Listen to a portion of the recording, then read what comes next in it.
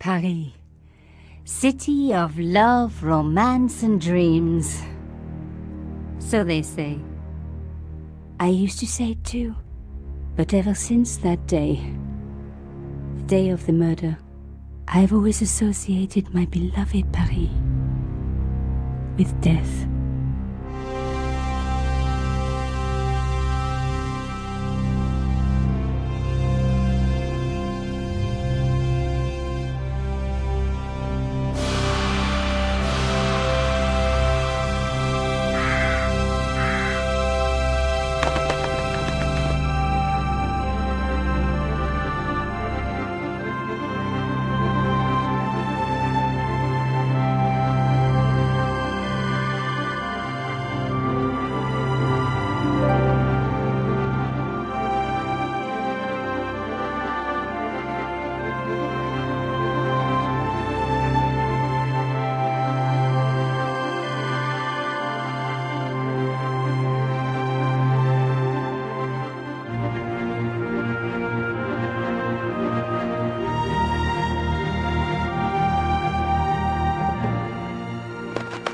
I was at home having a bath when my editor called.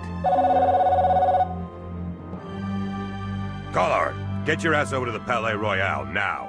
You got an interview. With Pierre Carchon. Yes, the Pierre Carchon. No photos, so leave your gear at home. He asked for you personally. Don't ask me why.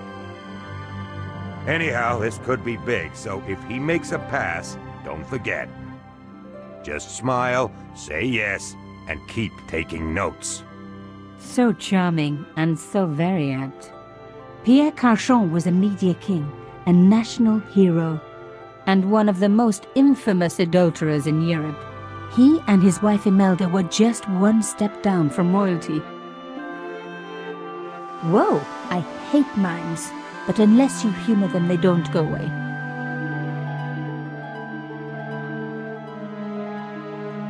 Here I was, the palace of the Media King and the Ice Queen. I pressed the doorbell and set in motion a chain of events which would change my life forever. Yes? What is it? Madame, my name is Nico Collard. I'm here to see Monsieur Carchon. Come up, we're on the first floor.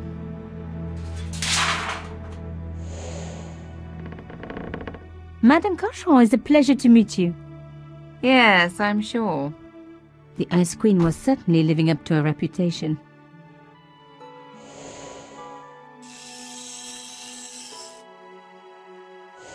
Will you be staying for the interview? Mademoiselle, I know little of my husband's business affairs, and I care even less. I certainly have no intention of watching him pore over yet another pretty little journalist. Pretty? You're too kind, madame. Ah, the talented and very beautiful Mademoiselle Collard. Such a pleasure to meet you at last. Monsieur Carchon, I am honored. Oh, I'm sure you are. Call me Pierre, please. But I do not flatter you idly. I was a friend of your father. He was a great man. My father? He never mentioned. He and I were very close. And then his death. So tragic. I must... Imelda, your damned cat's in my study again. Another Ming vase, I suppose.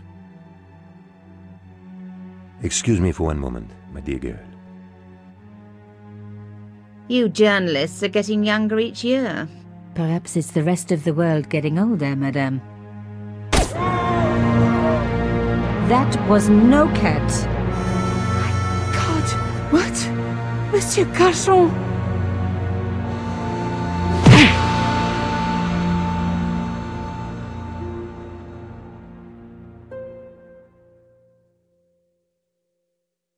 He's dead.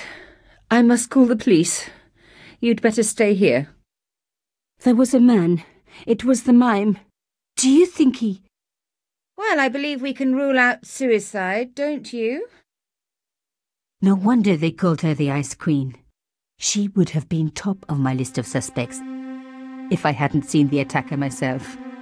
And if I hadn't come across a couple of murders just like this already. One of the most important men in Europe murdered And here was I, Nico Collard, alone at the scene of the crime. Should I wait for the cops?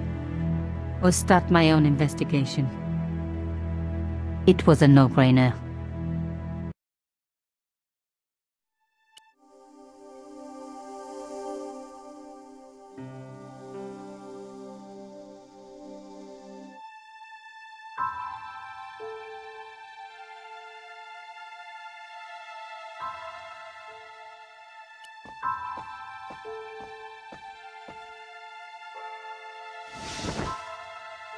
Un petit rond de verre avait été détaché de la vitre. C'était du travail de professionnel.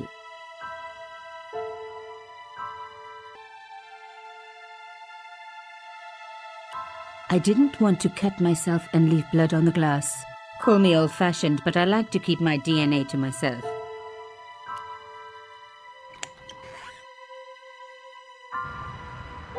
The killer must have used a ladder to reach the window. He was long gone.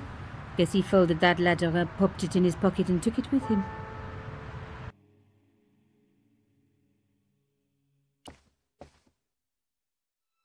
Mimes and guns don't usually go together, but I had an idea that this was no ordinary mime. I'd come across this murderer before and written about him.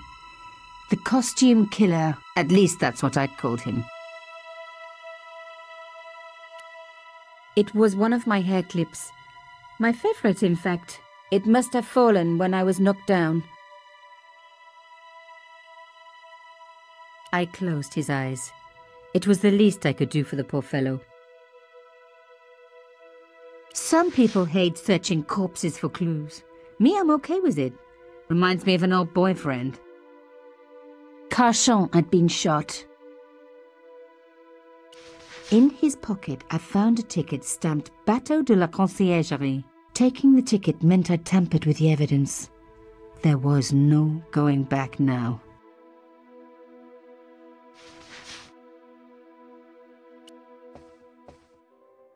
The police could turn up at any minute. Somewhere there were clues to the murder, and I needed to find them. A Louis XIV table with an antique cloth. Imelda had taste. But hey, with a husband that rich, taste is easy. I reckoned that cloth might just turn out to be useful. Even my fingernail wouldn't fit into such a small hole.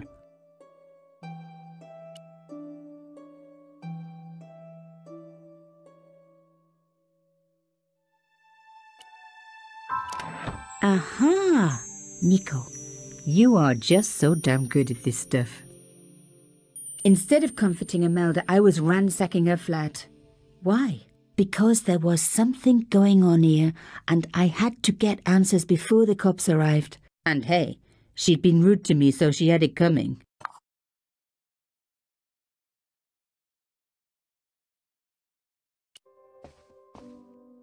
It was a tube of acrylic paint. French ultramarine. Just the colour I was after for my bathroom. I'm sorry, I have to go. Someone is... Young lady, what are you doing? Oh, this paint. It's my favourite colour.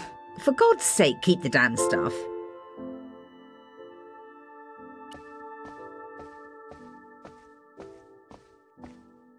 Excuse me, madame. Yes? I am so sorry for your loss, madame. No, you're not. You're a journalist. Journalists don't feel sorry. Not true. We shall see. How did your husband know my father? I have no idea. You didn't know him? Pierre Collard? Pierre knew a lot of people I didn't know, most of them women. Why did your husband send for me? What did he want to discuss? I have no idea. His business was his business. He never told you anything? No, and frankly I preferred it that way. Why would a mime want to kill your husband? Pierre had plenty of enemies. Half the husbands in Paris for a start. This is quite a scoop for you.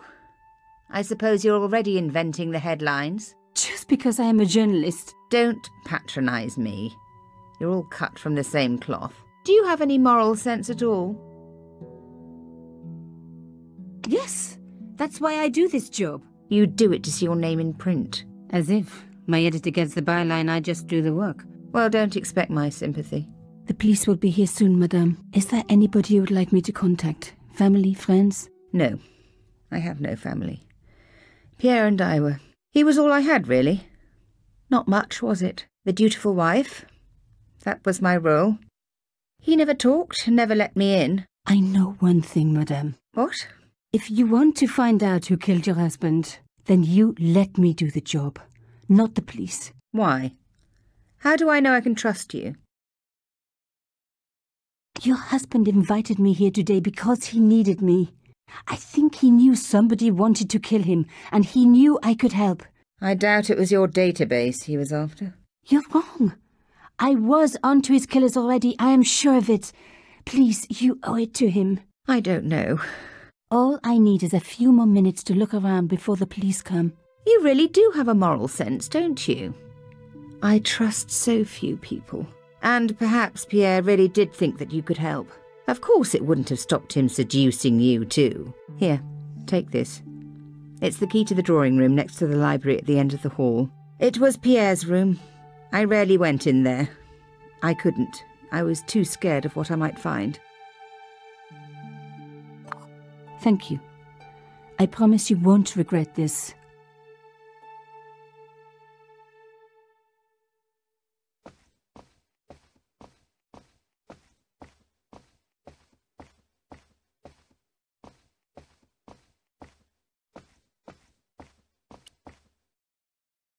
The door was locked.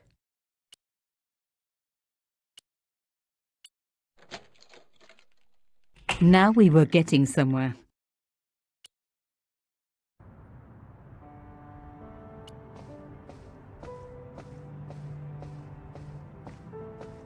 As expected, the desk was yet another priceless antique. Yawn. The blotter and in tray had clearly been placed with mathematical precision. My heart skipped a beat. It was a carved elephant. But not just any carved elephant. It had been made by my father. I knew for certain because in my apartment I had its exact twin, carved into a box he had made. So Carchon had known my father. They really must have been friends. I decided to take the carved elephant. It clearly meant nothing to Imelda.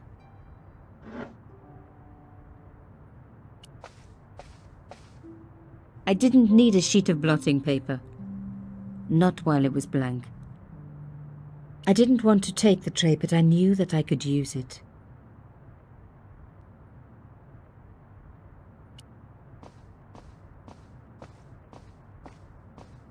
The painting showed the Carchons together, in love.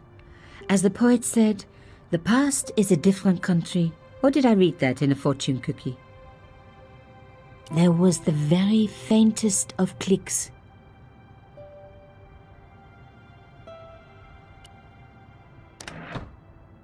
Behind the picture was a safe.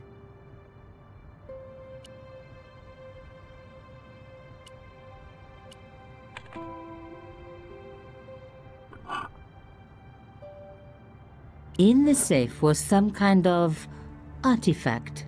There were strange symbols on its surface. It looked like the printer's blocks I'd made at art school. If there was one thing I'd learned about symbols, they are always important. But these symbols scratched into stone were impossible to read. I needed to find a way of printing them. At least the stone was round. But what could I use for ink? And what could I print on? Sure, I was stealing, but I knew Imelda didn't know about the artifact, and Carchon was past carrying.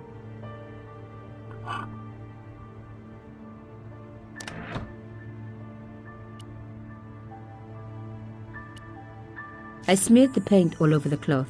When I do messy, I really like to put my heart into it. I hoped this was going to help. They don't make lace like that anymore. I wiped the paint-covered cloth over the surface of the stone cylinder. It took me right back to art class at school. And Maurice, my gorgeous art teacher. Such a shame they had to fire him. Ah well, concentrate, Nico, concentrate.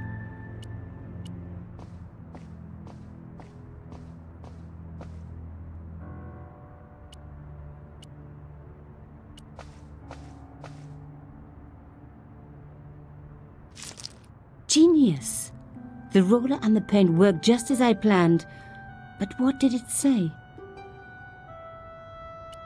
It was some kind of coded message. It read, "Sub judice." I may not have learned a lot as a journalist, but that was a term I knew well. It means a legal case that is before the courts. Below it was a sequence of letters that made no sense. I suddenly realized there was a connection between the boat ticket and the coded message. The boat ticket was stamped Bateau de la Conciergerie. The Conciergerie on the Ile de la Cité, by the river, housed the ancient law courts. So, sub judice could in this case mean literally under the law courts, below the Conciergerie. I was pretty sure I'd found all I could here. And besides, all this opulence was making me pine for my regular life of poverty. This was a huge story. It was also one heck of a puzzle with a lot of pieces missing. But I was going to crack it. And if I could just remember the name of that fancy prize you get for being an ace journalist, I was definitely going to win it this time.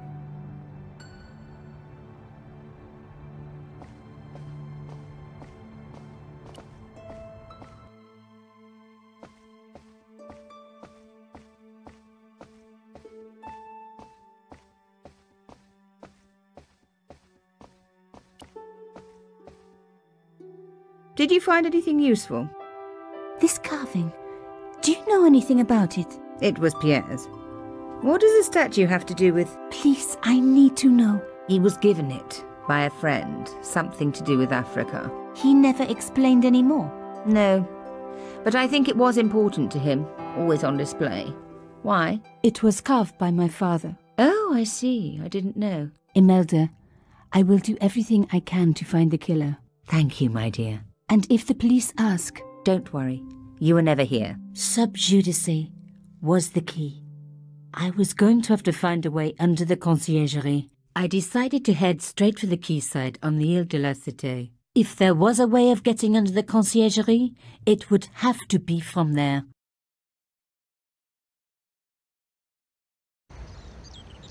Carchon wasn't the type for messing about on the river. He was up to something down here. Something that got him killed.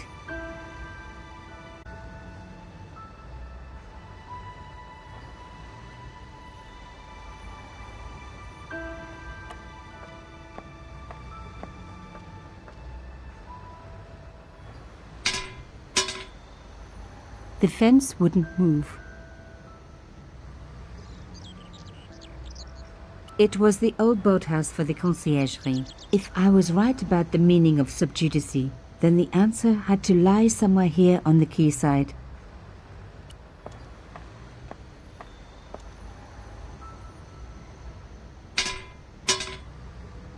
This fence wouldn't move either.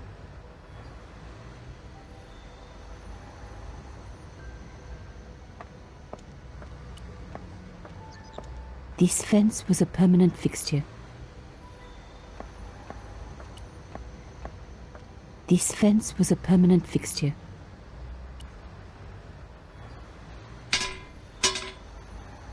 The fence wouldn't move.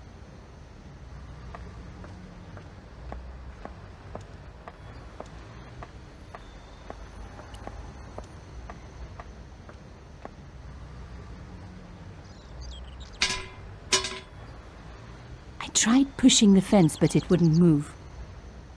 A strange pair of locks stopped the latches from releasing the gate.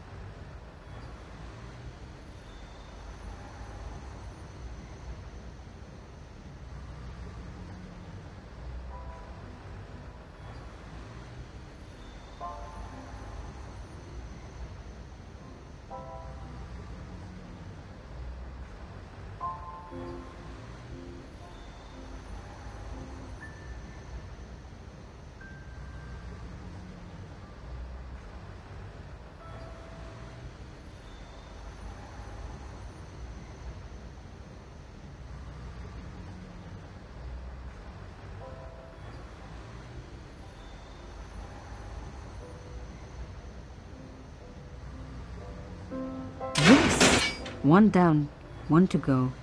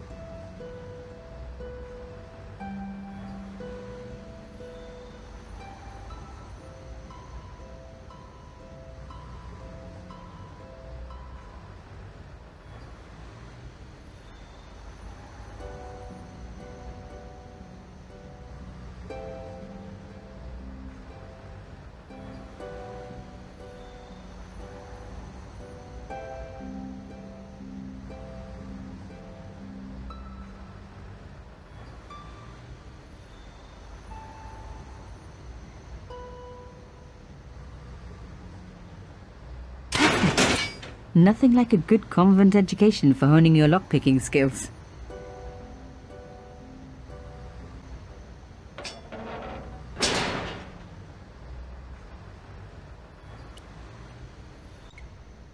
For a room full of junk, that was one very sophisticated lock system. This place was definitely fishy, in more ways than one.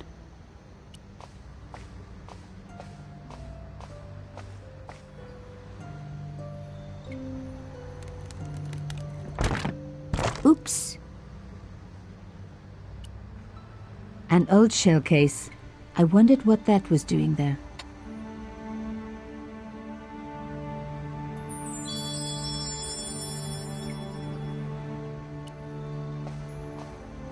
The words sinister and Dexter were carved on either side. Now any good convent girl like me knows the old Roman for left, right, left, right. But what did it mean here?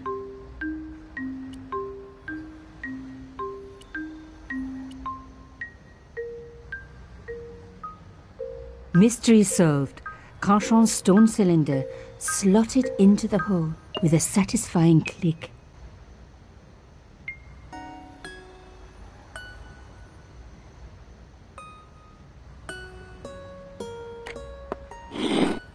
A satisfying click told me I turned it to the right position.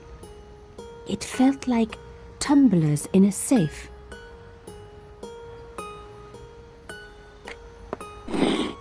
Another click, another step closer.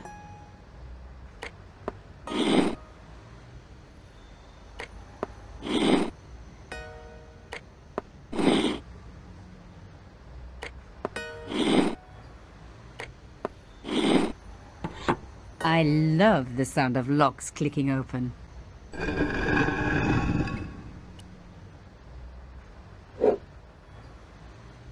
I removed the stone cylinder.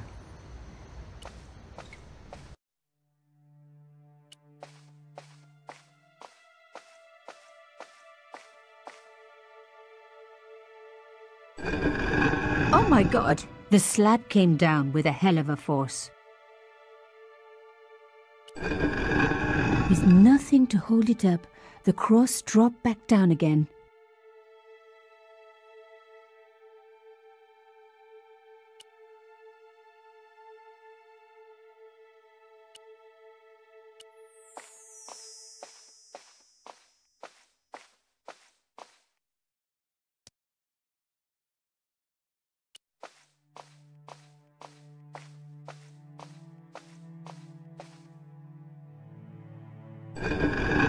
Lifting the cross closed the entrance door and also opened some kind of stone panel.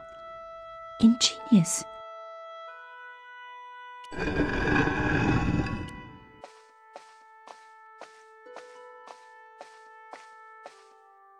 The stone slab had flattened one end of the shell case.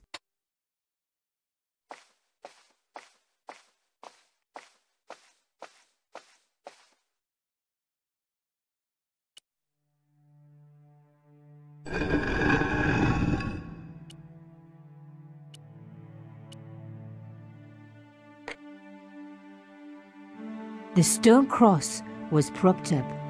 Now I was getting somewhere.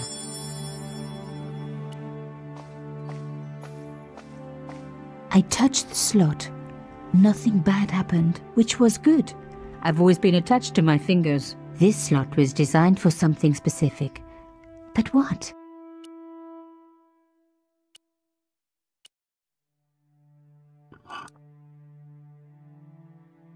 The artifact slotted into the hole perfectly. Behind the old walls, I could hear some kind of mechanism groaning into life, but whatever had been triggered had now jammed.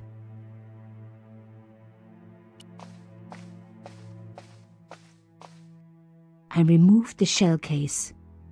The cross didn't drop back down. Some kind of mechanism was holding it up.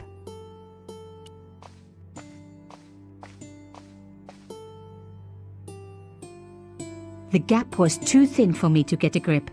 I needed something thin enough to prise the door open.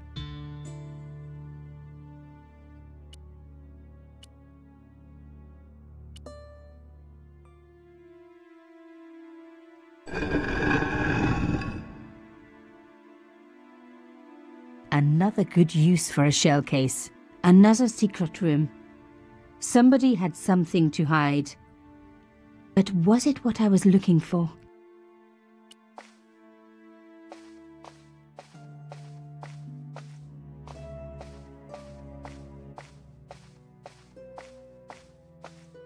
Wow! Through the darkness, I could see that this was a stateroom.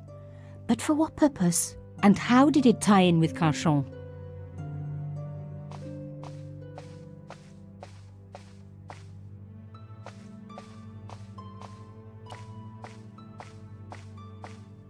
Amazing! The thing still worked. The room lit up bright as day.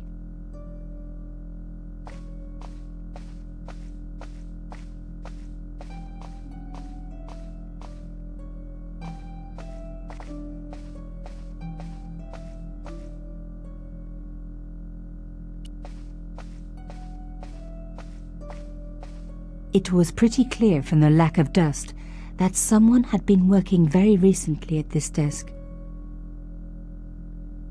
Oh my God! The sheet was a printout with my personal information. Everything from my favorite food to my waist size. They were right about chocolate, but come on guys, I'm a size 10. There was even a picture of me, taken with a telephoto lens. Carchon wouldn't have taken these pictures himself.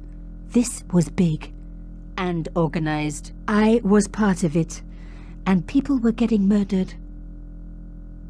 This was the article I'd written about the costume killer. My suspicions were right. Carchon had cut it out. 2 businessmen had been killed. One in Italy, one in Japan.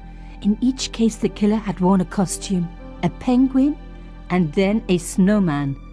But that wasn't the only link between the 2 murders. Both the victims had been big media do-gooders.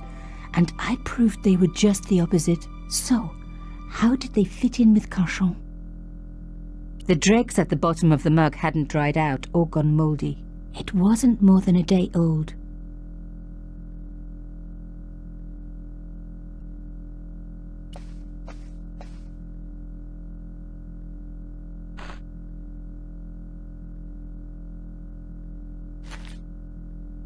Inside the drawer, I found a note written in some kind of code.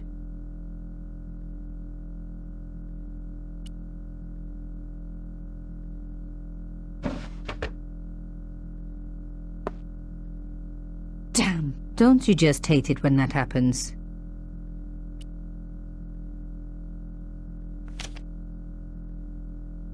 A photo, long lost, had fallen down the back of the drawer. It was very old, but there was no mistaking the guy in the foreground. Carchon. Behind him were soldiers, a burning village and a corpse.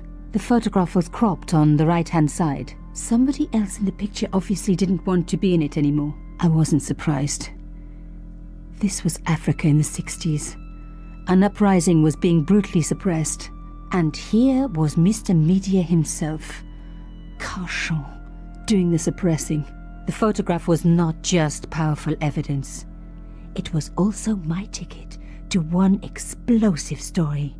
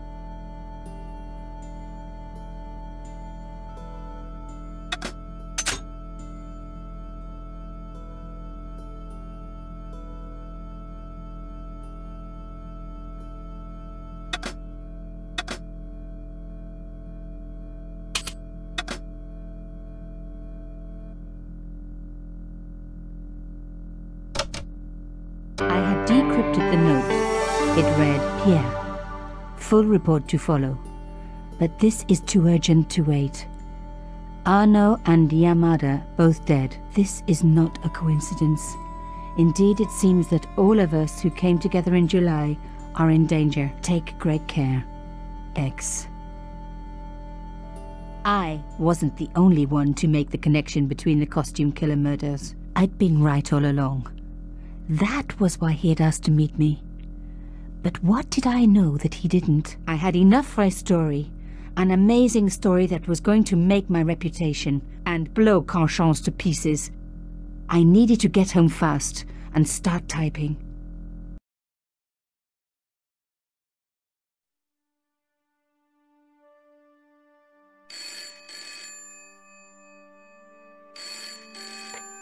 Bonsoir, Collard. Nico, it's Ronnie. Hey, Ronnie, you cracked open the champagne yet? Are you crazy? What's wrong?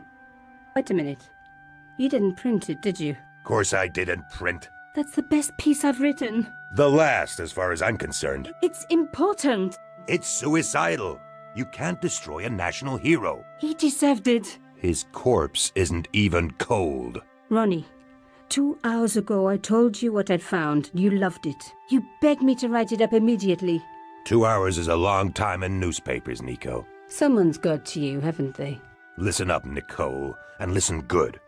Pierre Carchon had a lot of friends. Powerful friends. For your own sake. Forget what happened. You got it. End of conversation. Good night. This should have been my big break, but I knew there was nowhere else to sell this story. If Ronnie wouldn't print it, nobody would.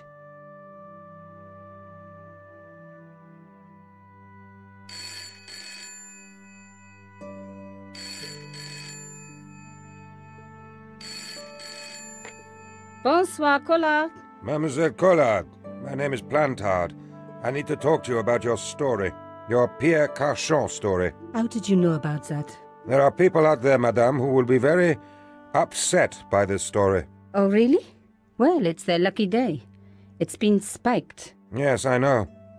We must meet. We must? I have information relating to your costume killer stories. Tomorrow morning, 8 a.m., Café de la Chandelle Verte, Rue Alain Court. I shall be wearing a grey overcoat. You must talk to no one about this. You can't tell me what to... Tomorrow at 8. I'll be waiting. People complain about newspaper articles all the time, but not usually before they're printed. I was beginning to feel scared. This guy, Plantard, could I trust him? Should I meet him or forget the whole business? I didn't have an answer.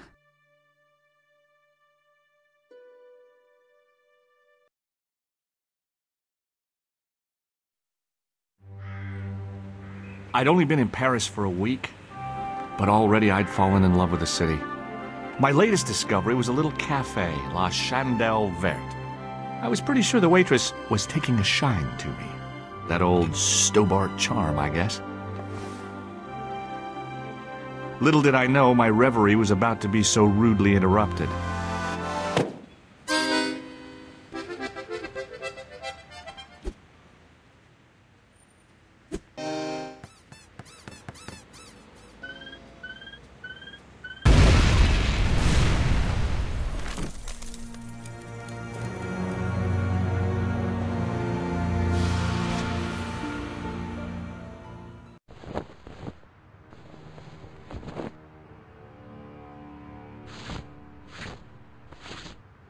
As I picked myself up, I was really angry.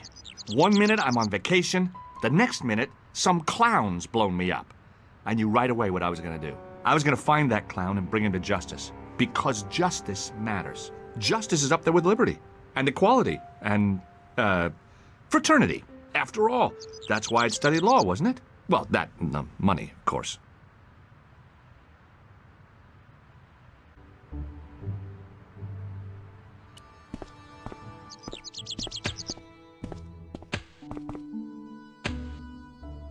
Please, hold it right there. Whoa, don't shoot. I'm innocent. I'm an American. Can't make up your mind, huh? I demand to see the American consul. Drop your weapons and get down on the ground. Put that thing away, Sergeant Moo. I apologize, monsieur, but I cannot permit you to leave. Am I under arrest? Ah, no, I would simply like to ask you some questions. En avant, to the café, marche. What a mess. This bombing is an outrage, is it not? Stop that, monsieur. Has it occurred to you that he may be dead, Mou? Oui, monsieur. But I prefer to look on the bright side. Besides, I recall a case where the killer escaped by feigning death. However, in this case, the man is quite dead. Examine the girl and take her statement, if you can. Et maintenant, to business. Your name, please? George Stobart. I'm from California. And what brings you to Paris, Monsieur Stobart? Travel. I'm touring Europe. You chose well. The city is most beautiful at this time of year, no? Yeah, I guess so, apart from the bomb blasts. Were you in the vicinity of the cafe at the time of the explosion? Yeah, I was sitting out on the sidewalk. I was lucky I wasn't killed. The inspector passed over my remark with no reaction. Did you see the deceased enter the cafe? No. Did you see anyone else in the cafe? Yeah, there was a guy dressed as a clown. He was carrying an accordion. An accordion? Bon. The picture is forming in my mind, and it is not a pretty one. Is the girl all right, Mou? She'll live. She confirms the American statement. A clown with an accordion, no doubt an elaborate and eccentric disguise. Very well. Eh bien, I have heard enough. What do you mean? I am satisfied that you know nothing. You may leave. I hope this little incident does not spoil the rest of your vacation. What about my personal safety? Can't you at least give me some advice? What can I say? Stay alert and look out for suspicious characters. And don't cross the road until the little man shows green. Great advice. I honestly believe you are in no danger, monsieur.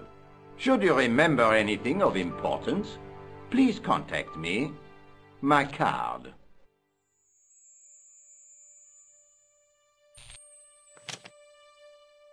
Thanks. That is all. You may go. There's not much to go on, monsieur. On the surface, no. But what lurks inside the subconscious? If the door can only be opened... Are you serious, monsieur? I thought your interest in psychic detection was purely academic.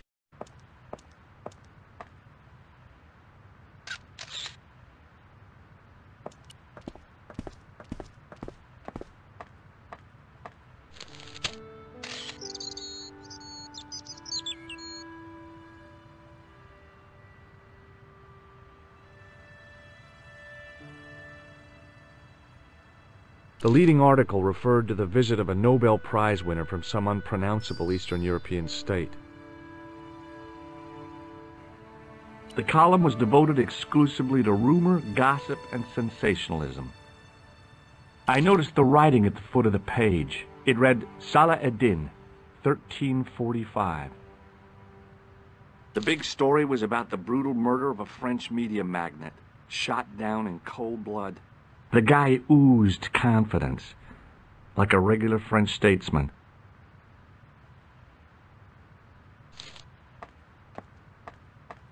Excuse me, mademoiselle? Hi, my name's George Stobart. Oh, an American by the sound of it. Yep, that's right. On vacation in Paris. Some vacation, huh? You were here when the bomb went off?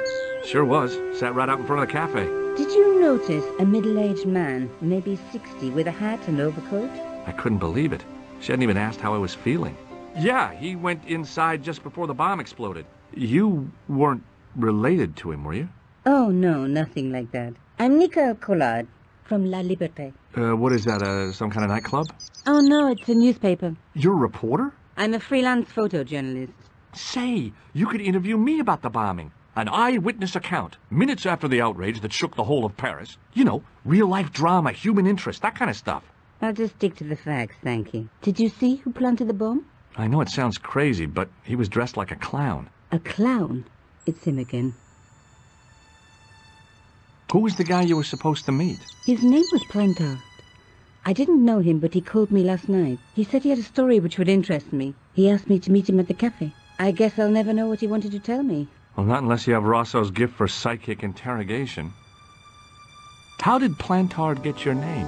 Through the newspaper, La Liberté. I'd written an article linking two unsolved murders, one in Italy, the other in Japan. The cases were remarkably similar. A wealthy victim, no apparent motive, and a costume killer. Plantard said he could supply me with more information. Somehow the clown must have known about our appointment. Do you know a police officer called Rosso? Rosso? Our paths have a knack of crossing. If I didn't know better, I'd say it was deliberate. Have you seen Rosso? Is he here? He's inside, attempting to question a witness with his psychic powers. That guy is weird. Yeah. Have you met the clown before? It's a long story. I have plenty of time. I don't. Why won't you tell me about the clown? Why do you want to get involved? Because he almost killed me. Isn't that reason enough? I guess so. Listen, I'll give you my phone number.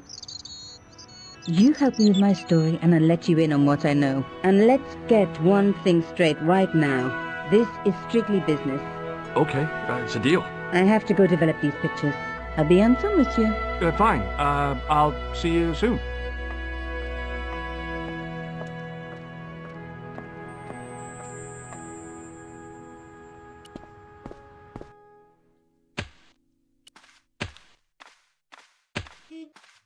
Hey, you! I thought you'd been arrested. No, it was a misunderstanding. When he pulled that gun, gah! I thought that was it. Those automatics pack quite a punch, you know? He made a mistake. He thought I was a terrorist. You? A terrorist? Ha! He was only doing his duty, I guess. Did you see an old guy with a briefcase? Wait, silly old coot. Do you know what he said to me? Work fascinates me, he says. I could watch it all day. Quelle bite. I could have knocked his block off. Did you recognize the old man? No.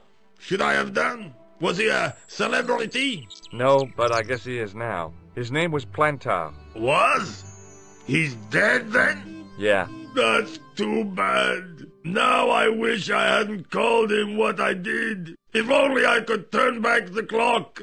If only I'd been more tolerant. Regret and remorse are strange emotions. They really bring out the hammiest actors in people. Did you see a clown come by this way? A clown? Like in a circus? Yeah, with makeup and a big red nose. Huh! Those guys are funny, aren't they? Not in my experience. I love the circus, especially the horses. You haven't answered my question. Have you seen a clown? You think I've got time to watch everyone who passes by? Some of us have to work for a living. Look, I know you're busy, but surely you'd have noticed a clown. I told you already. I didn't see a thing. He was wearing multicolored baggy trousers and makeup. He'd be a poor sort of clown if he didn't. Listen, I have to find that clown. He's a killer. Say, who are you anyhow? A cop? No, of course not. I mean, do I look like a cop? No, but you act like one, sticking your nose in where it's not wanted. How do you know this guy's a killer?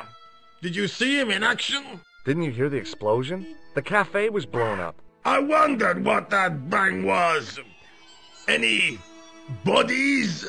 Yeah, an old man was killed. Merde. I didn't think it was that serious. What about the waitress? Oh, she's fine. Thank the saints. Would you like to read my newspaper? I haven't got time to read that.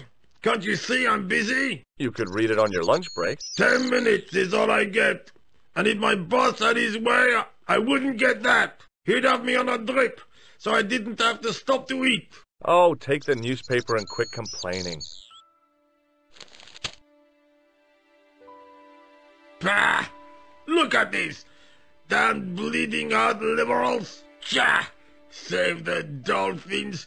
Catch them and eat them, I say. All that fuss over a bunch of fish. Nah, that's more like it. Look at the size of those. Like champagne bottle corks, no? Ah, what's this? Saladin running in the Prix de l'Arc de Triomphe. It's a racehorse? A horse? A legend. Bucephalus reborn, mon ami. Like a streak of lightning she is. Do me a favor, won't you? Keep an eye on my hole. I'm off to put some money on that nag. What about your toolbox? Stuff it. Help yourself.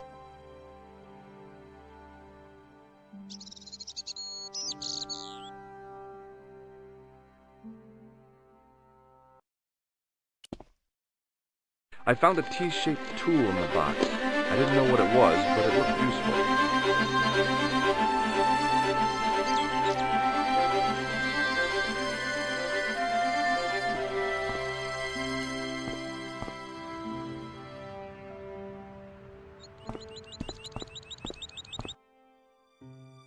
The clown had fled into this alley, but there was no sign of him now.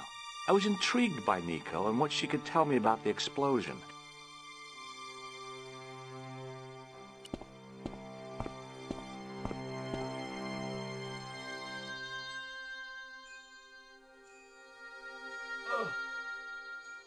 The cover was too heavy and awkward to lift with my bare hands.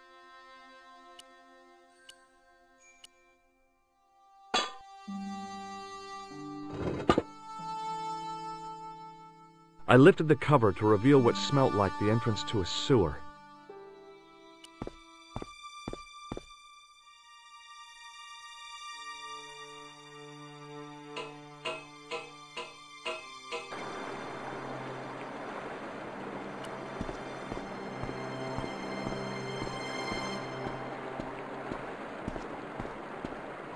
As I picked up the plastic ball, I realized it was intended to be worn. It was the clown's red nose. The nose was hollow. Printed on the inside were the words, La Risée du Monde, Paris. It was a bright red plastic nose, part of a clown's costume.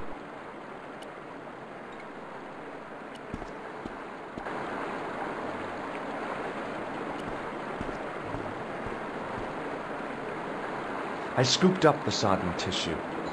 It was cold and greasy, like breakfast leftovers.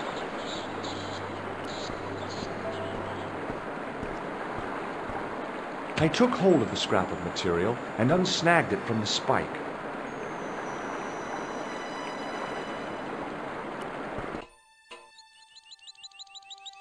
Hi there. Hold it right there, you sewer rat. I knew you'd come back, and now I've got you. What are you talking about? You're trespassing. Come out of there, immediately. That's what I'm trying to do. Give me your hand. Ha! You won't catch me with tricks like that. Keep your distance, monsieur. Okay, okay. Now, what were you looking for? I was looking for a clown. Huh, ridiculous. Do you really expect me to believe that? He planted a bomb in the cafe and blew it up. What? The cafe? Blown up? Mon Dieu, that is awful. And you say the person responsible was dressed as a clown? That's right. He blew up the cafe, escaped into the sewer, changed his clothes, and came up here. Ah, mon Dieu. Then, the man I chased, do you think that man and the clown are one and the same? Well, yes, it had crossed my mind. Ah, that still does not explain what you are doing down the sewer. For all I know, you are in league with him. Oh no, I'm just a tourist. Haha, most tourists are content with the Eiffel Tower, the Louvre, or the Pigalle. I didn't realize my waste pipes were such an attraction.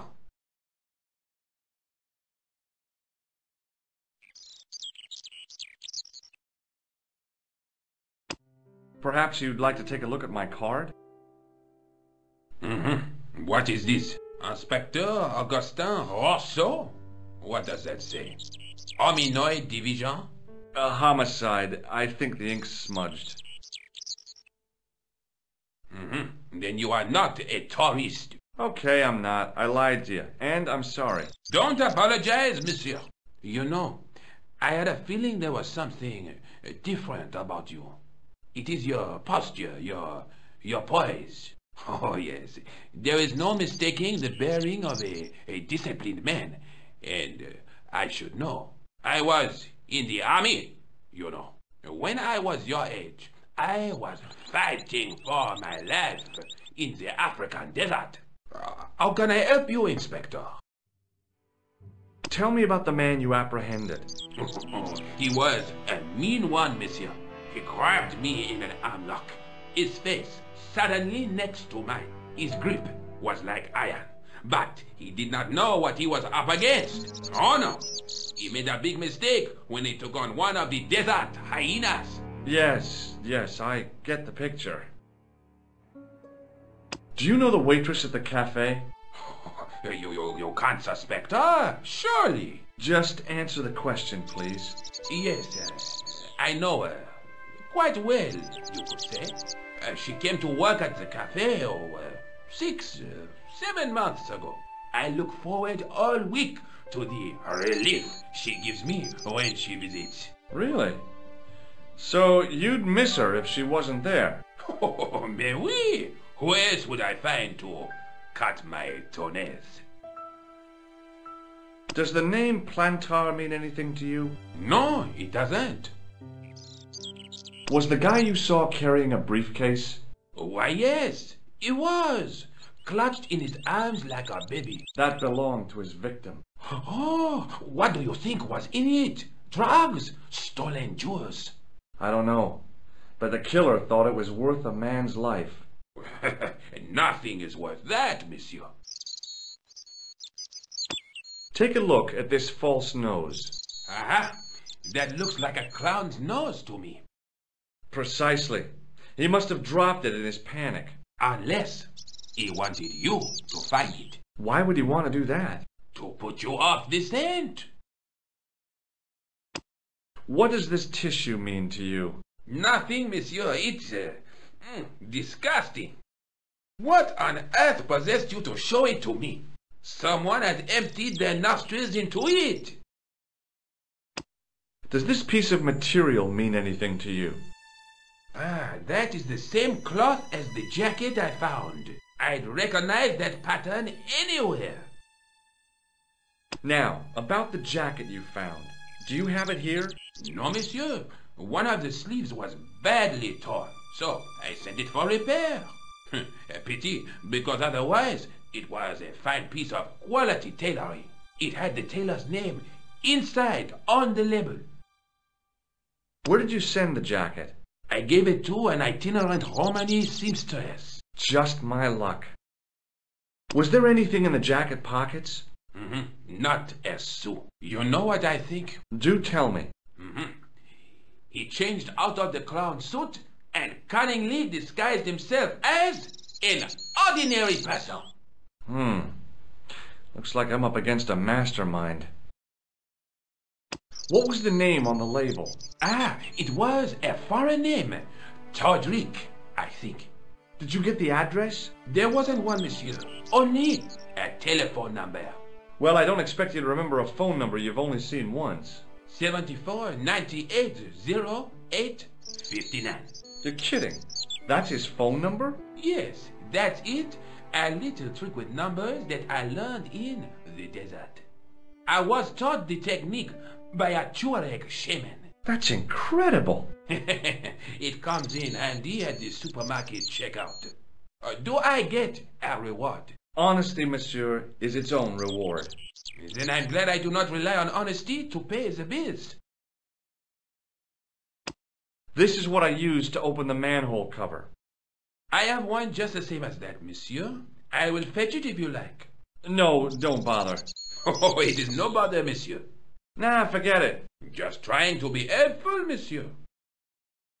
I have to be going. Thanks to your help, the citizens of Paris can sleep a little easier tonight. Vraiment? I was only doing my duty, monsieur. Good luck, Inspector. I hope you catch that killer soon.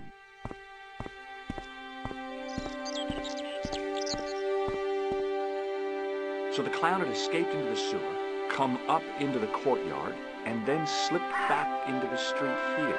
It wasn't much, but it was more than the cops had done.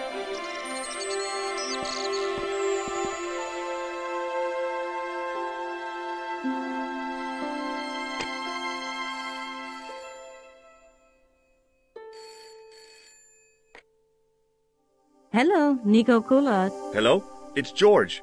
Ah, oui. You said to call if I could help. Have you any news for me? You bet. I met a witness who spoke to the clown. And I know where the killer gets his suits. No kidding. Hey, I'm impressed. You are? Well, it wasn't easy. Look, why don't you come here to my apartment later this afternoon? Fine.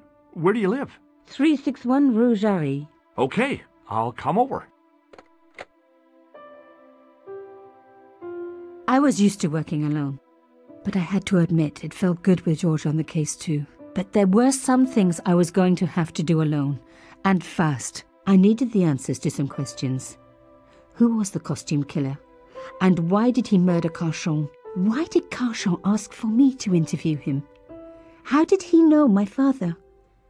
And why was my editor so scared? There was some kind of secret war going on out there, but who was on which side? One thing I did know. I wasn't going to get the answers sitting at my desk.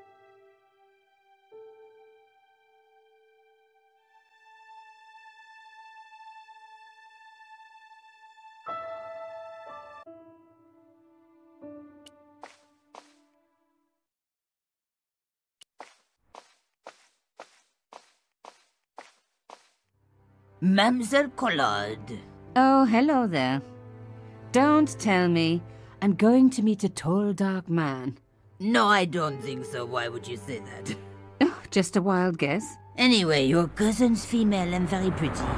What? Your cousin from Marseille. How could you forget her so soon? She was only in your apartment yesterday. Ah, really? Such a charming young girl. Isn't she? And in my apartment, you say? She let herself in, of course. She's got a key. Suddenly, everything made sense. My apartment had been bugged. That was how Plantard knew all about my article. How did I know? Because the only cousin I have is a sweet little guy called Jean-Marc, who runs a patisserie in Le Touquet. These people were determined, which meant they were also very dangerous. I suppose she'd forgotten which apartment was mine. Oh, Miss Collard, you're a mind reader. That's just what she said. Oh, I bet it was. Well, I'd better be going. See what my sweet cousin's been getting up to. Au revoir, mademoiselle.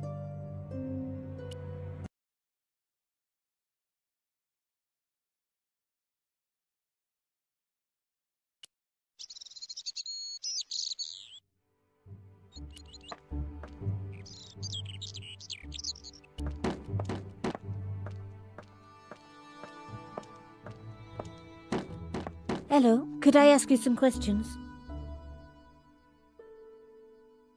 That depends. Are you a cop? No, I'm a journalist. Bit late, aren't you? They already took away the body. I'm doing a follow-up on this story. Tell me, are you related to the workman I saw digging the hole? Don't talk to me about flobage. Pah! Okay. He just won a fortune on the horses and he won't give me a cent. Well, it's his money. When he was broke, he was happy to touch me for a loan. Brothers should look after each other, he used to say. He's changed his tune, now he's brassed up. You're doing a fine job. Damn right I am. You should be writing about me, not that idiot that got blown up. The heroes will pick up the pieces when disaster strikes. Exactly. Well, give me your best smile and maybe I'll put your picture in the article. Oh, right. Just give me a minute to do my hair.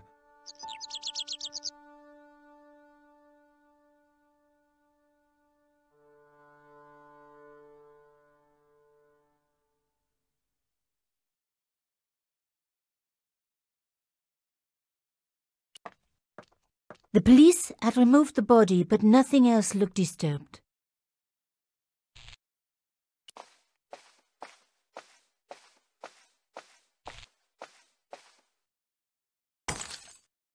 Oops, stupid thing.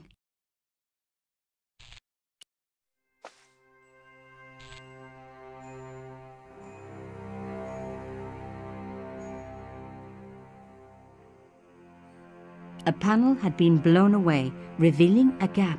From this angle, I could see that something had been lodged in the gap behind the pipes.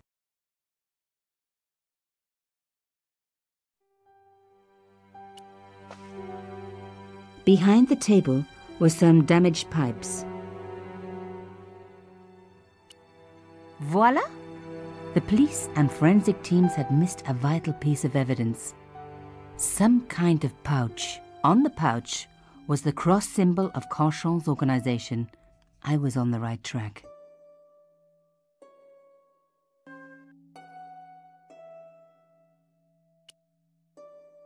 On the pouch was the cross symbol of Carchon's organization. Inside the pouch were two items, a strange metallic artifact and a letter in some kind of code. Another coded message using the same cipher system. So, Plantard was involved with Carchon.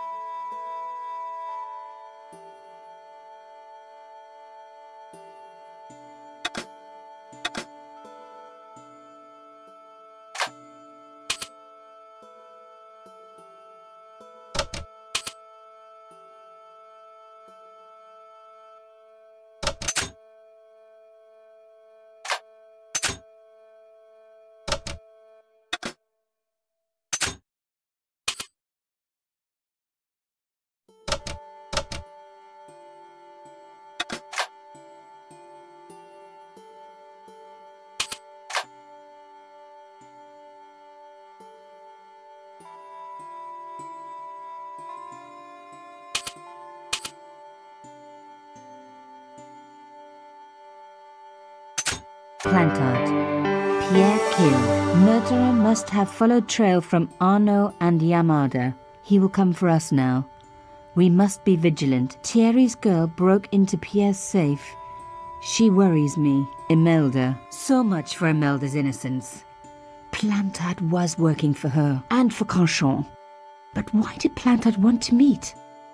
Was it a trap? Or maybe he was in too deep and needed me to tell the story, whatever the story was.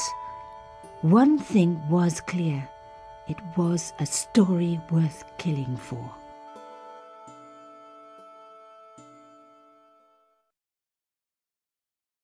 The artifact had a sword laid across scales, the scales of justice. I wondered if this connected to the room at the quayside.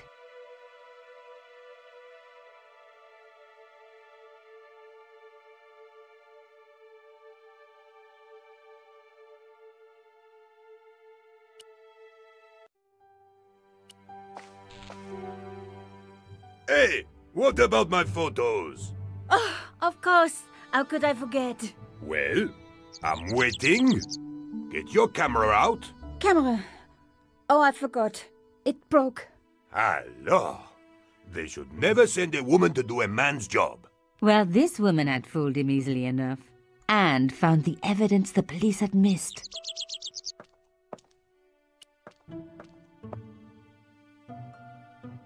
The strange metal artifact I found in Plantard's pouch had pointed back to the quayside.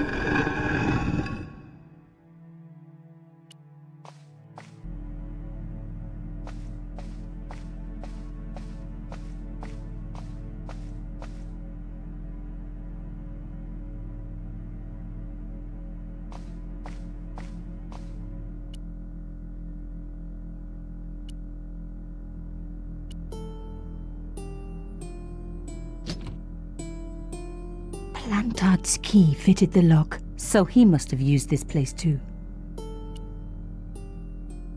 A photograph had been torn up. If I could just arrange the pieces.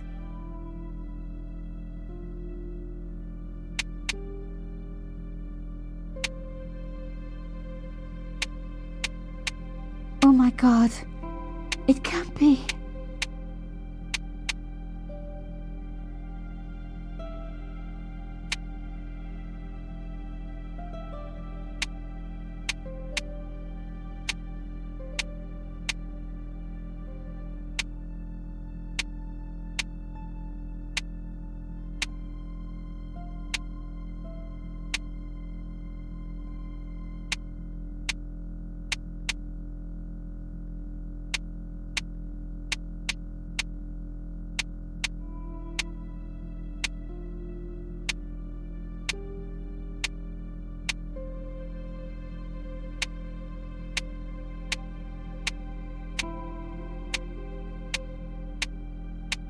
There was no doubt about it. It was a picture of my father. Papa, oh God. After what I'd gone through, I thought I could face anything, but not this. My father, the one person in the whole world who I truly admired, standing with Carchon, while those murderers carried on with their evil work. My father, grinning at the camera. I couldn't believe it. I realized that I desperately needed to get to the bottom of this story, and that I really needed George.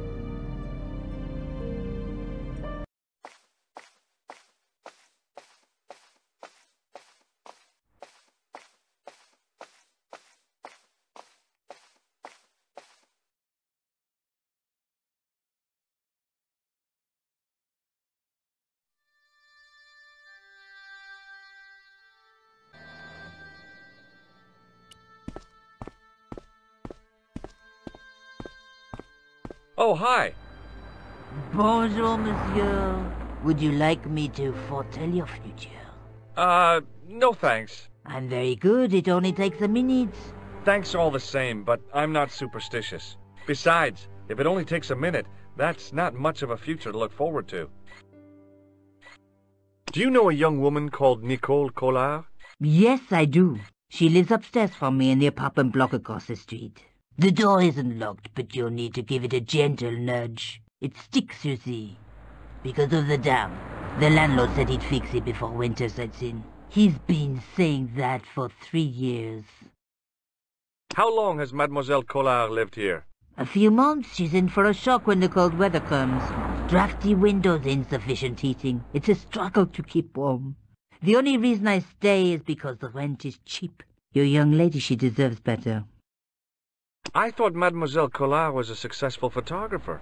Not as successful as she makes out for all her fine clothes. Oh, I've heard her crying herself to sleep at night. That's awful. Now don't you let on that I've told you. She's proud, that one. Too proud, if you ask me. Have you seen anyone out here watching Mademoiselle Collard's apartment? Yes, I have. A strange man. Tall and thin as a broomstick. He kept his face hidden, but I saw his eyes peering from evil little slits. How was he dressed? A long brown raincoat with an hat. Or like Humphrey Bogart? Yes, but he didn't have Bogart's charisma. Besides, this guy looked like he needed a toilet. You never saw Bogart clenching his buttocks like that. Is there anything else you can tell me about Mademoiselle Collard? No, monsieur. Are the flowers for sale? Oui, monsieur. Okay. I'll take a bunch of those white ones. I wouldn't do that if I was you. No? They are lilies, monsieur. Some people associate them with death. Yikes. Thanks for telling me. What other flowers do you have? Dahlias? What do they signify? Insecurity? I don't want to give her the wrong idea about me. What about the tall yellow ones? Those are iris, the flame of passion. And the little yellow ones? Sensuality. Well, they're no use to me. I want to make an impression, not jump down her throat. I've changed my mind. Will you tell my fortune? You're going on a long journey. My, oh my. What a surprise. Can you tell me anything I don't already know? How does this fortune-telling routine work? If I knew that, I wouldn't be selling flowers for a living. Haven't you ever wondered why you were blessed with the gift? Well, it's a bit like satellite television, I suppose. Some of us are born with a built-in receiver dish. I just happen to be one of the lucky ones. Can you really foretell the future? Only time will tell, monsieur. The strange thing is, I can't seem to see myself in the future. Other people, I have no problem. But when I try to see what might happen to me, nothing. That must be scary. Maybe. I figure it's a kind of natural safety mechanism. Either that, or I don't have a future. See you later. That's right, monsieur. You will.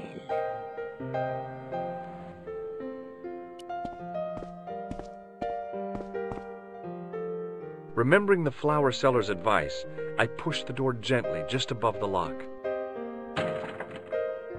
Hi. Bonjour. I'm glad you could make it, monsieur. Please, call me George. Fine. I'm Nicole. Take a seat, George.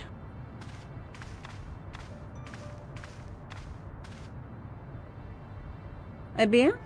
And what have you been up to? I've been exploring the sewers underneath the cafe. I thought I could smell something bad. The clown used the sewer to escape and to change out of his costume. I guess he was in a hurry. He left his jacket behind. And? I got his tailor's phone number. You had better luck than I did. Luck, she said. Luck. Hard work, I'd call it. What happened? My editor told me to drop this story. Can you believe it? But you're not going to do that. Oh, no. I'm going to find out what's behind these killings. It just doesn't add up. It almost feels like some sort of conspiracy. The police in 3 different countries have kept very quiet about the murders. The press don't connect them at all. They blame them on political, religious, or militant minority extremists. Well, that covers just about everyone. Tell me more about yourself. There's nothing much to tell. Well, how'd you get into photography? I guess I owe that to my father. He bought me my first camera. I was 8, and my parents had just split up. Did you live with your father? Yes. My mother went off with her new boyfriend. I didn't mind. Papa was all I needed. 4 years later, he died in a plane crash. Oh, I'm sorry. It's all right. I don't mind talking about him. He was more like an older brother, really. Always joking and laughing. Papa always wanted me to study art. That's why I went to college. Did you learn about photography at college? God, no. I couldn't afford the materials. We were billed for everything we used. Paint, canvas, paper. Most of my year turned to minimalism. It was cheaper. I used to go poaching in the park for squirrel hair. The only time I wasn't hungry was the term I did printing. I used to eat the potatoes. You're making fun of me, aren't you? Oh, no. Tell me more about the clown's previous victims. The first was Arnaud Bellotta, the millionaire pharmaceutical baron. He made his money from amphetamines in the post-war slimming and diet boom. Imagine it, millions of housewives literally speeding their butts off. The only witness in the case was his Filipino au pair. She swears he was lured to his death by a snowman. What about the clown's second victim? Yamada, the controversial Japanese politician. He inherited his fortune from his father's electrochemical consortium. How did he die? At the hands, or should I say flippers, of a giant emperor penguin. A snowman, a penguin, and now a clown. I had been about to add mime to the list, but stopped myself. I really didn't want to have to explain to George about my father's involvement with Carchon. You know, I hate to admit it, but this is scary. And I'll tell you this, I will not be accepting any invitations to costume parties. I don't blame you for being scared. I am too. But this story could be my only chance for a big break. Or an early death. I found this false nose in the sewer. Hey, what's this inside it? The contents of someone's nose? Don't be cross, George. It says La Risée du Monde. Masks and costumes. It's a costume shop near the Gare Saint-Lazare. I'll check it out. Maybe the owner remembers who hired the clown costume. I found a piece of material near the cafe. When I showed it to the concierge, he recognized it right away. It's very distinctive, all right. Just wait until you see this. I developed the film I shot at the cafe. Here, Georges, it's an enlargement I made. Look what that guy's wearing. Checkered pants. The same material as I found in the sewer. That's right. This guy shouldn't be difficult to find. Oh, no? Take a close look at his right cheek. A scar in the shape of a horseshoe. Or a crescent moon. I have to go. Okay, I'll see you later.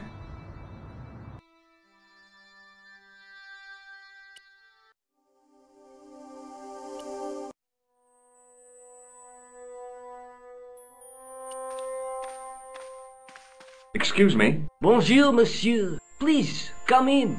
Welcome. Leave the mundane world behind, for in these four walls, fantasy is king.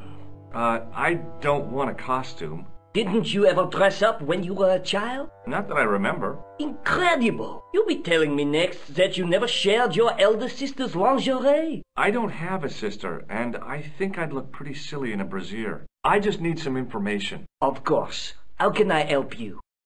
Have you heard of a man named Plantile? I do not recall anyone of that name. I'm looking for a man who hired a clown costume from you. Oui, monsieur. I do not see how I can help. Don't you keep a record of costumes that you've rented out? Of course, monsieur, but... Well, then, I'd like to check your records. Give me the names of everyone who's rented a clown suit. Impossible. There are too many. Does this dirty tissue mean anything to you? Let me smell that.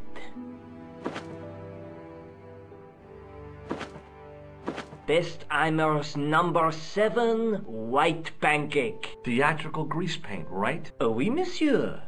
La crème de la crème of Thespian accoutrement. Have you sold any of it recently? Yes, 2 cans.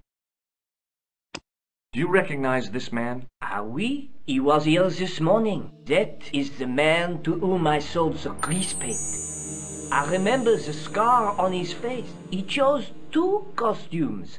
Bozo the clown and Seamus the pixie. A pixie? Very smart. Green silk with a taffeta lining. He gave me his name as Monsieur Khan. Thanks for your help, buddy. My pleasure, monsieur. Allow me to shake you by the hand. Huh? Well, okay.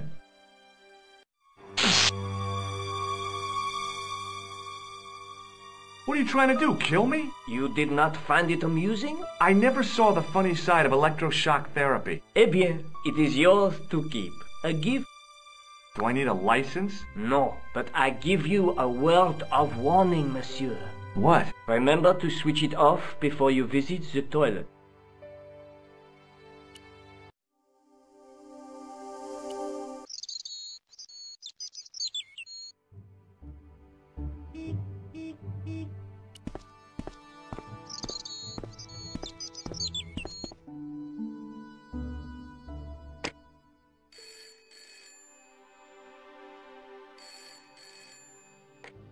Hello? Who is this? Hi. My name's George Stobart. You don't know me. Correct, Mr. Stobart. I don't. What can I do for you? Well, I'm trying to trace one of your customers. Could I maybe come over and talk to you? No. No, that's not possible. Oh, okay. Forget it. Listen, all I want is a name. What are you talking about? Who are you working for? I guess you might say I'm acting in the interests of truth and justice. Ah, thank God. I thought you were the police. There are innocent lives at stake, Mr. Todrick. Lives that you could save. You're collecting for charity, yes? No, I'm not. All I want from you is information. Go on. I'm listening. Do you know a guy called Plantar? No, I never heard of him. Shall I tell you what happened to Plantar? How he was killed in cold blood? I told you, I never heard of Plantar. I expect Plantar's a family man, don't you? In their little apartment, Madame Plantar is cooking the supper, listening for the familiar sound of her husband's key in the door. Junior is waiting for his daddy to come home from work. He can't wait to show him the merit marks he earned in school today. Only tonight, Monsieur Plantar won't be coming home. You forgot the puppy. Huh? The faithful puppy dog, waiting for the sound of his master's voice. Well, maybe they don't have a dog. What do you think? I don't know, Plantar. I never heard of Plantar. None of this has anything to do with me. The man I'm looking for is called Khan. He bought a suit from you, remember? Mr. Khan. Yes, I remember him. Yes, I delivered the suit to his hotel. The Hotel Ubu. I don't remember the room number. It was upstairs. The second room on the right-hand side of the corridor. Thanks, Todrick. That's all I wanted to know. Now I've got you, Mr. Clown.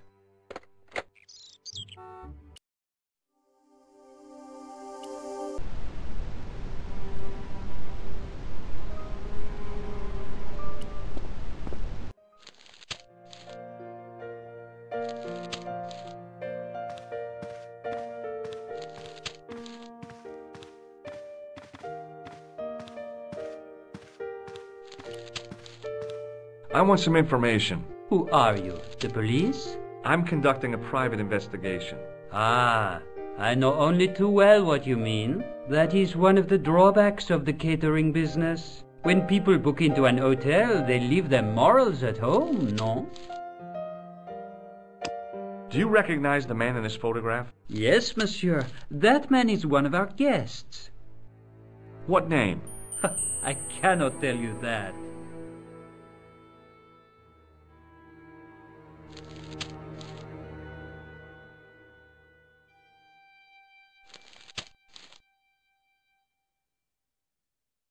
I'm looking for a man who dresses like a clown. This is a highly respectable hotel, monsieur. There are no clowns here. If you say so. Do you know a man named Plantar? No, monsieur.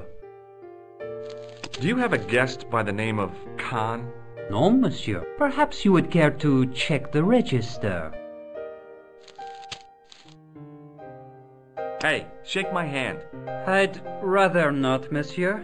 I'm still sore from the shock administered by one of the guests. He was secretly concealing an electrical device in the palm of his hand. Practical jokes are so puerile, don't you think? Oh, yeah, sure.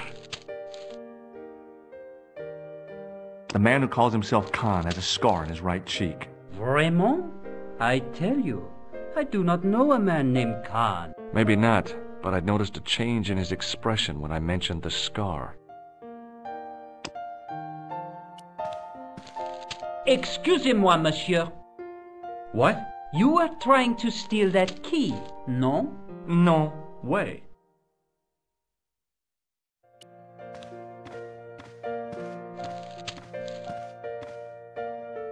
Excuse me, didn't I see your picture in the news?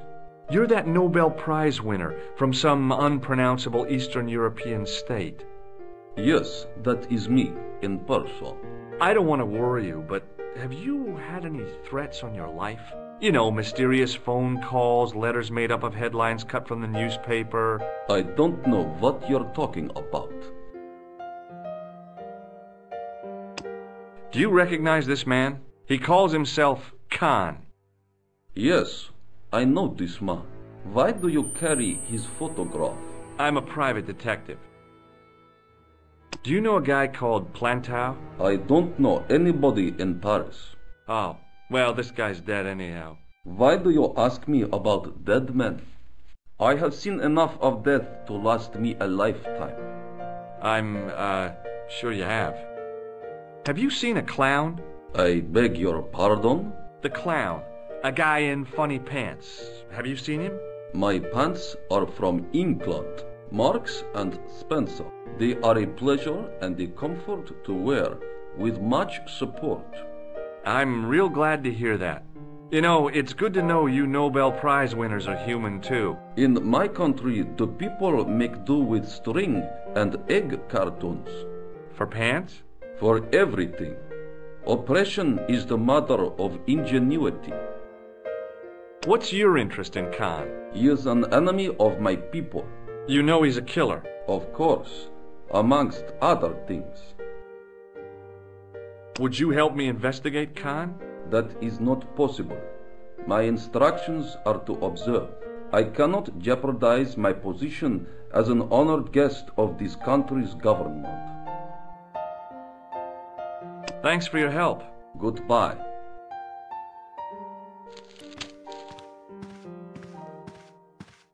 Hi there, ma'am. Well, hello. What can I do for you?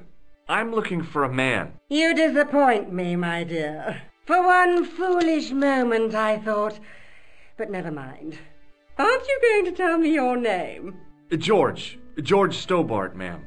How sweet! I once had a stable boy called George. I am Lady Piermont. The common reaction is to kneel and stutter, but it's not obligatory. A real lady? I mean, you're an honest-to-God aristocrat? Oh, I don't know about that. Few of my ancestors are honest, not even to God. I can trace my family back to the Normans, but don't let that intimidate you, George. Beneath that impressive pedigree, I'm just flesh and blood. The blood may be blue, but the flesh is the plump beef of old England, so to speak. You appear distracted, George. Is there any way I can help you? Do you recognize the man in this photograph? My God, it's him! That's Merlin! She represented everything I loved about the English. The lady was totally deranged. Merlin? You mean King Arthur's wizard? Good heavens, no! Monsieur Merlin is a fellow guest. Did you know there's a gangster out front? What makes you think he's a gangster? The Italian suit and the bulge in his pocket? I know plenty of men with Italian suits and bulges in their pockets. That doesn't necessarily make them gangsters. The man you know as Merlin is a fake. What do you mean, sweetie? He's a murderer. He also uses the name Khan. I am shocked, Mr. Stobart. Shaken. I took him to be a gentleman, a man of honour. Do you know, I'd rather like to assist you in stitching him up. When did you last see Merlin? It was no more than an hour ago. He came downstairs and spoke to that clerk chappie. Something passed hands. I couldn't see what exactly. A briefcase? No, smaller than that. A bundle of papers, perhaps. The clerk put it in the hotel safe and Merlin went out. Are you sure you saw Merlin putting documents in the safe? Yes, darling, positive. I wonder what they were. Obviously something of great importance. Yeah. I'd sure like to get my hands on whatever it is. I'll bet they had something to do with Plantow's briefcase.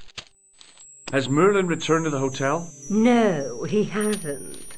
Are you going to search his room? If I could get in there, I would. Are you here in Paris on vacation? No, darling, I'm on holiday. I needed to get away after Algy's funeral. I didn't realize you were mourning the loss of a loved one. I'm not. He was my husband. I'm sorry to hear about your husband's death. You wouldn't be if you knew him, my dear. It gave me the opportunity to take a well-deserved holiday. Daphne suggested a change of scenery. Paris, she said. A wild romance is just what you need to take your mind off the inquest. Well, the closest I came to romance was being wooed by a drunken Breton chef. I must say I was disappointed with his coq au vin. Not at all what I was expecting. I was thinking of cutting my holiday short, packing my bags and heading back to Hempstead. That was until last night. What happened to you last night? I was stricken, Mr. Stobart. Cupid's arrow has cleft my bosom. They couldn't really miss. It was just as I'd always imagined it should be. The intimacy of candlelight, romantic music tinkling across the room, and then a stranger's glance, those brooding eyes, that suave manner, those tight trousers. He was the man I'd been waiting for all my life. I'm glad he finally turned up after all these years. Ah, but it wasn't to be. He was merely toying with my affections. And if I ever catch up with him, he's dead. Who was the guy who led you on? His name is Merlin.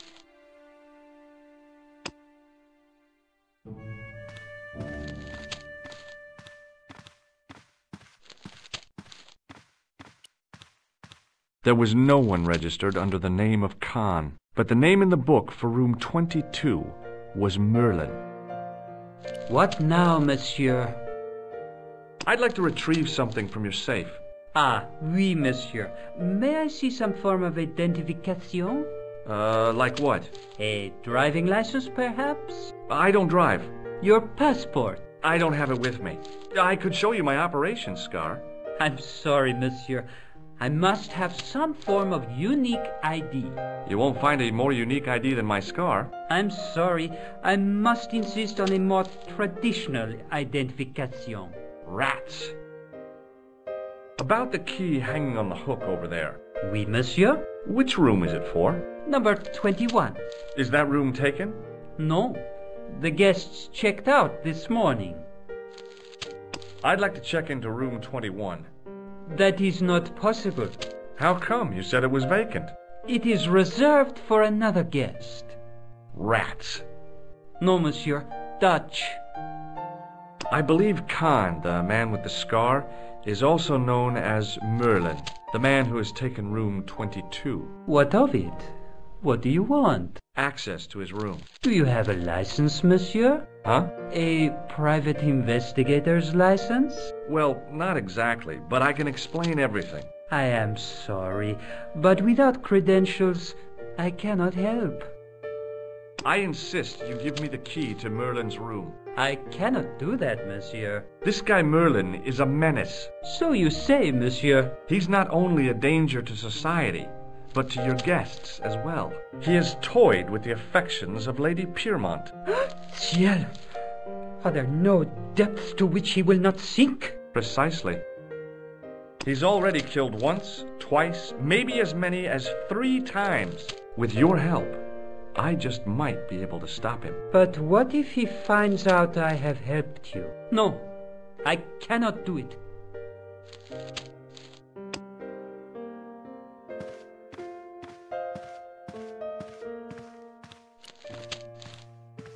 Hi, ma'am.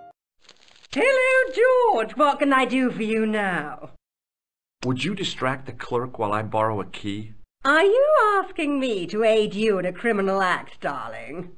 Oh, no. It's the key to an empty room. And why, may I ask, do you wish to gain access to an empty room? Do you plan to squat? No, ma'am. Scouts honor? I was never in the Boy Scouts, ma'am. Oh, you should have been. What were your parents thinking of? It's a fine way for a boy to get licked into shape. Now tell me, why do you want to get into that room? It's next to the room the killer is using. Ah, so you plan to eavesdrop on Merlin? I was hoping there might be a connecting door. Well, how can I refuse? I shouldn't think my feminine charms would be much use in this case, but a good dose of English arrogance might do the trick.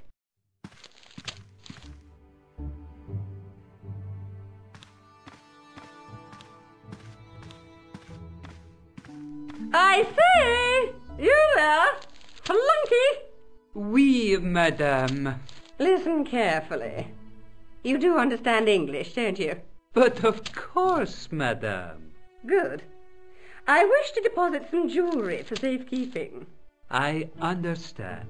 Are you quite certain? Oh, bien sûr, madame.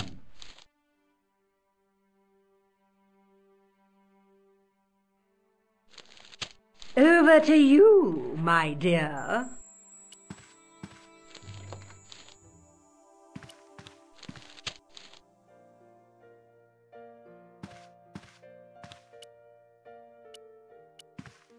Maybe it wasn't the right room, but this was the right key.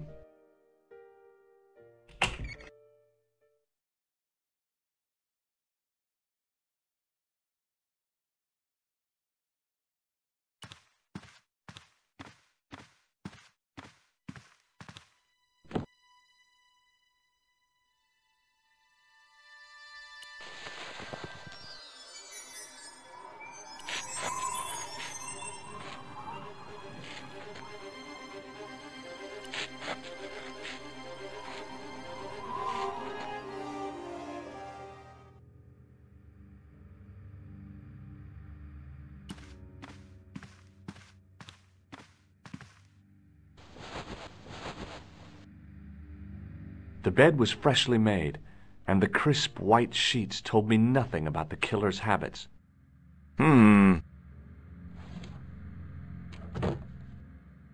It was the battered leather briefcase I'd seen Plantar carrying just before he died. I searched the interior of the briefcase, but, as I'd half expected, it was empty.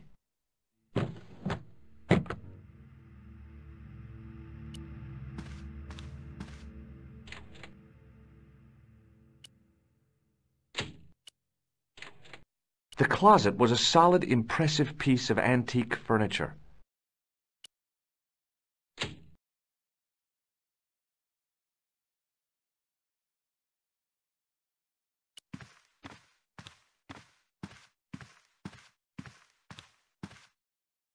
The assassin had been too smart to leave incriminating evidence beside his bed.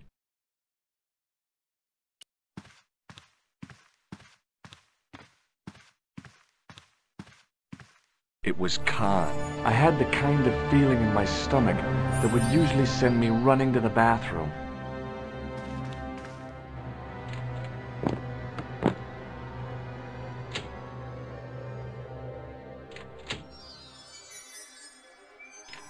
As Khan opened the wardrobe, I was sure I was dead.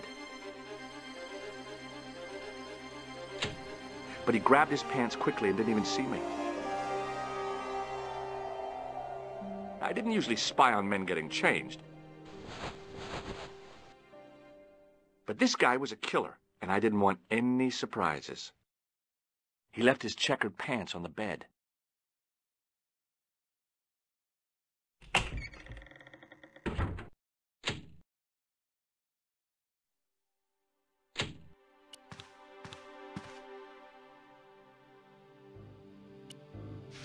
I flipped the pants over. I had that kind of feeling you only get from searching still warm pants. I found an ordinary matchbook. No matches, no clues. But as I pulled it from the pocket, a strong thread came with it. A thread with a metal tag on the end.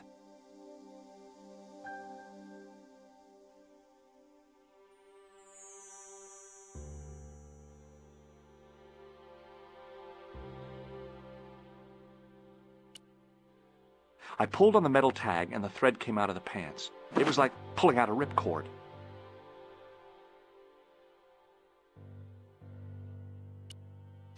I turned the pants over again. I searched the pocket gingerly and found a pass card. It read, Thomas Merlin, Gruber Electronics Corporation.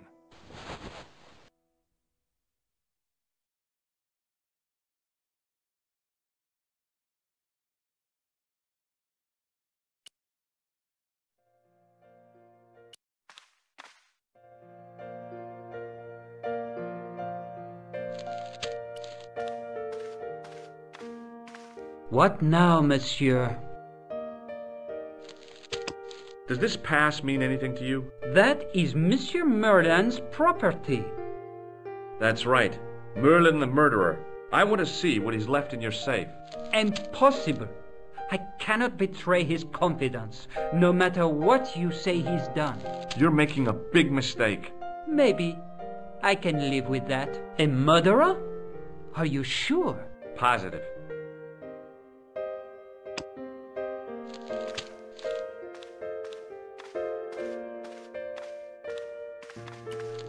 Hi, ma'am. Hello, George. What can I do for you now? I found this pass in Merlin's room. So, that deceitful little man is passing himself off as an electrician, is he? Uh-huh. This guy probably has 1,000,000 faces. I showed the pass to the clerk, hoping he'd give me Merlin's papers, but he wouldn't buy it. He's too scared. I'll give him something to be scared of. Follow me, George!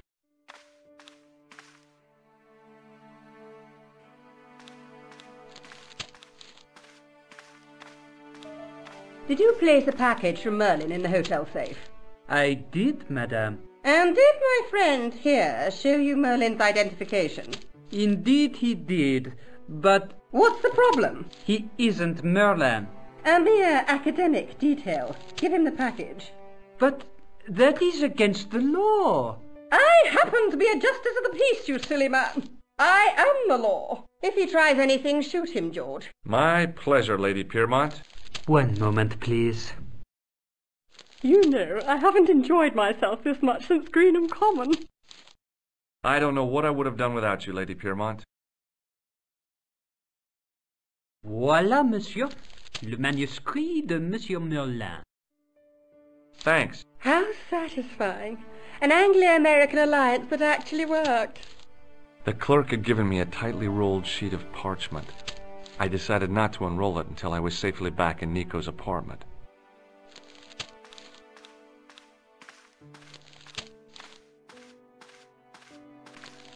I couldn't leave the hotel with the manuscript. It was probably what those thugs were looking for.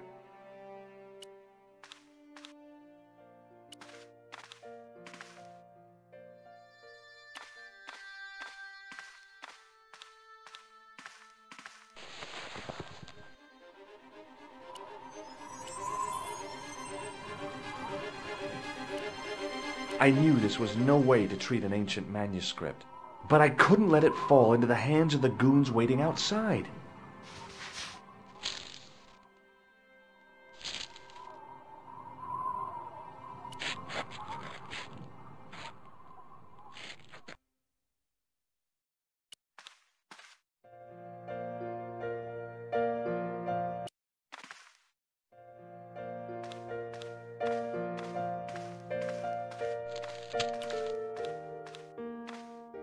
Just a minute, monsieur.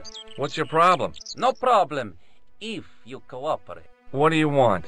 Just a routine security check. Nothing to worry yourself about. Oh, well, all right. Search him, Flap. You bet. Hey, knock it off. Get off, you big ape. Nothing, Guido. Zilch. Our apologies, monsieur. What? I had to report you to the authorities. Round here, we are the authorities. You want I should break his arms? No. Let him go, Flap.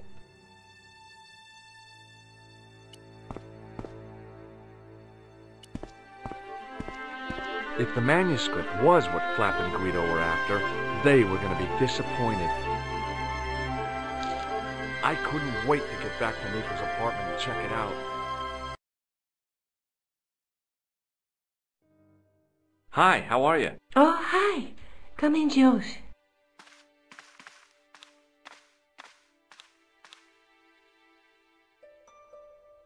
What are you doing to help trace the killer clown? Research, George. Yeah?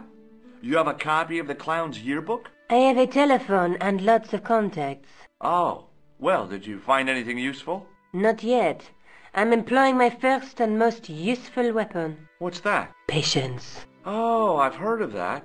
Isn't it a substitute for decisive thinking? Do you have a boyfriend? Not anymore. There was someone. A guy in my final year, but it didn't work out. Neither did my degree. I'm sorry. I'm not. Tell me more about your family.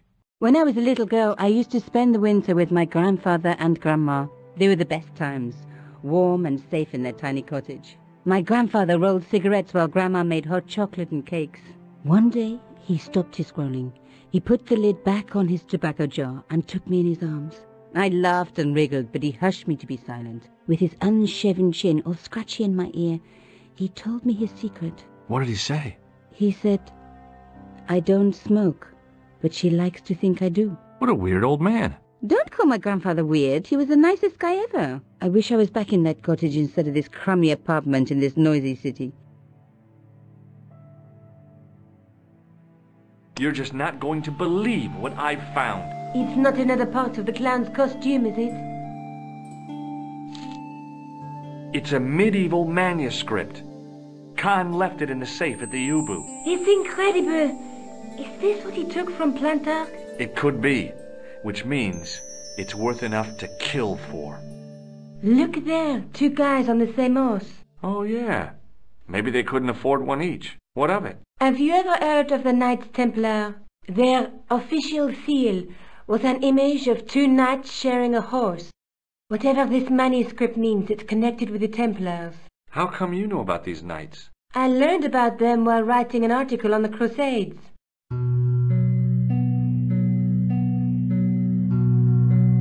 This guy, named Hughes de Payen, arrived one day at the court of King of Jerusalem. He offered to protect the Christian pilgrims from the displaced Muslim armies.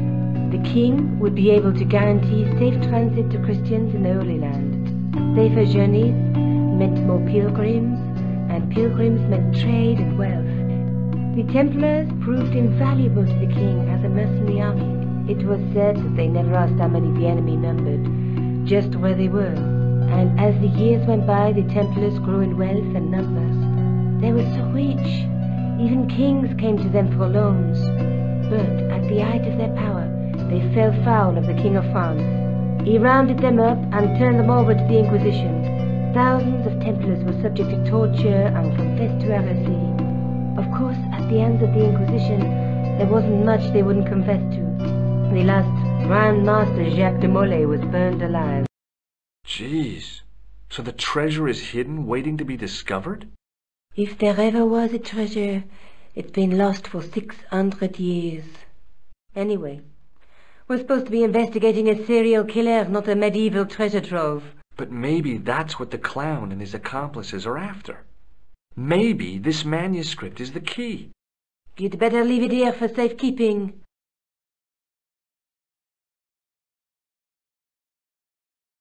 Let's take another look at the manuscript. There's a guy with a sword and a bull. The only mythological bull I know of is the Minotaur, but he was only half bull. I don't think I'd like to be half a bull, even if it was the bottom half. What's that object between them? It looks like a gem on top of a tripod. There's a guy working on a loom. He's weaving a carpet or a tapestry. Or a duvet cover. It's a clue to a place, I reckon. Somewhere famed for weaving and ships. Where folk live in barrels? It beats copper boxes.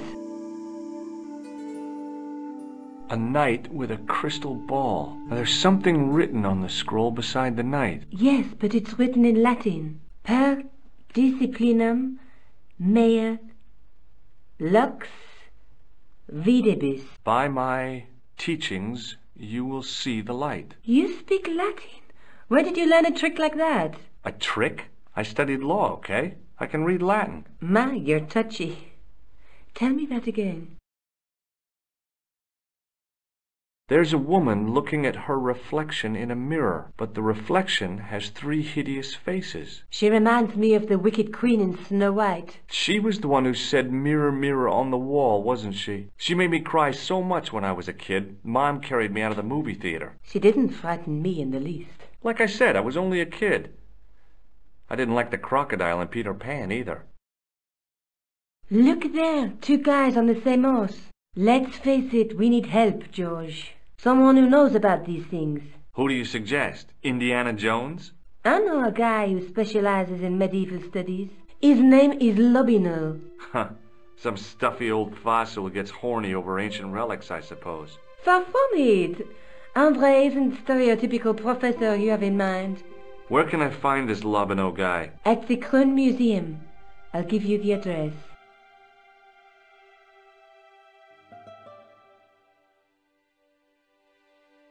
I have to go. Okay. Don't forget to look for Lobino at the Krone Museum.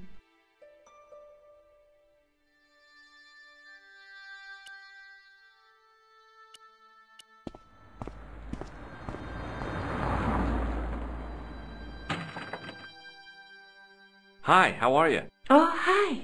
Come in, George.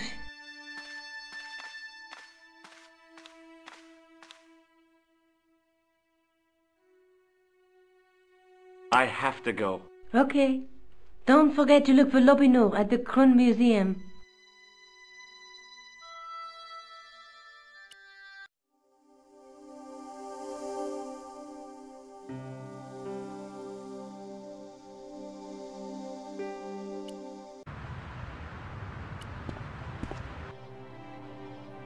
Pardon me? Oui, monsieur? Are you Lobino? Oh, no. Fancy you mistaking me for him. No. I am the deputy custodian. But Lobino does work here. Work? I wouldn't go so far as to call it that. He studies here most days, but as you can see for yourself, not today. Do you know anything about medieval manuscripts? Not me, monsieur. I am no scholar, though people often mistake me for one. It is the uniform, I guess. They see the clothes. They are impressed. And they ask you to park their cars? They ask me to park the... No. They assume I am an authority on the exhibits in my care. Whereas you know next to nothing about history. Of course not. All I am saying is, I am no scholar, not like Monsieur Lobino. Do you know anything about the Knights of the Temple? No, sir. Not a sausage. Thanks for your help. In the case was a spindly tripod, blackened with age and pitted with rust. It was identical to the tripod pictured on the manuscript. A notice identified it as 15th century from Western Ireland. It had been found in Loch Marne at the site of a Knights Templar preceptory. Ireland! What's that? This tripod was found in Ireland. I will have to ask you to keep your voice down. I'm sorry, I was excited. Pardon me? Oui, monsieur? Can you give me any further information about the tripod? Certainly, monsieur. It's infamous. That tripod, that belonged to John Dee.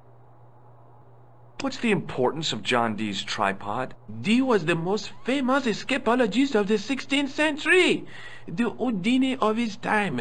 Don't you mean alchemist? Escapologists use ropes, chains, and handcuffs, not tripods. Well, whatever it was, that is the tripod he used in his experiments. What kind of experiments did John Dee perform with his tripod? Oh, the usual. Didn't you study chemistry at school? Yeah, but we skipped over thaumatology. Can I take a closer look at the tripod? What? Get it out of the case? Ah, no! That tripod is protected by a sophisticated surveillance system. How sophisticated? A painfully loud alarm bell. How is the alarm bell triggered? By the slightest pressure on or movement of any part of the case wherein that tripod is situated. It strikes me that to call your alarm system sophisticated is, well, stretching the truth a little. It has never failed yet. The sophistication is in its simplicity. Thanks for your help.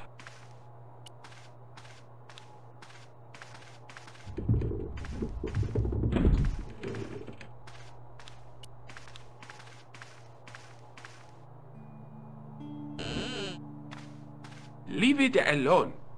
That closet is over 3,000 years old. Closet? It's a sarcophagus.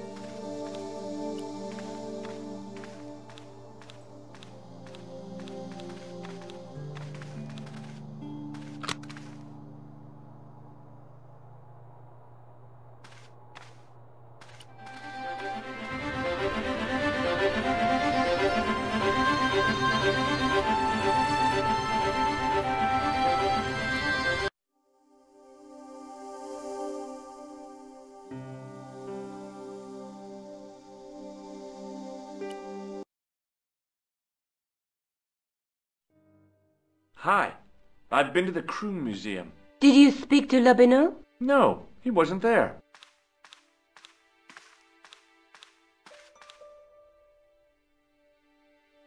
Let's take another look at the manuscript.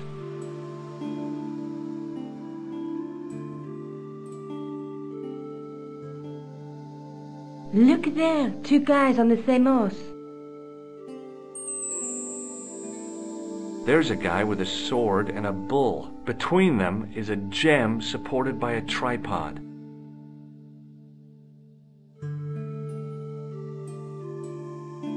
There's a woman looking at her reflection in a mirror, but the reflection has three hideous faces.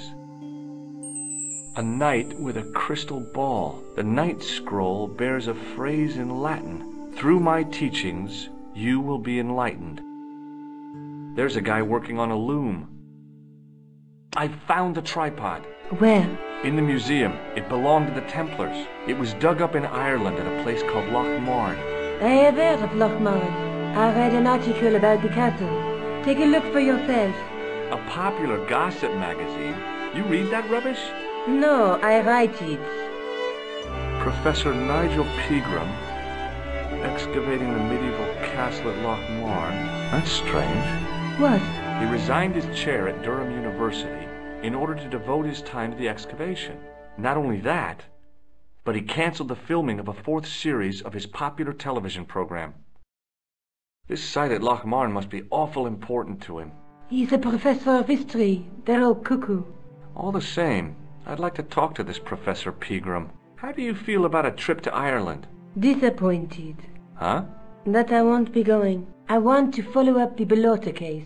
If you really think Pegram's gem is important, why don't you visit Loch Marne? On my own? I'm not so sure about that. Where is Ireland exactly? Have you found out any more about the murders? Well, it may be nothing, but both the clown's victims visited Paris earlier this year. When? The 2nd week of July. They were both here at the same time. Did they meet? I don't know, but I can't imagine it was coincidence. I have to go. Okay, I'll see you later.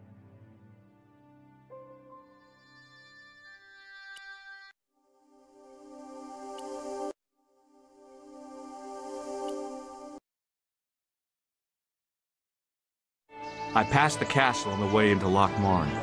The castle where Pegram's excavation was located.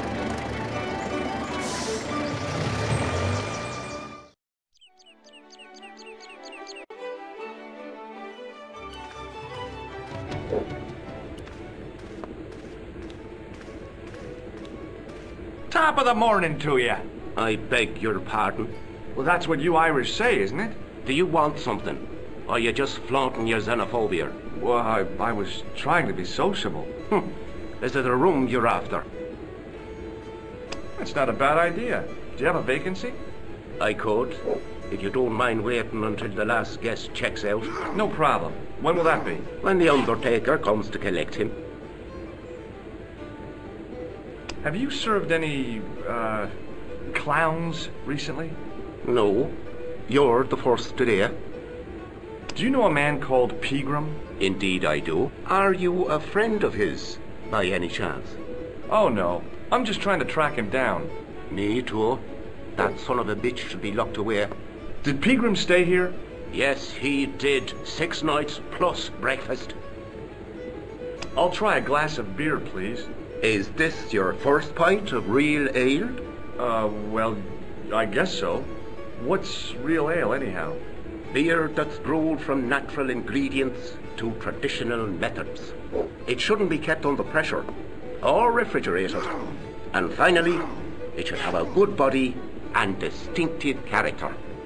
In other words, it's flat and warm with bits in, and it makes you fall over.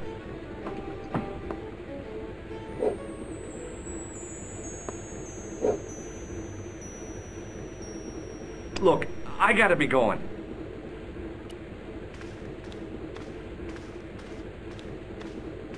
My name's George. Pleased to meet you, mister. My name's Fitzgerald. What can you tell me about the castle? There's nothing there. Just an old ruin. How old? I really couldn't tell you. Have you ever explored the castle yourself? I used to play there sometimes, when I was a kid. Then one of the little ones fell off the wall, broke his head and died. We didn't go there anymore. You haven't been up there recently? No. Do you know Professor Pegram? He's the archaeologist, isn't he? That's right. Did you work at Professor Pegram's dig? What gave you that idea? Can I get you another drink? Oh, no, thank you. I shouldn't be drinking at all. I'm on tablets for my nerves. More than a pint and I'll pass out. See you later.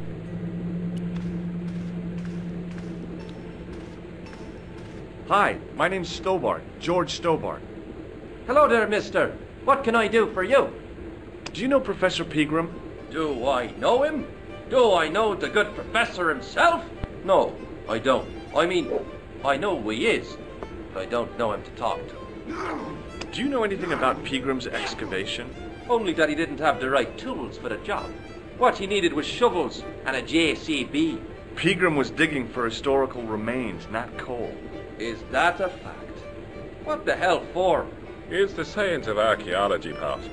Understanding how people used to live by what they've left behind. One day archaeologists might be digging up our remains. Imagine that, Mr. O'Brien. I wonder what they'll find. Well, it won't be arrowheads and beakers. Fast food cartons and flavoured condoms, more likely.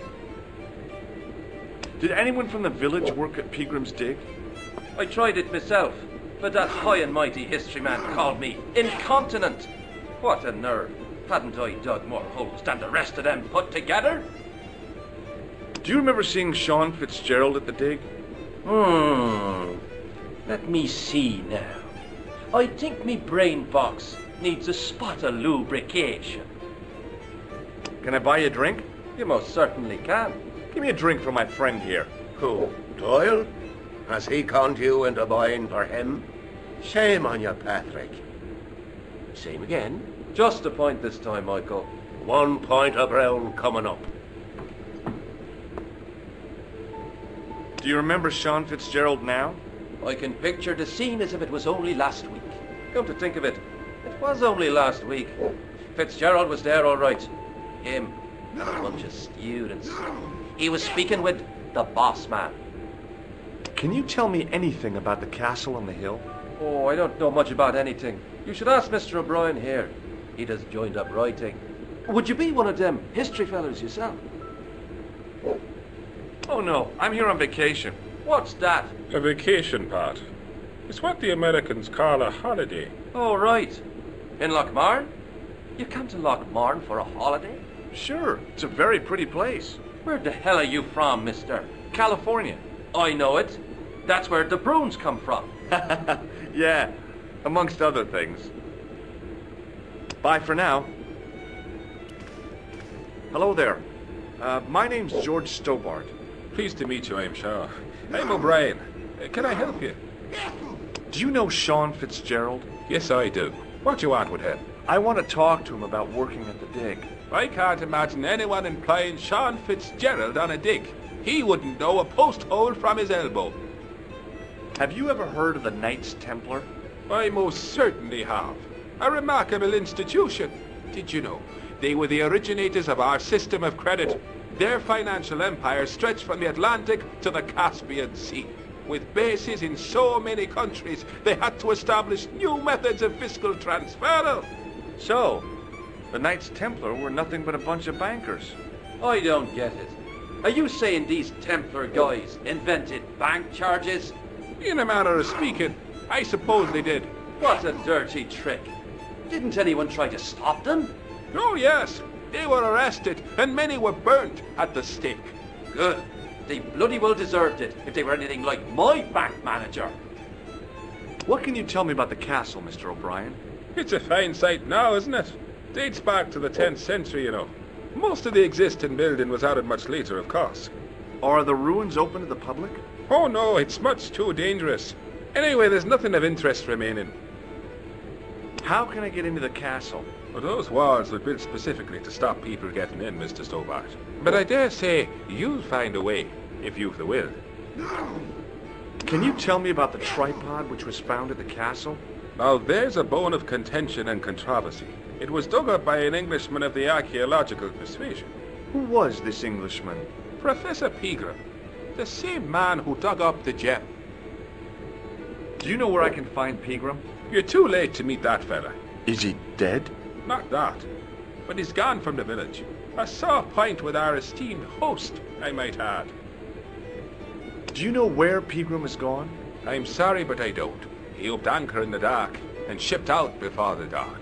Why did he do that? Who knows?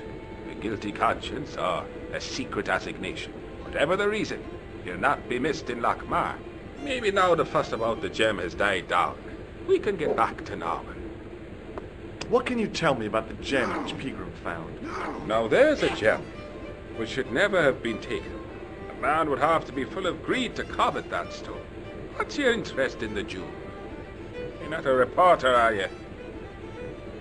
Oh no. Thank the Lord for that. Why is Pegram's departure upset the landlord? He's lost a paying guest, that's why. More than that, there's the question of an unsettled bill. Poor Michael's seen red over the business, and I don't blame him. Can you tell me more about the landlord? Mick Leary? He's what you call a would-be sophisticate. The trouble is, his idea of sophistication extends as far as putting paper in the lavatory. I never worked out why he did that. It's much too dark in there to read. That's true. Have you ever run your hand over the back of the door? The graffiti is written in Braille. Goodbye for now.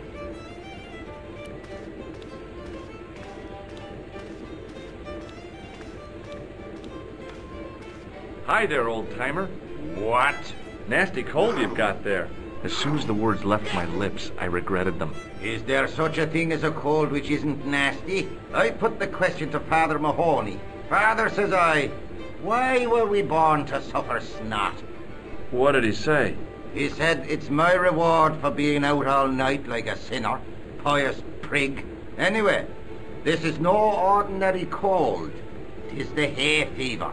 Pollinosis? Thank you. You're not a policeman, are you? Excuse me? Police? No. I'd know it if you were. Can I buy you a beer? Very kind, I'm sure. But I don't drink the stuff Leary sells. What's wrong with it? I've seen what it can do. Can you tell me how to get into the castle? Don't even think about it, me bucko. Lochmarn Castle is haunted. Ghosts don't bother me. I still want to visit that castle. You can't. It's not open to the public. There's no one around to stop me, is there? That's right. Nothing human, anyhow. Have you ever seen the ghost? To be sure. With me very own eyes. Can you describe the ghost? It was horrible. A wee stunted beast, long beak, straggly, flappy wings. Are you sure it wasn't a wild animal? A rabbit or a skunk or something? Skunk? In Lochmarn? That'll be the day. No, that was a ghost, to be sure. Do you know Pegram, the archaeologist? That's the scrawny fellow who was poking around at the castle, isn't it? No, I don't know him. What's that you're making? It's a necklace, me bucko. Oh, sure. Made out of steel wire? That's right. A necklace for my pretty one. When my little lover feels it round her slender neck, she'll be mine. All mine. I'll see you later.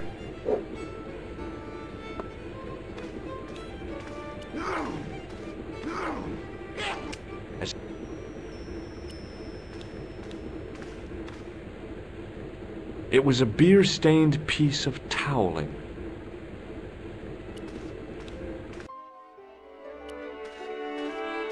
Hi there. What? What's your name, kid? Who are you calling kid? Who the hell are you? I'm George Stobart, and I'm with the good guys. You're a head case, mister. A few sandwiches short of a picnic. Cut the crap and tell me your name. Liam McGuire. What are you doing hanging around the bar, McGuire? I'm on the run from me dad. Why? Did you do something bad? I ain't done nothing, boss. You can tell me, kid. Is it your dad? Oh, sir, he drinks every last penny down his evil throat. And there's me poor old mother, bedridden and dying of presumption. I tried to buy her medicine. Chopped firewood for Father Mahoney till me fingers bled. The old skinflint cheated me too. But I took the pennies he gave me back home. Look, Ma, says I, see what your darling son has earned with his own sweat and blood. When suddenly, me dad appears and grabs the loot. I'm off to Dublin, heavy drinking, says he. Watch out till I get back. That's why I runned away. Something in the grin on his face told me he wasn't being strictly truthful. Compared to him, Huckleberry Finn was a candidate for Altar Boy of the Year. Do you know anything about Peagram's dig? He wouldn't let me anywhere near it. I offered to help, but he chased me off. I didn't want to see his smelly old hole anyhow. Did anyone from the village work at the dig? Peagram brought some students and bums with him. He reckoned no one in Lochmarn would know what to look for. The only local guy who worked for him was Sean Fitzgerald. Fitzgerald says he's never been anywhere near the dig. He's having you on, mister. What can you tell me about the castle, McGuire? What do you want to know? Well, can I get inside? No, it's locked up. Does anyone live there? No. Only, what do you want to know? Oh, nothing. You know something about the castle you're not telling me, don't you? No. What is it you're covering up? Is it something you're scared of? I ain't scared of nothing. I'll give you one last chance to tell me about the castle. Oh, yeah? And what if I don't? Then I'm taking you back to school. Oh, there's a ghost. It's called the Phantom of Lochmarn. You're not telling me you believe in ghosts, are you? Mister, I seen it with me very own eyes. Last Tuesday night, I went up to see what that dig was about. I just reached the top of the wall when I hears this awful noise. What sort of noise? A horrible snuffling and snorting, like O'Brien's pig, only worse. It was coming from inside the castle. Did you find out what was making the noise in the castle? No fear. I just sat there on the wall like Humpty Dumpty. The moon was cracked and greasy like an old dinner plate. The yard was full of shadows. I could have been hiding anything. I would have gone home, but me legs had lost their stuffing. Did you get to see the ghost? Indeed I did. And a fearsome sight it is too. I sat on my arse, waited while the moon went down. Then out it comes from the shadows, all grey and tattered and hunched over like an old bent willow. Then I hears this spluttering and splashing and horrible laughter in the dark. I was so scared. Why, I fell off the bloody wall. I'm sure there's a rational explanation for what you saw at the castle. There is. The bloody place is haunted. Have you seen a guy dressed as a clown? Here in Lochmarn, they all dress like clowns. The man I'm looking for is a dangerous psychotic. Jesus. It's just like that film I saw. There's this clown, see, and he's after this kid who saw him kill a guy. He tries to warn the sheriff, only no one believes him. Then, while he's in the tub, the clown cuts him up with a chainsaw. My God, that doesn't sound suitable for a kid like you. Who are you calling a kid? I'm 25. Yeah, right. You're not a day over 14. Oh no, it's 25 that I am. Married with a car and 3 kids. 10 kids if you count the wives. Do you know a man called Peagram? Can you describe him like on the telly in the cop shows? He's an English archaeologist. I know the man you mean if he's the one. Can you tell me where I'd find Peagram? No, I can't, 'cause he's not here now, but if I sees him, I'll ask him. Do you know what Peagram was doing in the castle? Digging for buried treasure. Jewels and gold and skeletons, like in the films.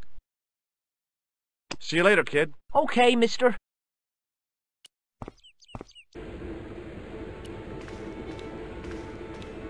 Mr. Fitzgerald? Doyle told me you definitely worked at the dig. He's seen you there. You might as well admit it. I knew this would happen. I knew I'd get caught. I need to talk to Professor Pegram, if he's still alive. What do you mean? Is he in danger? Yeah, you too, if I'm right. You're not from the Social Security. Hell no. What makes you think that? Well, I was claiming benefit at the same time I was working for Pegram. I'm not in a position to make judgments, Sean. That's between you and your conscience. All I want is to talk to Pegram about the gem. But he's not here! I know that. But he left that package with you, didn't he? So where did Pegram go? I don't know. I swear it. He came to see me early this morning. Said he was leaving. He asked me to give this package to a guy called Marquet.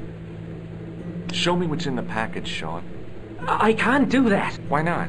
I promised the professor. So what? You didn't have any qualms about your benefit scam. So where's the harm in taking a peek inside Pegram's package? You don't know these people. I can't. I don't dare. This is your last chance to show me the package, Fitzgerald. I've been patient with you, but now it's time to kick ass. But he'll kill me. Who will? The man from Paris. Jack Marquet. Pegram told me if I gave him the package unopened, I'd hear no more about it. But if I double-crossed Marquet, I'd be dead. I'll deal with Jacques Marquet. Give the package to me. No. Why should I trust you? I don't know who to trust anymore. I wish I'd never even heard of the Lochmarn gem.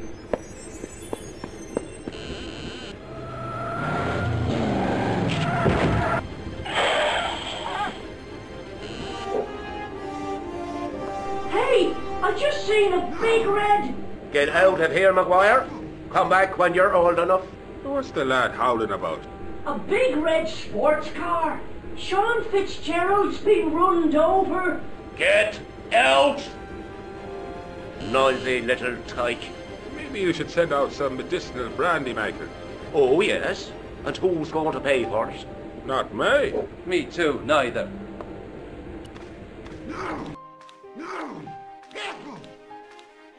I was telling the truth about Fitzy, mister. Okay, calm down. Now tell me what happened. I was standing here, minding me own business, when I saw this beautiful red sports car coming up over the hill. Would you look at that, says I, and I going over to take a closer look. Next thing, Fitzy comes tearing out of the pub and nearly knocks me on my ass, but the car just flies at him. It was too fast for poor old Fitzy, and hit him an awful wallop. He goes flying up on top. Jesus, says I thought he was a goner. Next thing, the driver hops out, and I couldn't believe my eyes.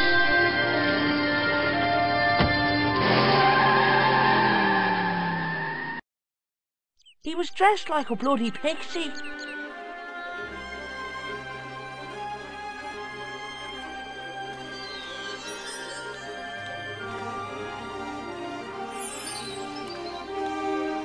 I pushed the switch down, but in doing so it snapped off in my hand.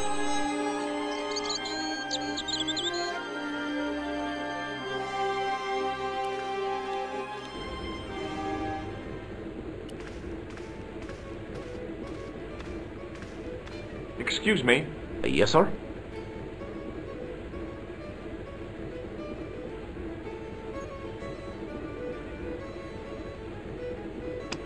Do you recognize the name on this card? No. Should I? Nah, it was a long shot.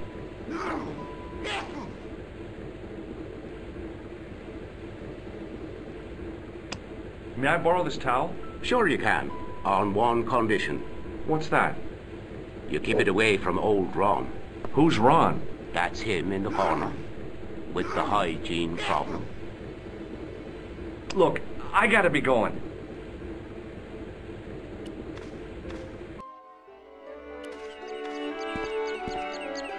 It was impossible to return the switch to its original position.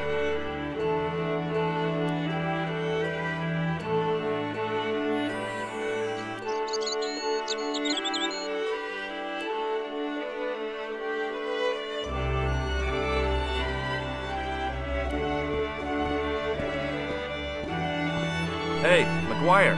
What? Did this pixie have a scar on his cheek? I couldn't see. He was wearing a stupid mask. Are you a special agent? Sorry to disappoint you, kid, but I'm not.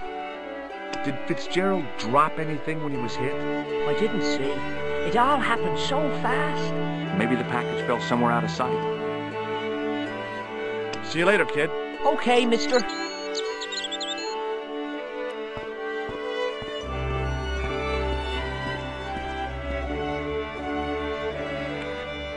I tugged at the trapdoor, but it was locked from the inside. It was impossible to return the switch to its original position.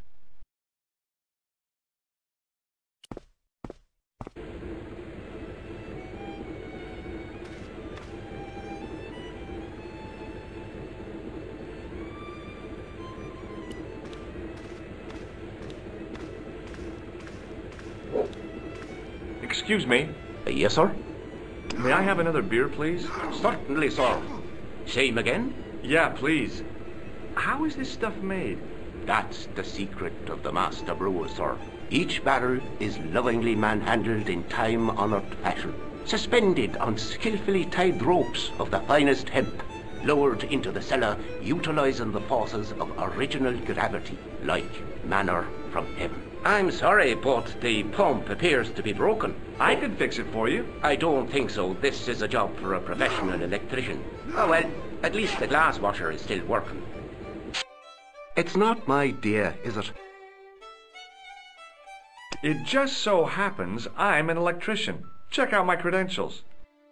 Well, no. Isn't that marvellous? Here's a house bedeviled with faulty wiring of a wayward nature. Here's you, an electric man, with a little plastic card to prove it. I still want to see what you can do before I let you touch me beer pumps. You can make a start on the glass washer. When you finish that, will you take a look at the pumps?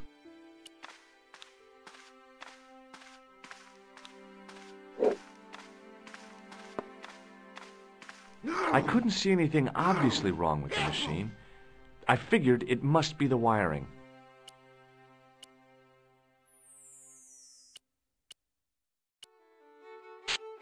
I replaced the fuse with a piece of wire. I knew it was dangerous, but I was desperate enough to disregard everything I knew about standard safety precautions. Excuse me, Mr. Leary. I fixed your glass washer, no problem. Bingo! And a blessing to all the saints. A free half-pint to that man, on the house. Now, could you take a look at the beer pumps? Well, I guess so, but I'm not making any promises. If you can't fix them, I'll have a riot on me hands. The pumps are in the cellar, right? That's right. You'll find a flashlight down there somewhere.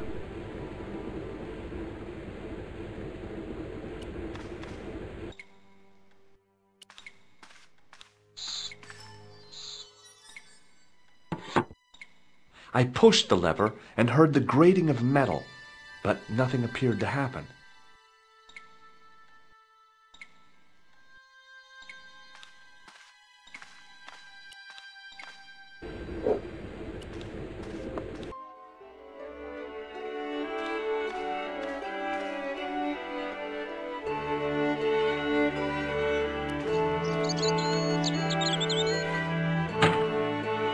I lifted the trap door, and an overpowering smell of stale beer rose from the cellar below.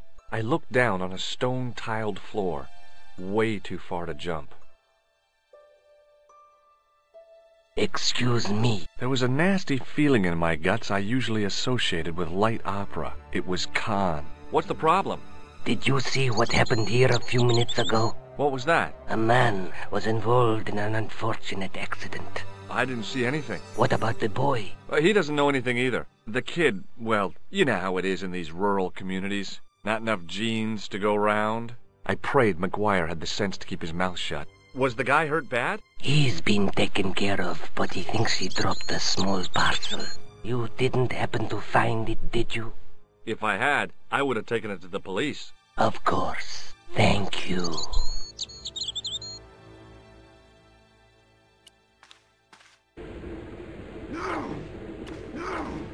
Now I could see. I spotted Mr. Leary's flashlight easily.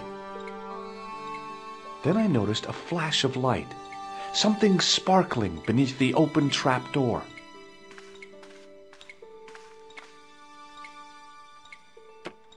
It was Pegram's gem, all right. A large, uncut blue stone. I guess I was already under its spell.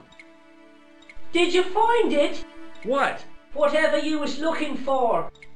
Yeah. Listen, McGuire. I want you to keep this to yourself.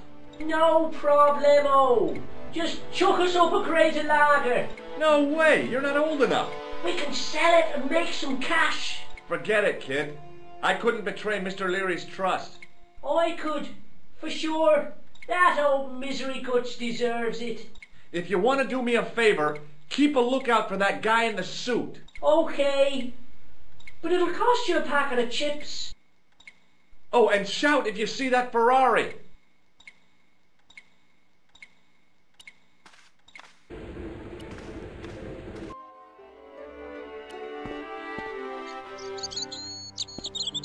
Hi, do you speak English? Well, no. What if I was to say no? An implication of cognizance shrouded in denial. A pretty poser of a paradox indeed. I gave him the look I'd perfected when I was 12 and was going to be the greatest hypnotist of all time. It was a killer. Are you attempting to hypnotize me, or is it the constipation you're suffering? I was a little out of practice. What can you tell me about the castle? Not much, I'm sorry to say. Most of its history is long forgotten. Ah, but if these old stones could only speak, what stories they'd tell. Stories to make your toes curl and your blood run cold. You know, this castle is said to be over 600 years old. Have you seen Professor Pegram? No, he's packed up and gone. Do you happen to know where? Back in England, I suppose. Did you happen to see a red sports car down on the road? I caught a glimpse of a flash of red on the hill and heard the racket. Sure, it was an awful noise. A sports car, you say? A Ferrari, to be exact. A racing car? And what was it doing here? The poor fella must have been lost. The driver of the Ferrari was involved in an accident. Is that so? Yeah. He knocked somebody down outside the bar. What an idiot! How could a thing like that happen? He was traveling too fast. So fast, he ran right under the car? I mean, the car was traveling too fast. But you'd have thought the idiot could have heard it coming. Maybe you know the guy who was hit by the Ferrari. His name is Sean Fitzgerald. Oh, I know him all right. That's me nephew, the idiot responsible for the stacking of my hay cart. Was he killed by the car? Oh, no, but he has been abducted. Well, that's a relief now. Aren't you going to look for your nephew? What for? From what you say, it's too late. Well, you could report the matter to the police. Better not. Besides, what could they do? Well, they could mount a search. They have only the one bicycle between them. In a question of superior acceleration, I'd put me money on the Ferrari. I think you ought to know exactly what Sean has gotten himself into. I'm not sure I want to know. But you're his uncle. His own flesh and blood. You're right, but what can I do? If I'm not here to guard it, some idiot might try to climb the haystack. What a moral dilemma.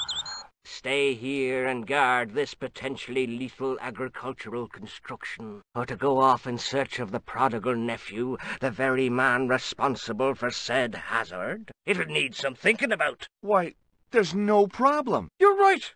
Why didn't I think of it before? We'll demolish the haystack. You don't have to demolish the haystack to go look for Sean. I'll stay here in your place and warn anyone who's silly enough to climb it. Marvellous! I think I should start me inquiries in the bar. He strode off in the direction of McDevitt's bar, leaving me to contemplate the stack of hay.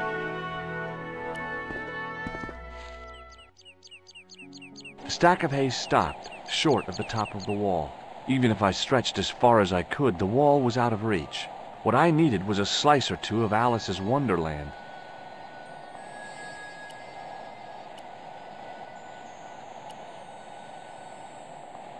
I inserted the end of the lifting key in the mortarless crack and gave it a firm shove.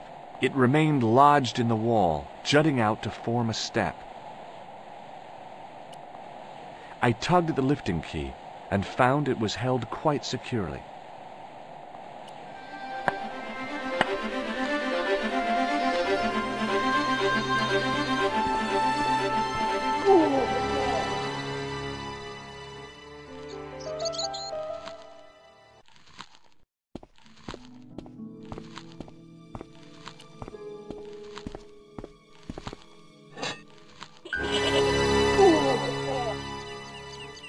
The rope by which the goat was tethered had become tangled on the old plowshare.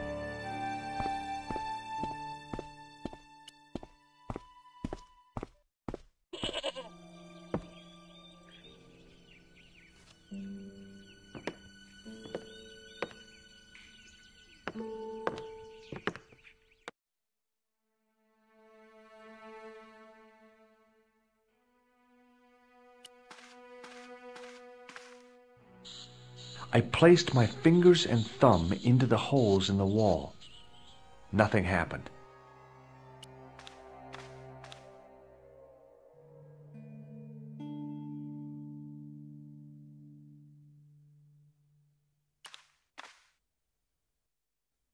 The statue was too heavy to lift. It overbalanced into the sand.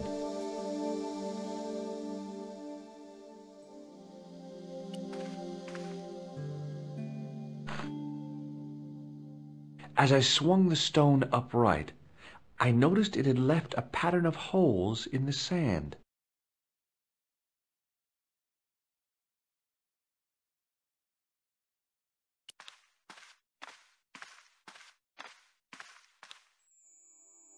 As I dipped my fingers into the soft white powder, I realized what it was. Plaster of Paris. I'd used it in kindergarten to make casts of animal paw prints.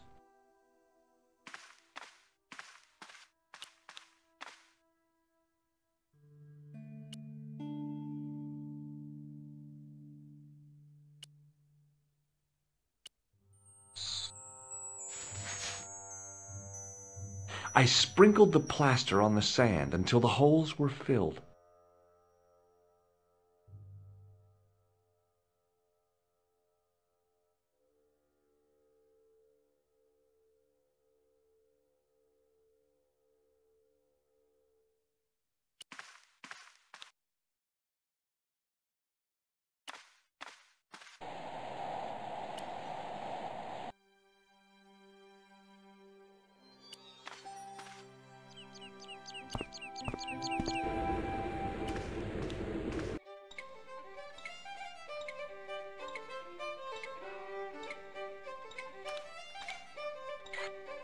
The faucet creaked, coughed, and spewed out a stream of rusty-colored water.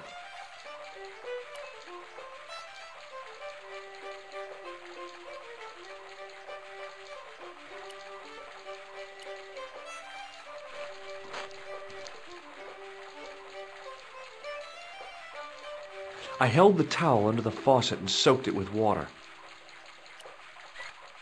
I shut off the faucet as tight as I could, but it kept on dripping.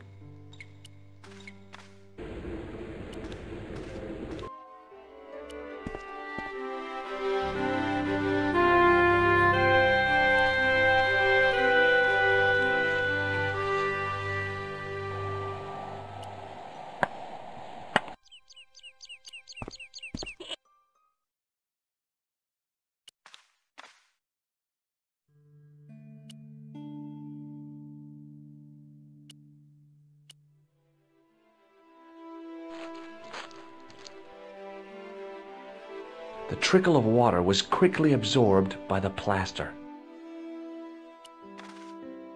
I eased the solid piece of plaster from the sand. Underneath, it had formed a perfect copy of the statue.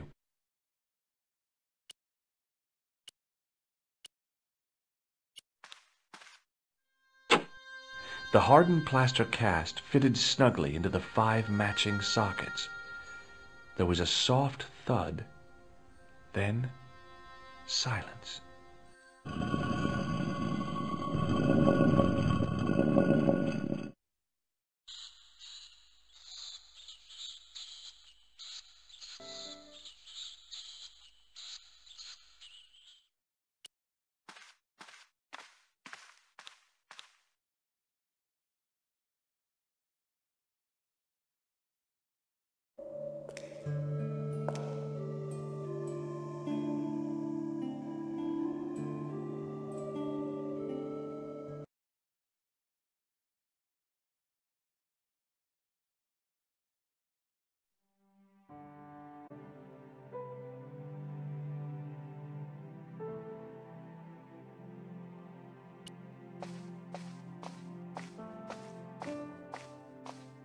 I had messages waiting to be played.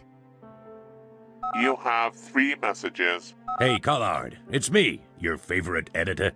Guess what? I'm gonna give you a second chance. I need somebody to write the TV column. Pays lousy, so what's new? If you're interested, drop by the office. In fact, drop by the office anyway. We have to talk, Nico. That story of yours I spiked.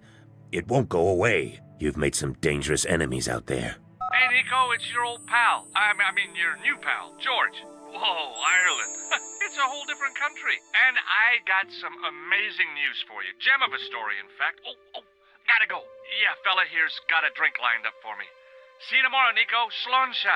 Yep, only here for a day and I'm speaking the lingo like a local. Mademoiselle Collard, this is Imelda Carchon. I wanted to thank you for being so understanding when... Come to lunch, why don't you? Tomorrow. I might have more news. There's a Monsieur Merlon coming to see me this evening. He says he knows why Pierre was murdered. In fact, he'll be here shortly. I shall let you know what he says. Goodbye, dear girl. Till tomorrow. Merlin? Oh my God. Merlin's the killer. I better get over there and mourn her now. When it came to being two-faced, Imelda was up there with the best. I owed her nothing, but I couldn't just let her die. I arrived to find the Palais Royal courtyard deserted. I only hoped that I'd beaten the assassin here. I had to warn Imelda before it was too late.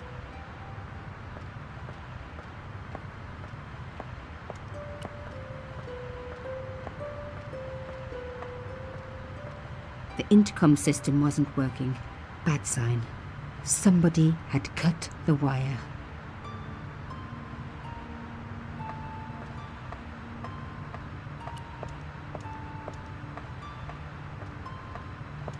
That broken window looked like the best way in.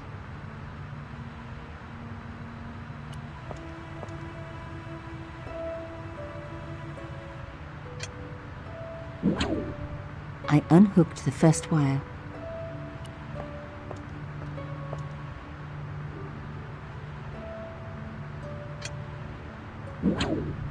I released the second wire. Even with both wires removed, the statue remained upright.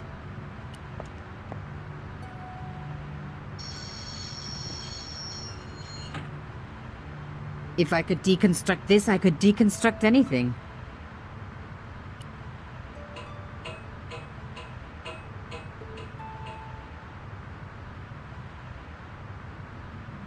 The plastic sheet was thick and strong.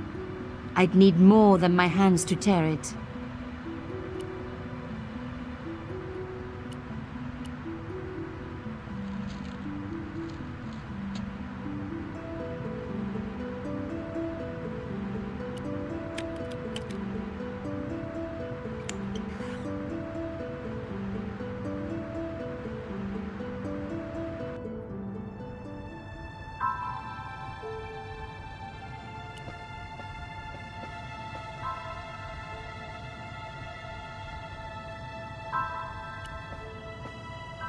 My God, I'm too late.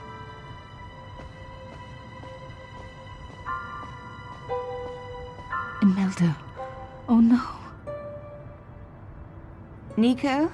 Don't worry, you're going to be all right. You know that isn't true. It was Merlin, wasn't it? Dressed as a cavalier. Absurd. You came to warn me, didn't you? I must be crazy. Let me see you, Nico. All this time you were just using me. Which one is the real Imelda? You are an extraordinary girl.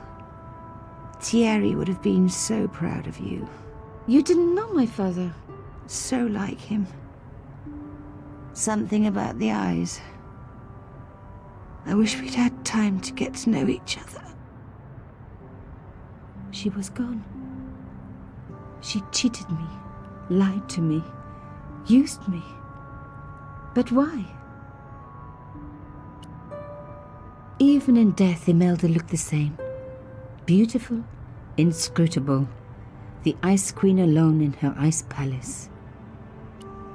I opened it. Inside was a tiny gold key. I took the key. I had to leave.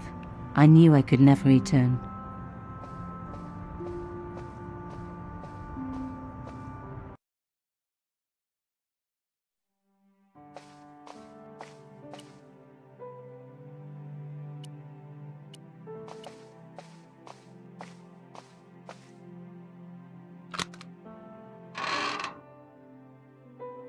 In the dim light, I caught the reflection of something metallic. A small, sinister-looking metal disc had been tucked under my father's box. It was a bug. Oh, chère cousine, you left me a little present. You shouldn't have.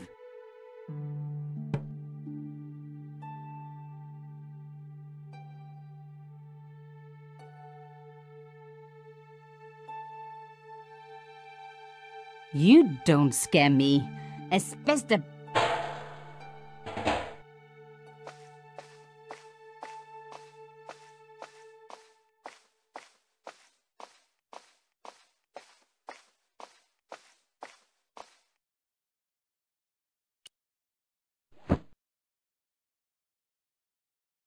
The box was carved by my father. It never had a key. The elephant on the lid was a perfect match to Carchon's. I took out the key. I couldn't believe it. Imelda's key opened my father's box. I dreaded what I was going to find inside. It was a photograph of Imelda. But why here? In my father's box. I felt as if a black hole had swallowed me up.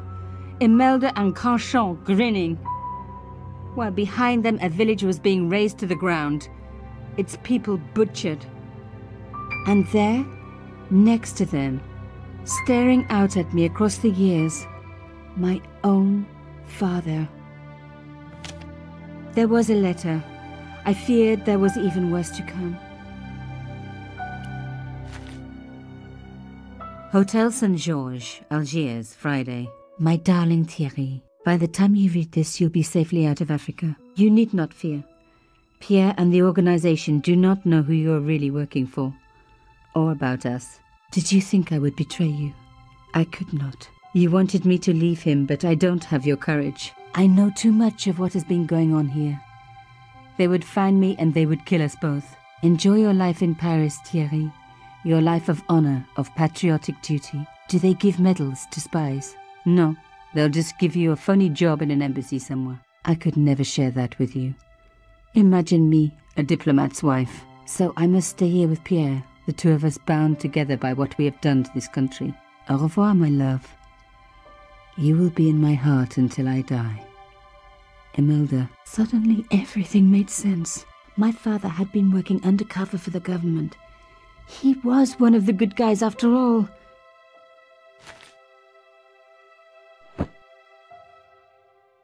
He and Imelda must have fallen in love. She'd found out who he really was, so he had to leave. It had broken her heart, but she had never revealed it to anyone. I knew I couldn't either. Whatever he was doing, he'd had good reason to keep it secret. I decided I would respect that and tell nobody.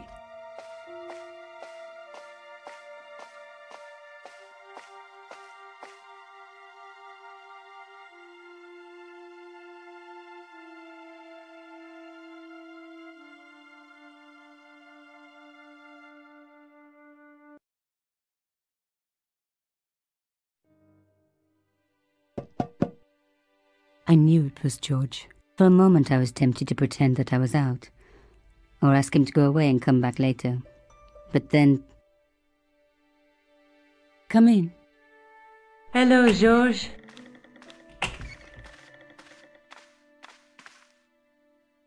So, where did you stay last night? At McDevitt's. I got to drinking with Doyle and a couple of the guys. That explains why you look so ill today. Did you get any sleep at all? Not much. I had to share the room with another guy. Did he snore? Hardly. He was dead. And you say Pigram has disappeared? Without a trace. But my visit wasn't a complete waste of time. Pigram's gem? The Templars' gem. Whoever Jacques Marquet is, he's in for a disappointment. Jacques Marquet? He's the guy who should have collected the gem from Fitzgerald. What are your plans? I want to find out who, what, or where Montfauçon was. All I've got to go by is the name and a picture of a hanged man. I can't sit here all day, much as I'd like to. Okay. Don't forget to look for Lopinot at the Krone Museum. And why don't you see if Rosso has heard anything? Okay. Anything else I can do for you while I'm out? Shopping, a trip to the laundromat? Just take care of yourself.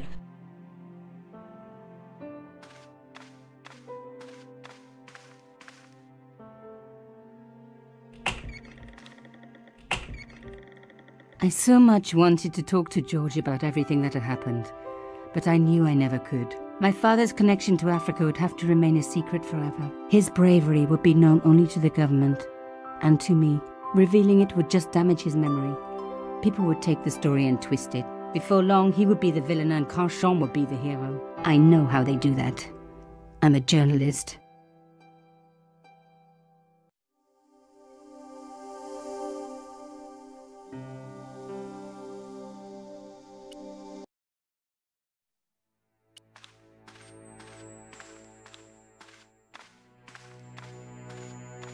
Sergeant Moo? Yes?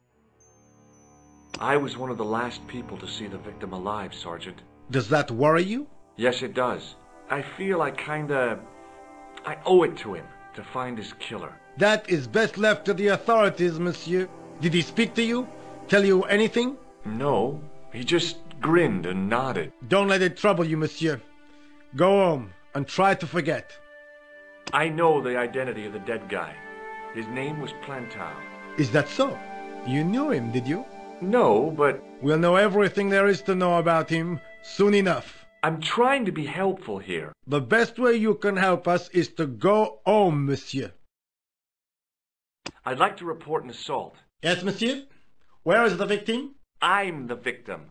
I've been harassed by a pair of thugs. I see. And where did this alleged assault take place? Outside the Hotel Ubu. They stopped me as I was leaving and went through my pockets. Could you describe the suspects, monsieur? One looked like a gorilla, and the other looked like a weasel. Their names are Flap and Guido. Bon. I'll get them this time. Have you heard of a man called Marquet? Yes. He used to be known as the Mole of Montmartre. I heard he's been hospitalized, probably by one of his rivals. Which hospital was Marquet taken to? The Hagenmeyer Clinic, in the Avenue des Hérissons. Why was Marquet known as the Mole of Montmartre? Because he lived in Montmartre, I suppose. Yeah, but why the mole? I don't know. Maybe he ruined people's lawns. Do you know a man named Khan? He's a shifty-looking guy with a scar on his left cheek. No, monsieur. He also calls himself Thomas Merlin. I'm sorry, monsieur Stobart. I don't know him. Has this man any connection with the bombing of the cafe? Yes. I believe Khan was the name he used when he hired the clown costume. See you later, Sergeant.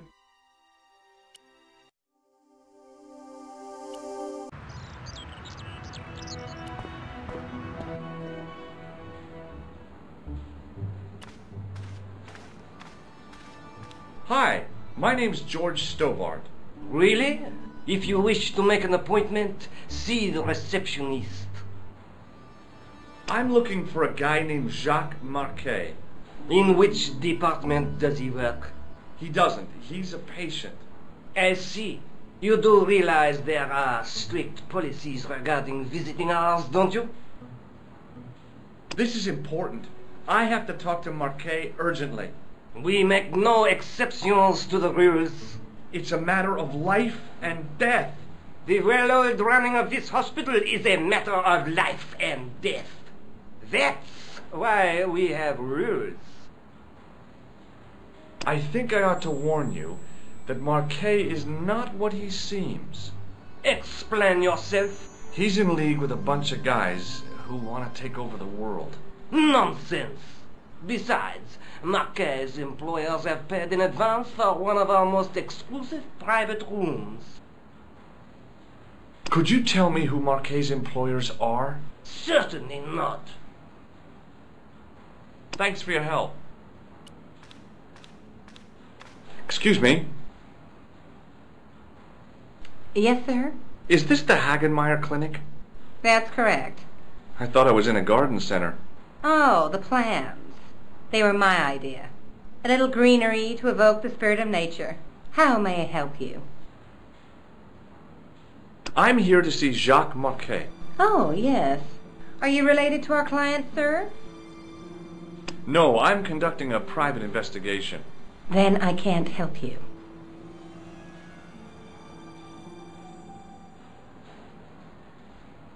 Look at this ID pass. So you're Merlin. Marquet's been asking for you. For me? Yes. He was shouting your name when they brought him in here. Now, let me see. He was on Ward B12, as I recall. Oh, he's being transferred to... Oh, dear. He's on Ward J2. That's Nurse Grendel's ward. Thanks for your help, ma'am. You're welcome.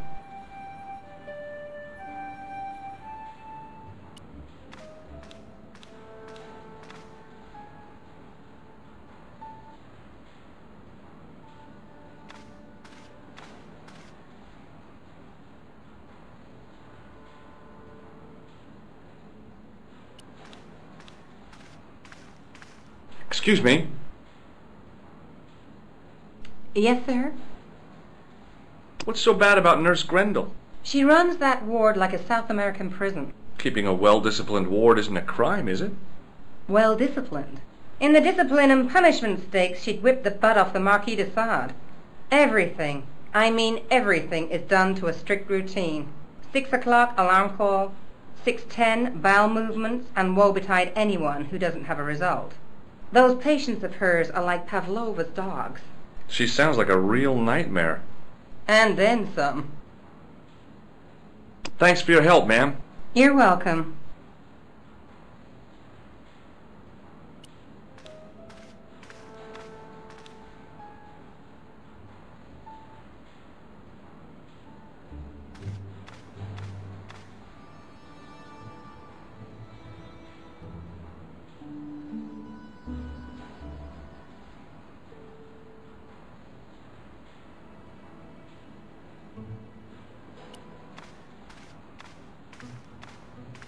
Excuse me, sir.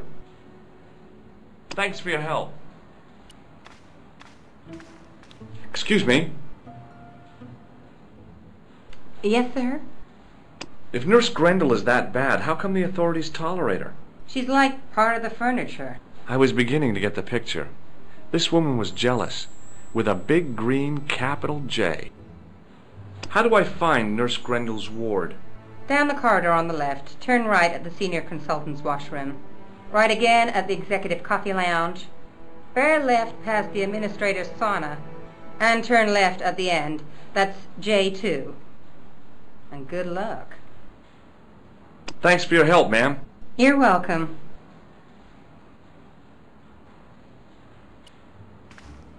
As I turned the corner, I saw the source of the hellish noise which echoed through the corridors. It was an industrial polishing machine with an odd-looking guy in tow.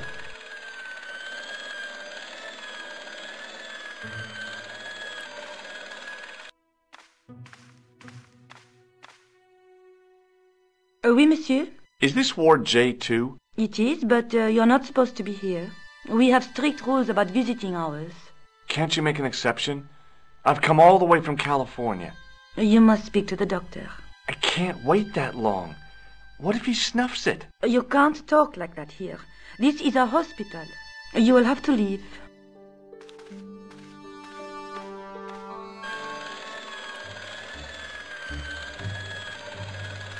Hello.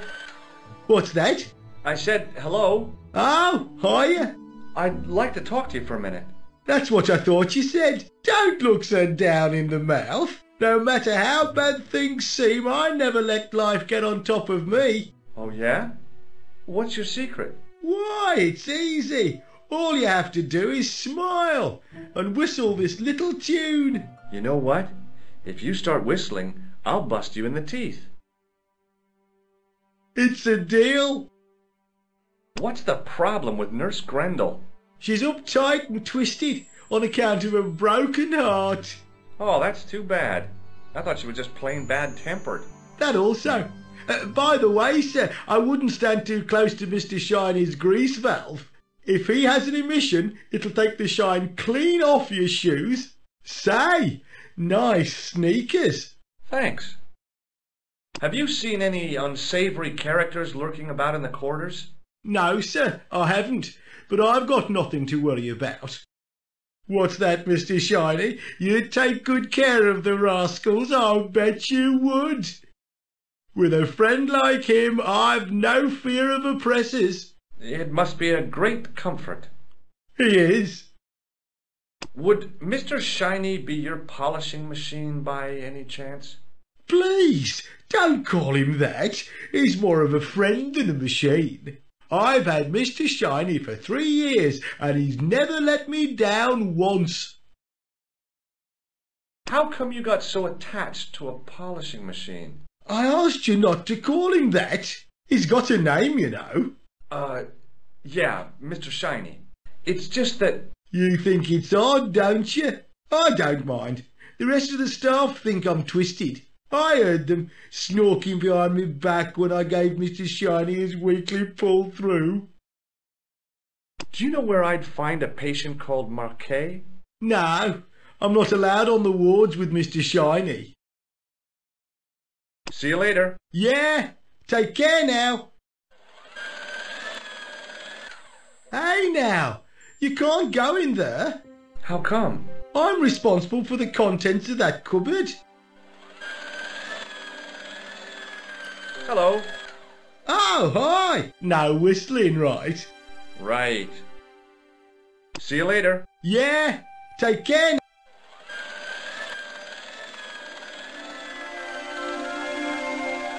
As I tugged the plug out of the socket, the polishing machine coughed, spluttered, and died. Mr. Shiny, what's wrong, pal?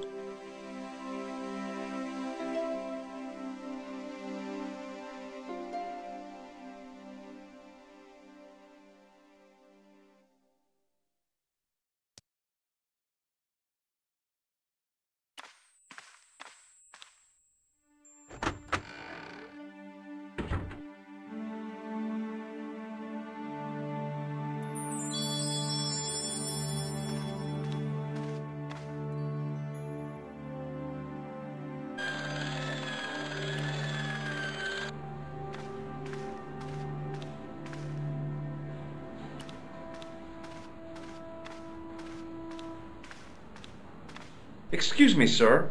Aha! Just the man. You must be the new boy. Yeah, I must be. Well, stop wandering about and make yourself useful. Bunny, come here, boy. This is Benoit, my nephew. Can I trust you to look after him? Do your own babysitting, Gramps. Who do you think you are, anyhow? I am Felix Hagenmeyer. And may I say what an honor it is to meet you in person, sir. You are on my medical wall of fame. Right up there with Pasteur and Leary. I look on it as a privilege, no, an honor, to look after your nephew, sir. He is fresh out of medical school. It will open his eyes to see a real doctor on the job. I'll bet. Show him around. Let him see some real suffering.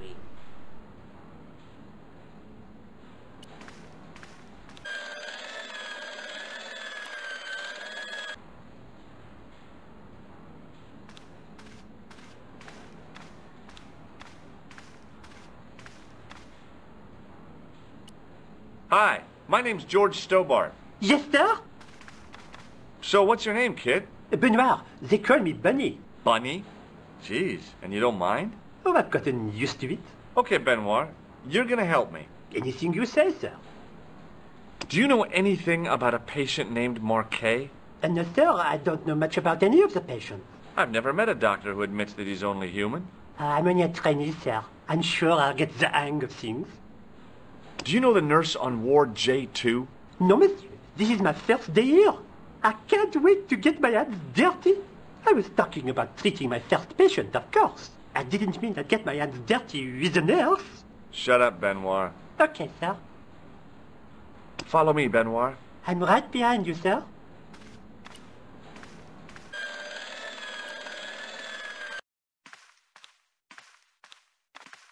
Good afternoon, Doctor. The patients are ready for your inspection, Doctor. Thank you, nurse. You'll need this, Doctor.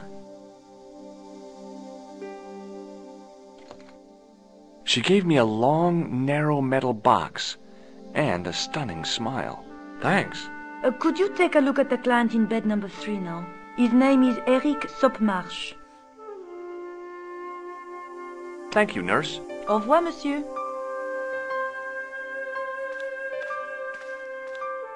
Doctor!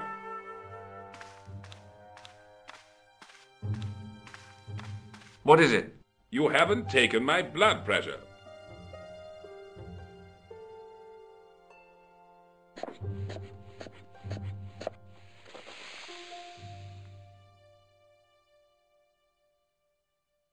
Seems fine to me. You're not doing it right.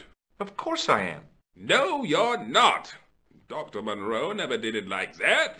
I can't take a satisfactory reading while you're excited like this. I'll come back later.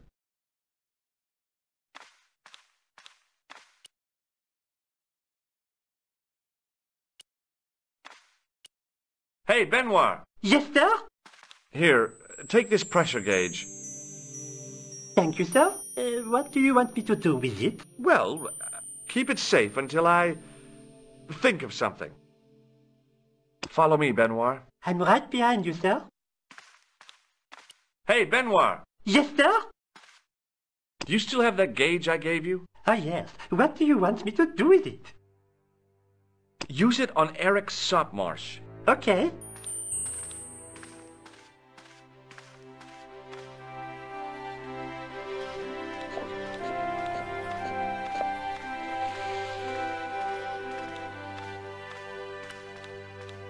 I'm Dr. Stobart.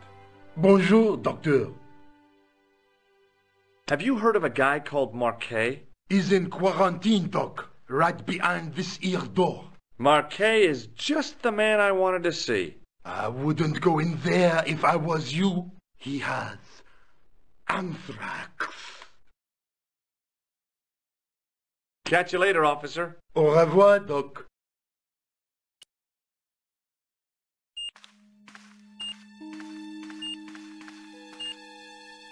Marquet? Yes, I am Marquet. I've been expecting you. You have? Well, what are you waiting for? Get it over with. I just want to know what I should do with the gem. The Lachmar gem. Yeah, right here in my pocket. I thought you were one of the assassin. Not me. I never inhaled. So, you were sent in my place? Yeah. You could hardly make the trip to Ireland in your condition. What should I do with the gem? Deliver it to the Grand Master. Quickly tell him that I have found the tripod.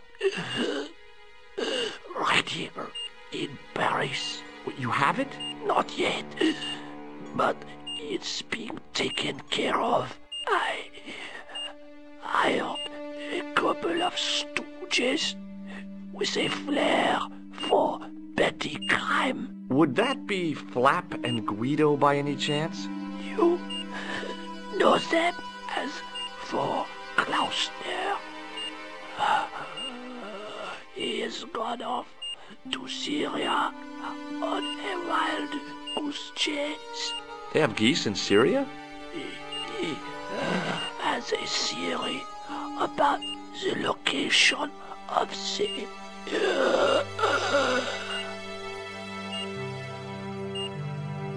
That's enough excitement for one day, Monsieur Marquet. What are you doing here? Talking to this patient, of course. Monsieur Marquet is my patient. If Herr Hagenmeyer was to hear that... Okay, I'm going. I'd learned all I could from Marquet anyhow. Ah, there you are, sir. I was just coming to look for you. I finished with your pressure gauge. Thanks, Bunny. What's that noise? It sounds as if someone's having a cardiac arrest.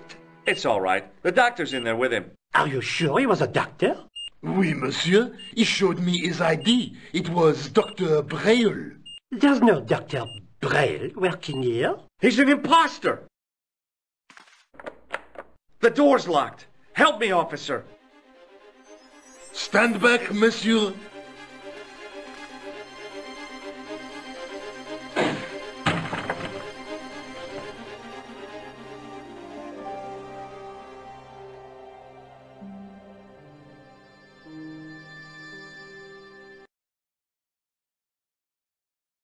Hello, Georges. I found Jacques Marquet. Did he talk? Yeah, he talked. For the very last time. He's dead. Yeah, killed in cold blood by a bogus doctor. That's despicable. What kind of guy would pass himself off as a doctor and take advantage of a dying man? Was it Khan? No, I don't know who he was, but it certainly wasn't Khan. He got away, out the window. Have you ever heard of the Hashi-Ashin? No. Marquet said that they were his biggest enemy. His biggest enemy was the bogus doctor. Don't remind me. That guy was evil. He had wild, staring eyes like a dead fish. I'll never trust a doctor again. Do you think the assassin was responsible for killing Marquet? I don't think so. He could have finished him off the first time. Besides, Marquet would have recognized him. He was pumped to the gills with sedatives. He wouldn't have recognized the 4 horsemen of the apocalypse unless they'd introduced themselves. I guess I'd better go back and talk to that weirdo. Which one, Rousseau or Sergeant Mou? Oh, but you're referring to André. I'll let you work it out.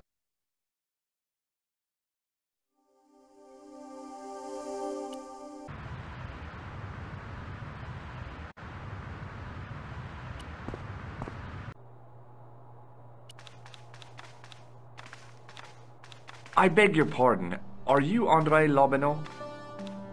That's me. You want my autograph? No. I was told you may be able to help me. Help? My name is George Stobart. I'd like your professional opinion. Well, okay. Shoot. Does the name Montfauçon mean anything to you?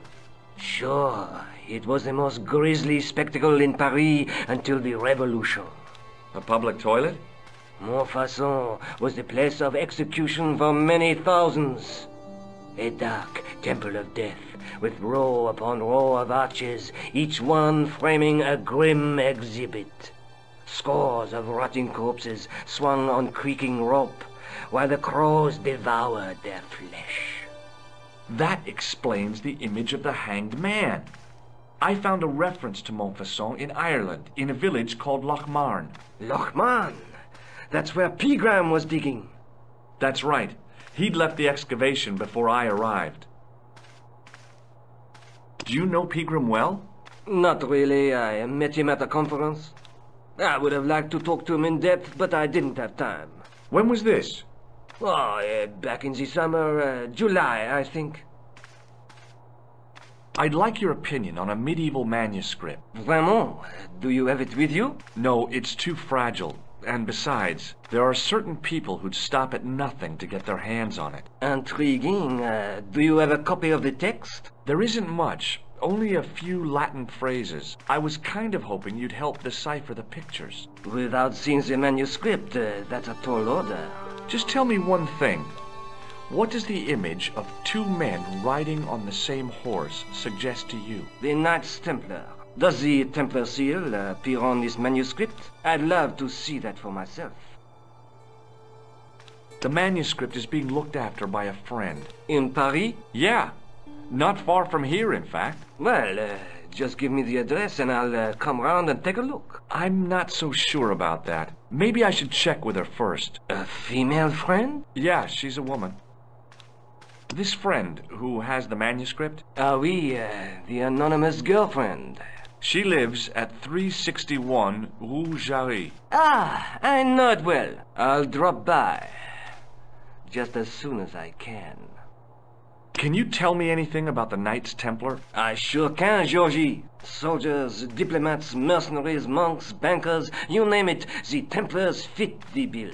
The greatest fighting force in Christendom, the militia of Christ. Jeez. How did the Templars get their name? From the building in which they set up their headquarters. The King of Jerusalem gave them part of a mosque on the Temple Mount. It was said to have been the site of the original Temple of Solomon. The order became known first as the Knights of the Temple, and later the Knights Templar. You're a mine of information, Andre. Glad to be of help, Georgie. How come the Templars became so wealthy? There was a constant stream of new recruits to their ranks, many from noble families. They were required to swear a sacred oath of poverty, chastity, and obedience. So, their money, goods, and lands were donated to the order. The Templars soon held land in France, Scotland, England, Spain, most of Europe, in fact. The poor Knights of Christ became the wealthiest power in Christendom. Is it true the treasure of the Knights Templar was never found? Who knows? So little knowledge of what really happened remains. Or, if it does, the truth has never been made public. What do you mean by that? The Templars have attained mythological status, like the King Arthur of the Britons. There are people even now who say the Templars still exist. Do you think that's likely? No, not for a minute. I think you ought to know that the tripod is going to be stolen. The Lochman tripod? No. It's true. I can give you a description of the thieves. Before the supposed event has taken place? I heard them planning the raid. They're wasting their time. The tripod is protected by a state-of-the-art alarm system. Well, don't say I didn't warn you. Why don't you loan the tripod to me for safekeeping? Because I'd never see it again. But don't you trust me? It's not a question of trust, George. That tripod is hundreds of years old and extremely fragile. I get your point. Have you ever heard of the Hashashin? Why, yes. It was a radical Muslim sect whose name became synonymous with murder. It was formed in 11th century Persia, shortly before the Crusades. At roughly the same time as the Templars. Yes, they gave a new word to our language, Assassini, the assassins. How did the assassins get their name? From the legends surrounding the secrets of their initiation rites. A young man who sought to join the sect was given hashish until he drifted into dreams. He awoke to find himself in a fabulous garden with everything he could wish for. The freshest water, the most delicious food, the choicest hash, and the most delectable women imaginable. Cool. Do you have the address? I haven't finished the story. There was a price to pay for this taste of paradise. Wouldn't you just know it? The young man would wake the next day to find himself back in the real world. He was told that he'd been given a glimpse of the heaven reserved for holy martyrs. A heaven he would enjoy for eternity if he was willing to join the Hashashin.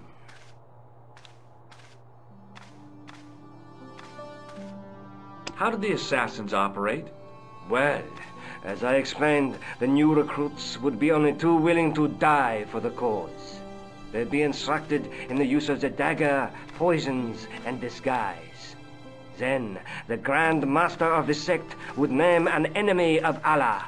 And they'd stop at nothing to eliminate that enemy. You got it. They were fearless and deadly. Does the cult of the assassins still exist? Take a look around at the world today. You tell me. Where was the site of Montfauçon? To the northeast, near the Canal Saint-Martin. But there's nothing there now.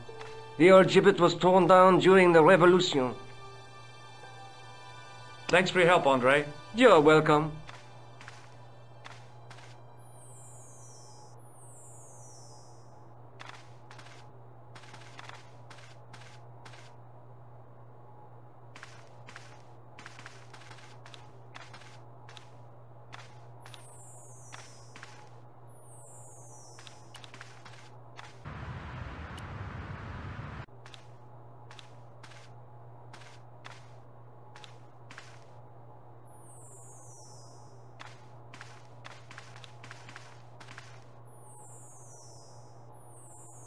Pardon me. Oui, monsieur? Do you know anything about the Knights of the Temple? No, sir. Not a sausage. The sign on the tripod says it was found at a Templar preceptory. It does? Yeah. It doesn't mention John Dee at all. Most remiss. You don't know anything about the tripod, do you? No, I don't. I never had much of a start in life, you see. I owe what little education I gained to my uncle. He was an optician, but he also doubled as the village school teacher. He taught me the alphabet. Wait, 19 letters of it. The bottom row of the chart was too small even for him to read, so he left them out. Why don't you start over and enroll for adult education? You know, I never thought of that. Do you think if I studied hard and did all my homework, I could be a professor of history? At your age? Dream on. Can you give me any further information about the tripod? Certainly, monsieur. It's infamous. That tripod, that belonged to John Dee. What's the importance of John Dee's tripod? Dee was the most famous escapologist of the 16th century. Don't you mean Well, whatever. What kind of experiments did you... Oh, the usual. Didn't you... Yeah, but we skipped over. Can I take a close... What? That house, painfully...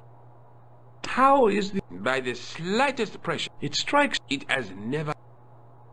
Do you know anything about... Not me, monsieur. It is the unit. And they ask you to part... They asked me to... Whereas... Of course not. Or not like... Thanks for your help.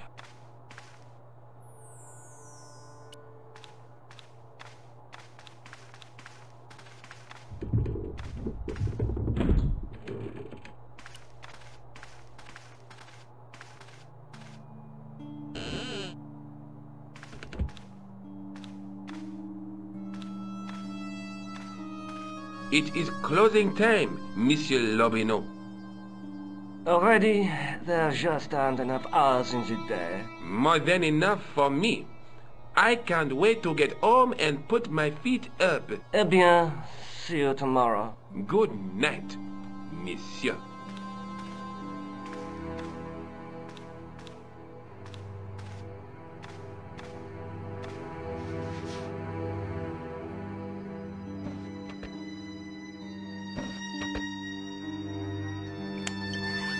Quit fooling around, you moron!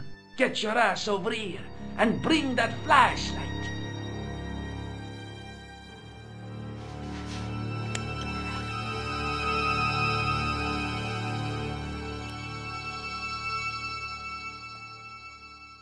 What the... Who's there? Let's get out of here!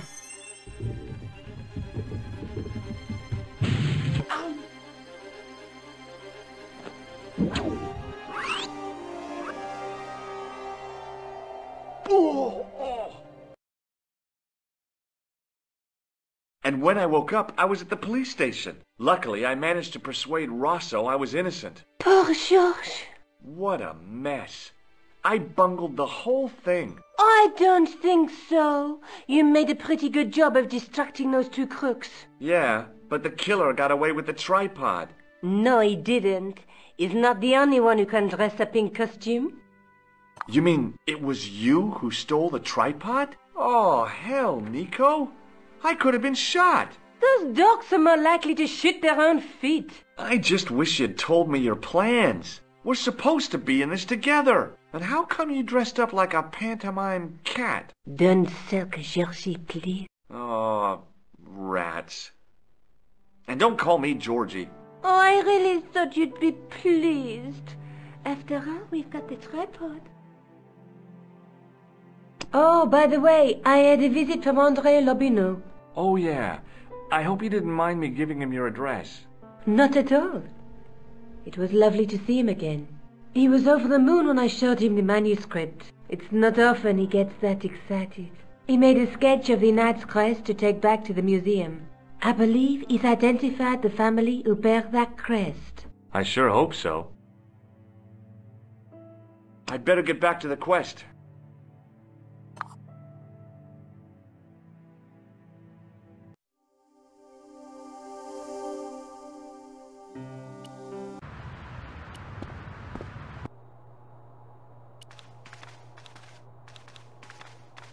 Hi, André. Hello, Georgie. Hey, I visited Nicole's apartment. Yeah, she told me you came by. Ooh, quite a fine Georgie boy. I didn't expect anything quite so sexy. I hope you're referring to the manuscript. Oui, of course. What did you make of the manuscript? It dates from the time of the Crusades. We guessed that from the Templar seal. It's a story and pictures like a modern-day comic book. What story does the manuscript tell? I don't know. It was probably produced for the tourist market. Tourists? Oh, oui, pilgrims in their thousands on their way to Jerusalem. The tourist trade is nothing new, you know. It's been around for centuries. Ever since Joshua made a packet selling souvenir bricks from the walls of Jericho. Have you deciphered any of the images on the manuscript? There's very little I can be sure about. The slang of the bull could be a reference to Mithras. Who's he? A Persian god, almost as popular as Christ at one time. The only thing I can be sure of is the knight. He's Spanish. How can you tell that? The writing on the shield, the reference to Ave Maria. No self-respecting knight from Northern Europe would have borne a coat of arms like that. Can you identify the knight's coat of arms? I already did, Georgie. He's a member of the Vasconcellos family from the Costa Calida. Were they famous? No. They're not mentioned after the 15th century. Oh. The spotlight of history moved on. They're probably long dead. Thanks for your help, André. You're welcome.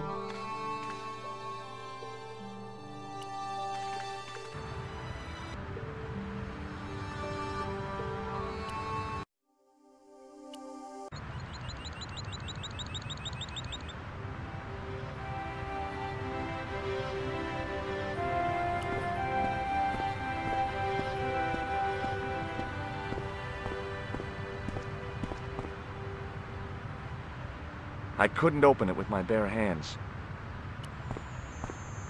Hey, you with the balls. Oui? How did you learn to be a juggler? Juggler? What is this juggler? It's you. You juggle, that makes you a juggler. No! I am a jongleur. A jongler? What's that? Mon Dieu!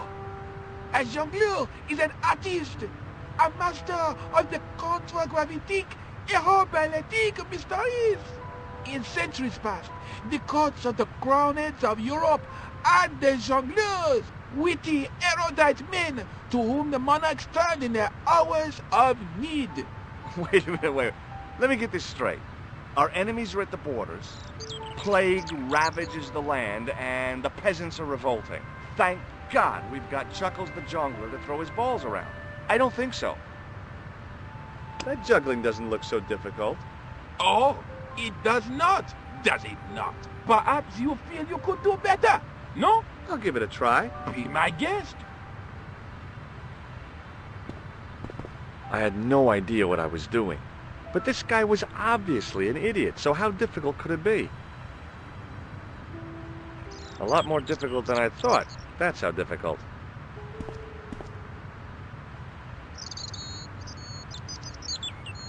Still, it was my big chance to be derided by complete strangers. Not so easy after all, is it? No, I guess not. Hi again. Oui? What is it this time? What do you know about the Knights Templar? Le Templier? Ah, their last Grand Master, Jacques du Molay, was burnt on an island in the Seine in 1314. Wow. You're pretty well educated for a juggler. No, monsieur. I read it on that board over there. Catch you later. Au revoir, monsieur.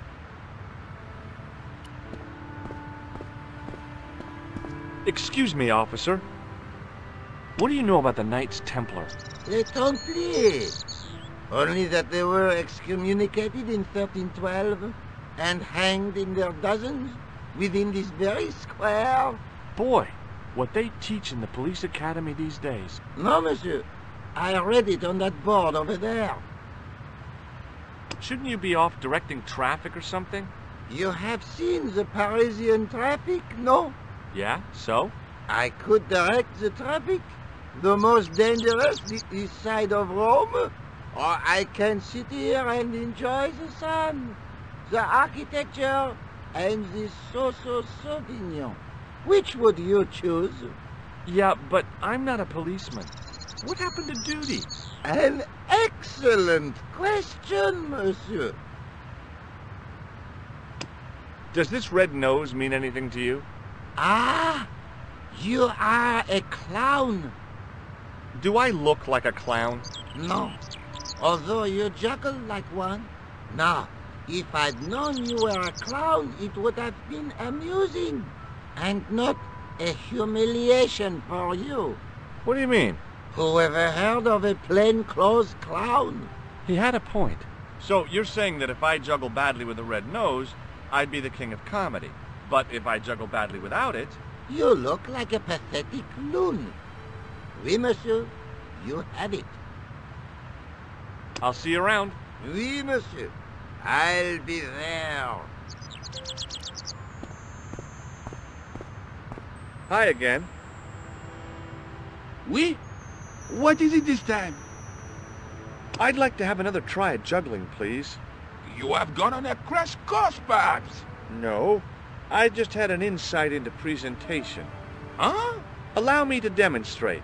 The balls, please. If you insist on completing your humiliation, monsieur.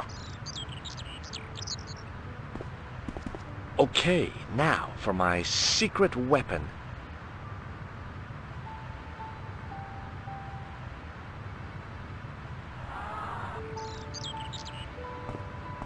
The juggler was speechless with rage. You could have mistaken him for a mime. And without a word, he collected his balls and left in a fury. Hey! You forgot one of your balls! Hey! But he didn't hear. Better still, deprived of his entertainment, the gendarme decided maybe he ought to do some policing for a change.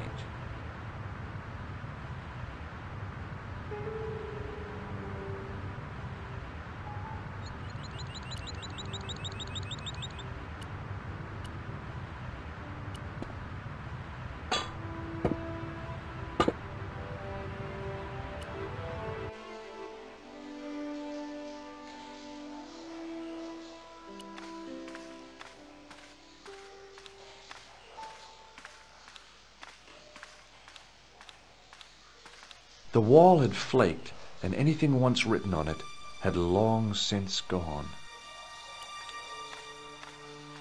The inscription was hard to read, but I made out Templiers and something about innocence.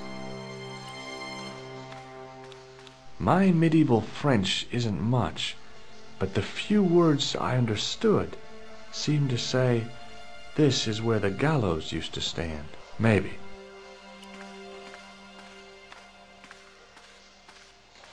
The wall had flaked, and anything once written on it had long since gone. The wall seemed in very poor condition. The inscription was undecipherable. The plaster had cracked and was falling away. I wondered why.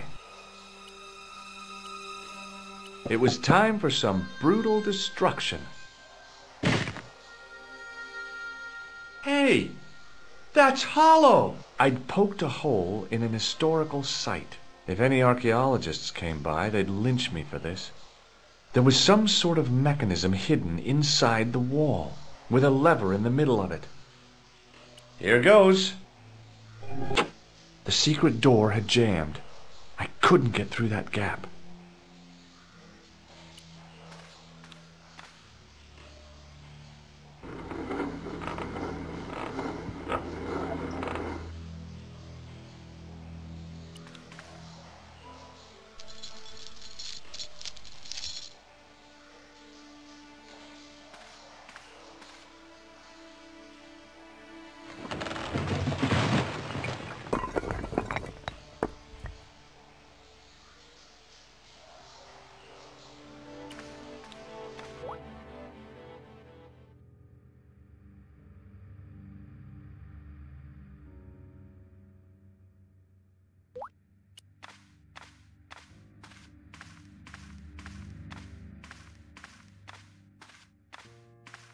At the bottom of the steps, I could see a glow.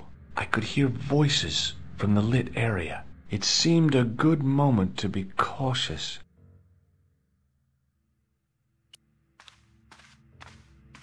In the beginning was the end. An end wrought by our enemies began our darkness. In the end will be a beginning.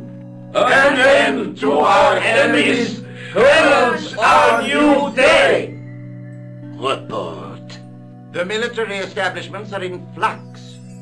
The end of the Cold War has left them with no clear goal and as obvious targets for budgetary cuts.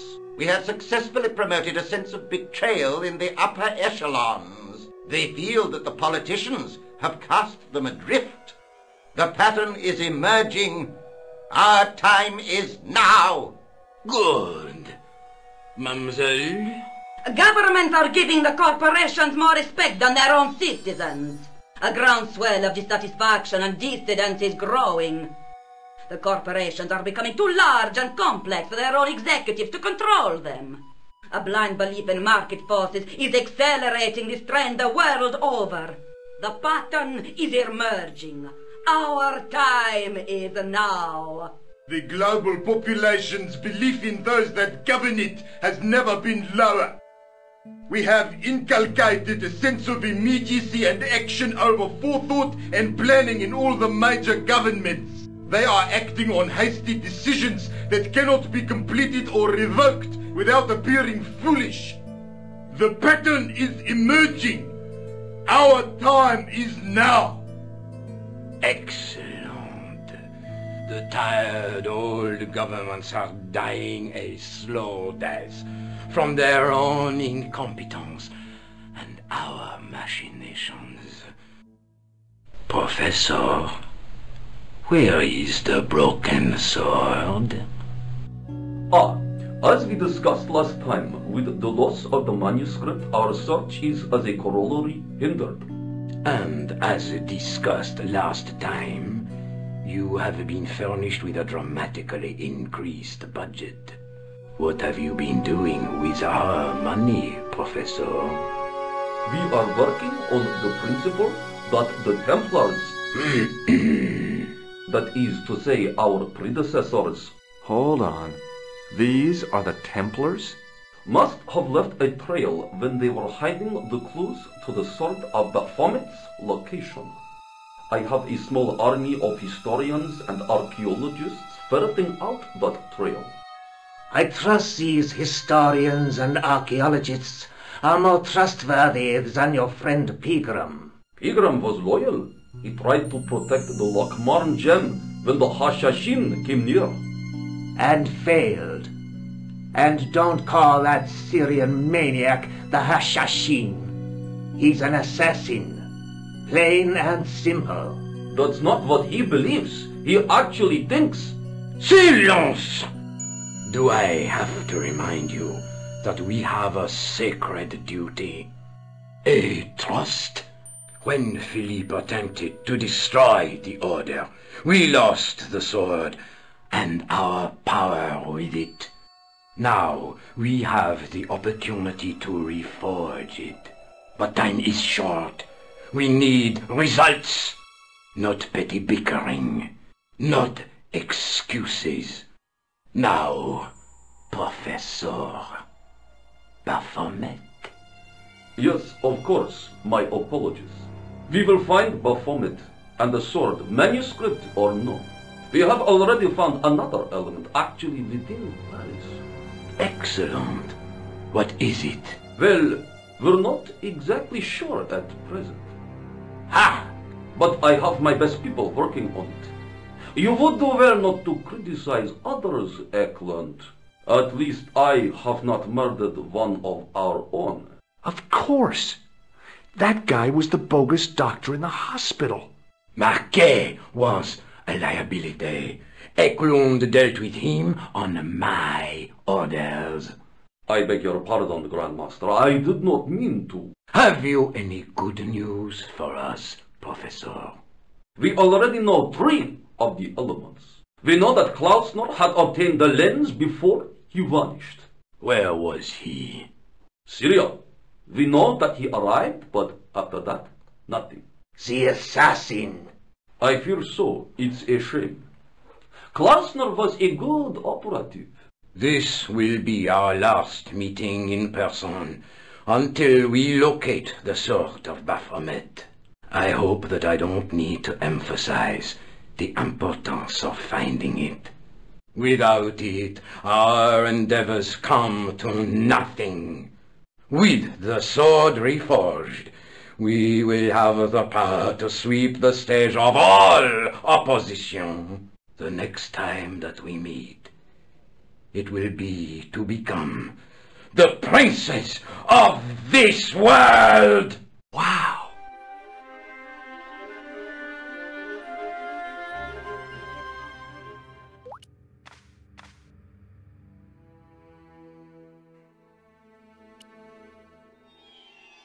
In the middle of the circle was a stump of stone, a shaft of daylight from the world above lancing down to touch it. The tripod's feet fitted neatly into the notches on the top of the stump. The light falling from above struck the gem and scattered in 5 neat rays, and each ray picked out a letter. Starting from the left, I could read M-A-R-I-B, Marib. Now all I had to do was figure out what the heck that meant. Nico, I've seen them. Who? The Templars. I spied on their meeting in the catacombs. And you saw the Knights Templar? I saw a bunch of guys masquerading as Templars. They're after something called the Sword of Baphomet. The bogus doctor was there, the guy who killed Marquet. The manuscript is the key, just as we thought. It shows the way to the broken sword, whatever that is. And how does the assassin fit into all this? He's out to stop them. These Neo-Templars, they're men and women in influential positions. Don't you see? Plantar was one of them. The assassin killed him for the manuscript, to stop them finding the sword. But now we have got the manuscript. Yes. So, how do they hope to find the sword? I don't know. They said something about a lens and a guy called Klausner who's gone to Syria, but they didn't seem to realize the significance of the very site of their meeting. You see, after they'd gone, I discovered a stone pedestal and a carved inscription. I set up the gem on the tripod, directly below a beam of light. The gem split the beam and lit the letters M-A-R-I-B. Marib is a village in Syria. Then the Neo-Templars are ahead of us. Klausner beat me to it. You're not thinking of going there yourself, are you? Why not? These guys are crazy and dangerous. That reminds me, you should leave the gem here. Okay. What about the tripod? I'll send it back to André, anonymously. Is there something going on between you and Labano? What business is it of yours? We agreed all this, the clown, the Templars, strictly business, remember? Yeah, but... So get off my case. Do you think I should go to Marib? Syria is a long way, Georges.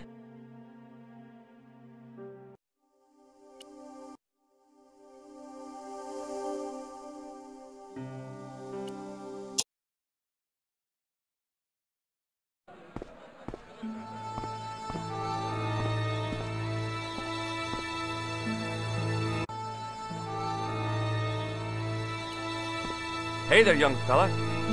Speaky you the English? Speaker you the Anglaise? Parlez-vous anglais? Yes, si, and indeed oui, and rather better than you by the sound of it. My name is Nico. Welcome to my grand emporium of quality merchandise. So, this is your stand? Oh, yes, sir. Though stand does not begin to do it justice. The finest in this bustling metropolis. This is a bustling metropolis? Well, not per se, no. How much are those books there on the shelf? Have you any Syrian pounds? I think I might have a couple of Irish pund. Then they're too expensive for you, sir. You speak very good English. Thank you, sir. I learned from tapes that my uncle procured. Oh, a language course. No, sir. Jeeves and Wooster. Gussie, Fink, Noto, Aunt Agatha. What ho? Does the word Templar mean anything to you? Templar. Ah, Templar. Templar! Why, yes, of course. It does? Yes. A splendid series of books by Mr. Leslie Chatteris, featuring the roguish Mr. Simon Templar. Great. That's a real help, Nijo. Anything else? The Saint television program, featuring Mr. Roger Moore of the quizzical eyebrow, and a stick man with a halo. Bing! So all Templar means to you is Roger Moore? I only watched it for the stick man with the halo. Bing! He was better animated. So I'm correct in saying that the word Templar doesn't mean much to you? Well, there was the Order of Knights who were wiped out in an Inquisition in 1312, I suppose. That's them. What else do you know? Just how much information do you think there is on a Trivial Pursuit card? A what? From the medieval edition. We had it on the stand a couple of years ago. Ask me what a feuter is. Go on, I know all this stuff. Never mind. Okay, forget about the Templars for a minute. What do you know about knights? Like the Crusaders, they came to the East on an insane and pointless mission. They sacrificed thousands of lives, including their own, for insensate pride. How anyone can find them romantic confounds me. So long, Nijo. Toodle pip, sir.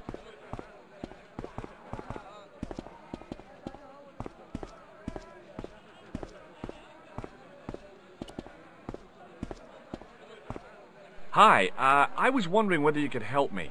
Why, sure, son. Always got time for a fellow American. The name's Henderson. Dwayne Henderson. Pleased to meet you, Mr. Henderson. Hell, boy. I'm not in the office. Call me Dwayne. Oh, okay. Dwayne. My name's George Stobar. I saw a medieval picture of a woman. Royalty or nobility, something like that. She was looking in a mirror, but the reflection was of a man with 3 faces. What do you think of that? I think you should be in therapy. Do you think bulls have any significance around here? Weird question, George. Nope, I don't think they have. Do you mind if I ask you an odd question? Okay, but I might not answer it. Do you know anything about the Templars? The Knights Templar? Yep. Nope. Nothing at all. Well, you knew they were an order of knights. What I know and what I say are 2 different things, boy. I haven't lasted as long as I have in this business without knowing that. In this business? Sure. The greetings card business. Oh, please. Does the image of a knight holding a crystal ball mean anything to you? Hell no. What would a knight want with a hunk of glass? I don't know. That's the problem. What's wrong, boy? It's not a crystal ball. It all came together in my head. What the conspirators had mentioned losing. The strange perspective of the manuscript. It's a lens. Have you talked to Nijo? Nijo? He's the youngster on that junk stand, right? Yeah, we've met him. He's a smart kid. Speaks 4 languages, and he's never had a day's formal education. He should go far. Kept trying to peddle garbage on us, though. You're not going to find much worthwhile around here. I know that, and you know that. But try telling Pearl. She reckons there's antiquities in them there stands. You're a long way from home, Dwayne. Could say the same about you, George. Me? Well, I'm just sightseeing, that's all. Without a camera? Kinda lax to come all this way and not take pictures. Mind if I take a picture of you, George? What? Why? Ow! You could have warned me. You don't mind, do you, George? The folks back home will be real interested. What exactly do you do, Dwayne? Didn't I say? Oh, I run a greeting card company. Yep, we're based in Cleveland, Ohio. Pearl writes the poems for her. You ought to ask her to recite some. Where is your wife, Dwayne? Pearl? Oh, she's around, looking for bargains. How long have you been married, Dwayne? Hell, must be 30 years now. Okay, well, I'll see you around, Dwayne. Count on it, George. Hi, what's your name, sir? Hello, you buy kebab. Moscow. Well, goodbye. Have a nice day. Most good.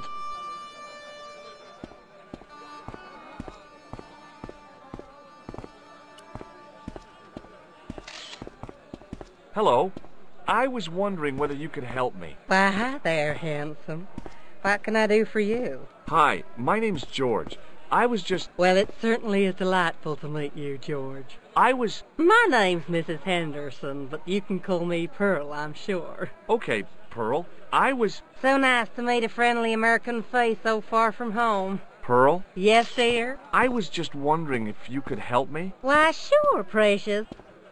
Have you ever heard of a group of knights called the Templars? Sounds familiar. I remember. Dwayne had a book. The Holy Something and the Holy Something Else, I can't quite recall. I read a little of it. And? Seemed like a lot of hooey to me. I've been talking to your husband, Dwayne. Oh. Yeah, he tells me that he runs a greeting card company and you write the poems that go in them. Oh, yes, indeed. I consider myself the artiste of the family. Tell me, George, would you like to hear one of my poems? Well, maybe not just for the moment. Okay, George. You don't know what you're missing. So, tell me a little about yourself, Pearl. Me? Oh, a gentleman's interest is always so flattering.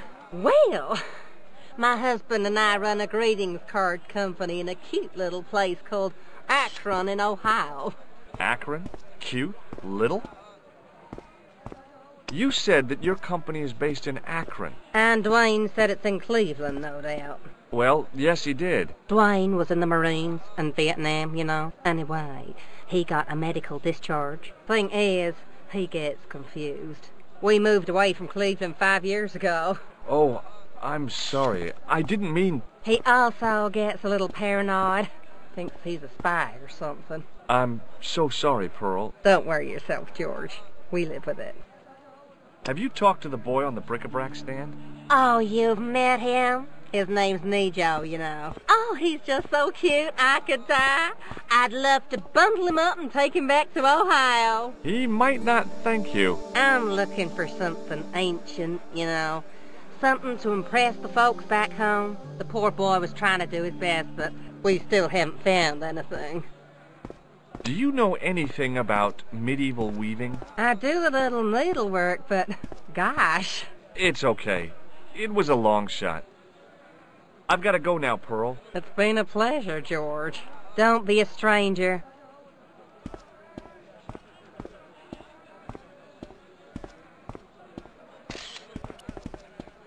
Hi, Nico. Hello again, sir. What do you think of this, eh? Oh, sir, what a splendid plaything. One day, when I am rich, I am going to build a world-renowned collection of brightly colored balls. Are you serious? In deadly earnest. People will come from far and wide to see my... Yes? ...collection. The Rockefellers and the Gettys can keep their hoards of so-called fine art. But answer me this. What good is a Picasso, I ask you, if you cannot bounce it off a wall? You may have a point. So long, Nico. Toodle pip, sir.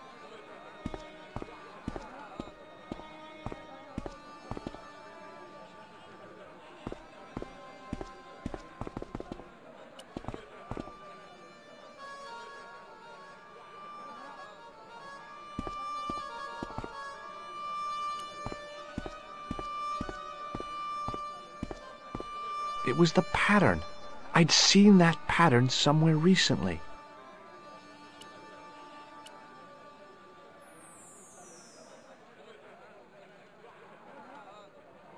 Muruba! Hello, sir! Does this matchbook mean anything to you? Ah! Give to me! Give to me! Allah mut!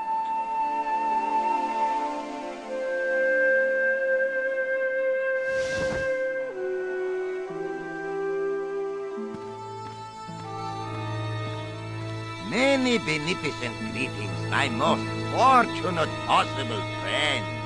Huh? Do I know you, mister? No, no, and again I say, no. But, my friend, do you not see our mutual good fortune in this meeting? How frank do you want me to be? You are a traveler, yes? Boy, you must be the world's greatest detective. No, I am told that is Sherlock Holmes of the big forehead and slipper full of shag. I, as contrast, am world's greatest luxury taxi driver. I can see where this is going. I am Ultar, taxi driver and luxury guide per excellence. Yes.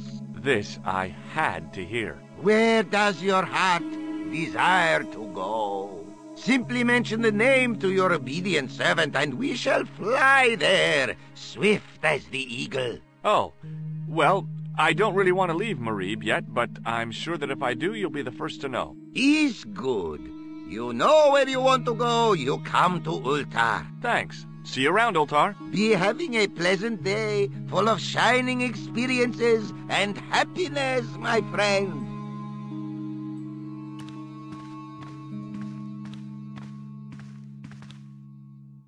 Damn, the door's locked. I'm sorry? Did you say something? He say you not to go in toilet. Read sign, matey. Matey? It lose something in translation. By staring hard at the notice and squinting, I discovered I couldn't understand a word of it.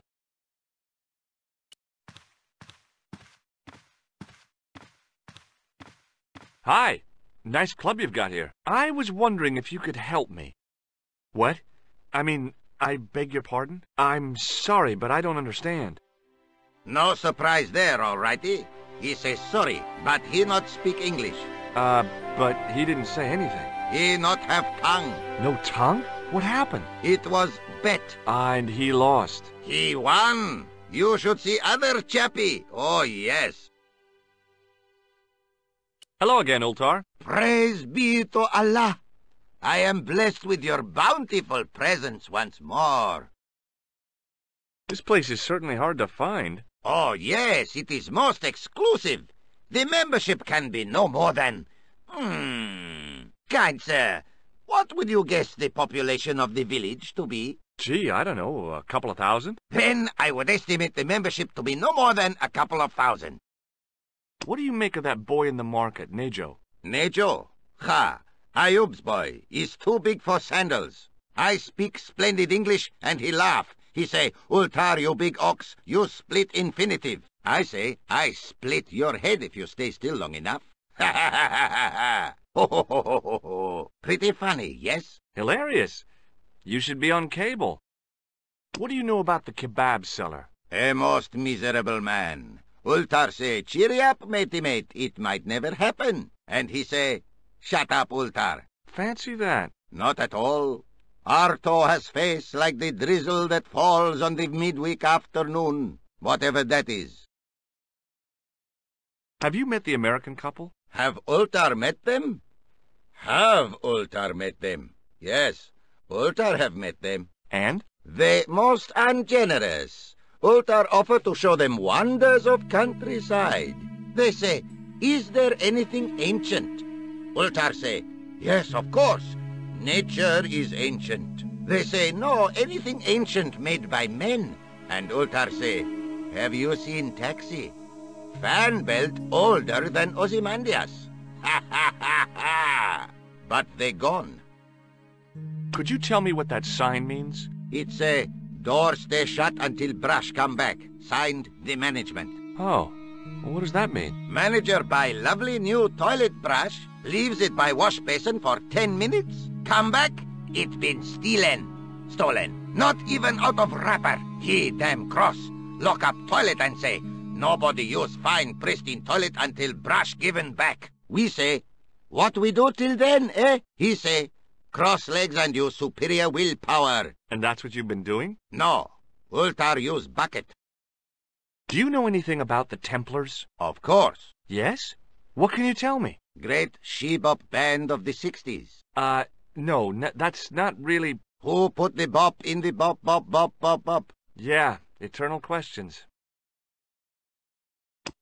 Have you seen this man before? Oh, most certainly. Was here only yesterday. Here? Yesterday? My God, he's close. Yes, he was asking a lot of questions, just like you. What did he ask about? He asked about American called Stoby. Stobart? Yes, Stobart. You know him? The killer knew my name. What else did he ask about? He asked about German man called Klobner. I tried to remember the name of the man the conspiracy had lost in Syria. Was his name Klausner? Sure, that is what Ultar said. Klausner. I told this man in the picture, Klausner wanted to go up to Bull's Head. Hold on, he wanted to go where? Bull's Head. Big hill, 10 miles out of town. Maybe 60. When was that? Oh, maybe a week ago. What can you tell me about this Bull's Head Hill? It's most magnificent. Lovely views. Worth visiting. Yes, by indeedity. How do I get there? No. Let me guess. You need fine luxury guide to take you there in air-conditioned taxi. Woe is me. Where can I find such a guide? And Ultar is most luxurious guide for most literally some way, in any direction. Gee willikers, lucky old me. Are you desirous of my pleasant and luxuriant service? All right, let's go. First, I regret the formalities. A trip to the Bull's Head. 50 Yankee dollars, please. $50?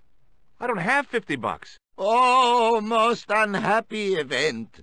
Ultar then sorry, but he cannot take you on ride of lifetime. Hold on, Ultar. Is there nothing I could barter with you? Word that it was so, beloved friend. But my taxi needs gas, and its muffler needs the muffler doctor. Trading for these things is not possible. My heart weeps for the injustice, but it's bucks or zip, or unfortunate American. Well, I still don't have any cash on me, American or otherwise. Oh, unfortunate, most extreme. The delights of the Bull's Head Hill then must wait, I fear. See you around, Ultar. May good fortune follow you, mister.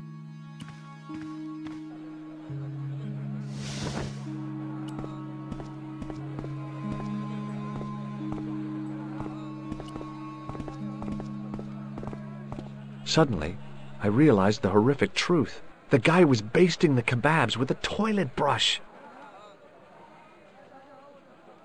Well, goodbye. Have a nice day. Most good.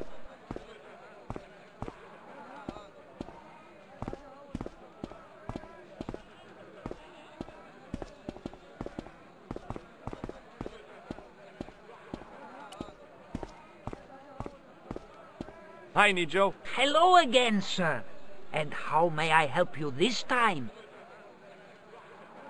Seriously, do you really think this thing's so great? Take it away, you tempter. I'll swap it for something off your stand.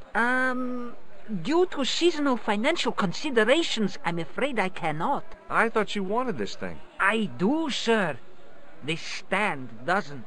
Which in translation meant it's not really my stand, and I'll be in big trouble if I swap anything for something that I want myself. Alternatively, is there any service that you require? Not at the moment, but I'll bear it in mind.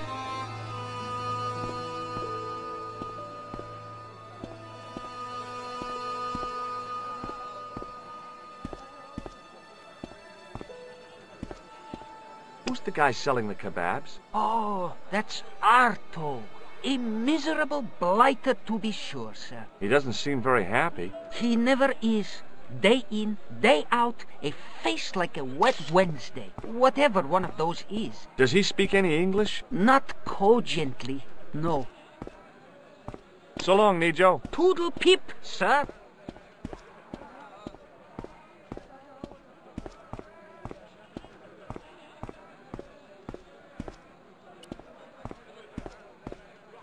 Hello again, sir.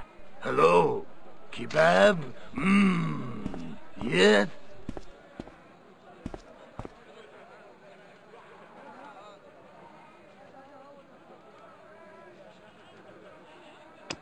What do you make of this, sir? You buy kebab. You buy kebab. Yum, most good. Well, goodbye. Have a nice day. Most good.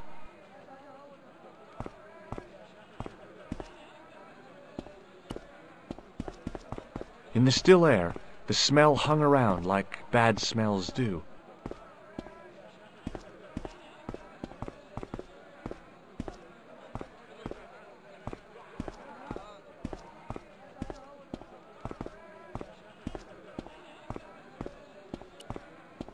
Hi, Nijo. Hello again, sir. And how may I help you this time? What do you know about that couple? Oh, they're American. Is that all? The chap's a little odd. As for the lady, it's a funny thing. But I get the impression she's a lot cleverer than she's letting on. I met an interesting guy earlier, a cab driver. Ah, that would have to be Utar, a barbaric sort of chap. Oh, he's not that bad. You know how he speaks in pidgin English? That's how he speaks in Arabic too. Look, this is going to sound a bit strange, but I need Arto's brush. What? The brush he bastes the kebabs with? Yes. Let me find some dirty postcards for you instead. Nijo, this is serious. Arto stole that brush he's using from a friend, and I want to get it back. Perhaps I could help you, old chap. Maybe? Perhaps? Maybe what? Perhaps what? I do not wish to seem mercenary, sir, but I am a merchant, and merchants trade. Merchant? This isn't Sears and Roebuck here. Well, if you're going to be disagreeable... No, you're right. What would you like? I seem to recall that you have something that might alleviate my boredom. A globe of delight, a Rubicon spheroid of heavenly pleasure. You mean the ball, don't you? A tiny spherular form that barely spans my hand, yet promises hours of amusement. If you mean the ball, why don't you just say so? Can I have the ball back, mister? All right, here you go. Thank you, sir. People say bad things about Americans, but you're okay in my book. What people? What bad things? Never mind that now. Remember the brush? Right, yes, the brush. All you have to do with Arto is be polite. It lightens his day, makes it all worthwhile for him again. How can I be polite to the guy when I can't speak a word of Syrian? Arabic. That's what I meant. Simply memorize this phrase. Il ach il kalb. Il akal kalb. Close enough.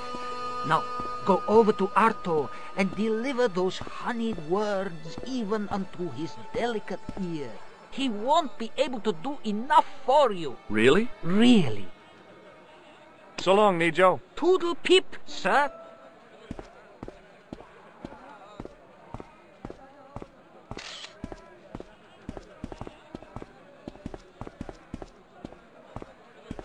Hello again, sir. Hello. Kebab? Yes?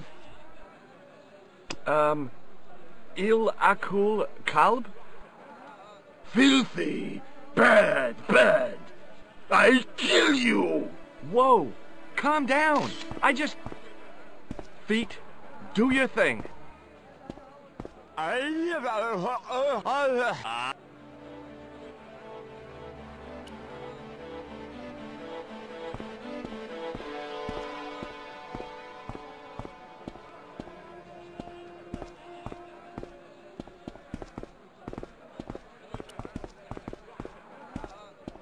What the heck did you tell me to tell him? Patience, sir. Patience?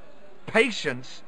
I've been chased by a homicidal kebab seller, and you expect me to be patient? But consider, sir, while you were running from the irate Arto wasn't using the brush. Hold on. Are you telling me that I've been used as a diversionary tactic? Your brush, sir.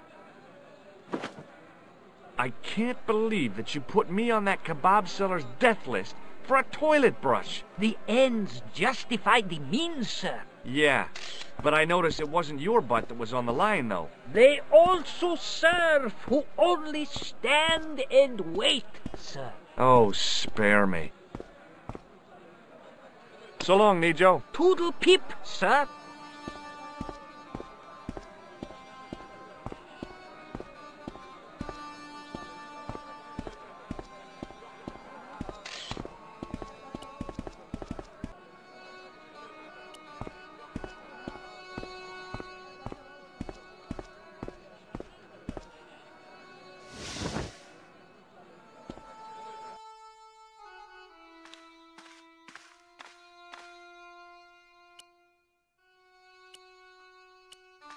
Here's your brush, sir.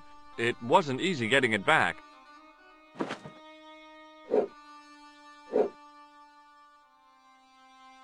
The manager took the brush from me, gave me the toilet keys as my reward, and stomped off. What was all that about? Manager, he say, bah, look at state of this. Need much cleaning and detergent before go around my, you bend. He said all that? Body language account for much, you know. Oh, yes, indeedy.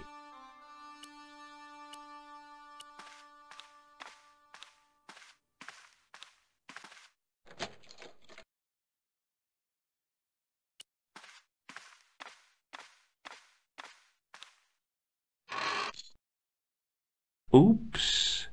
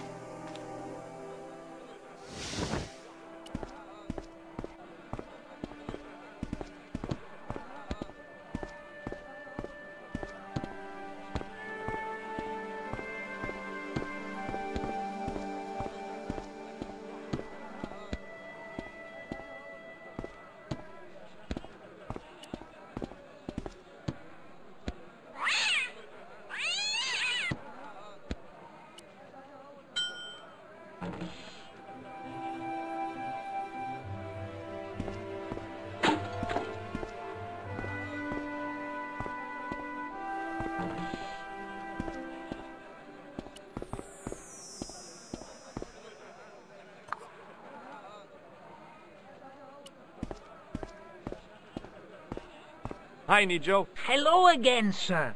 And how may I help you this time? May I have this statuette?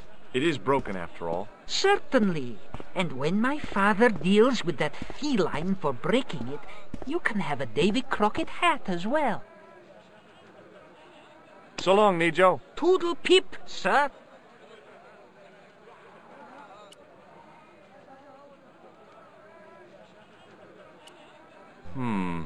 Maybe not. The grease paint had worked magic. Now it looked like aged marble instead of cheap plaster.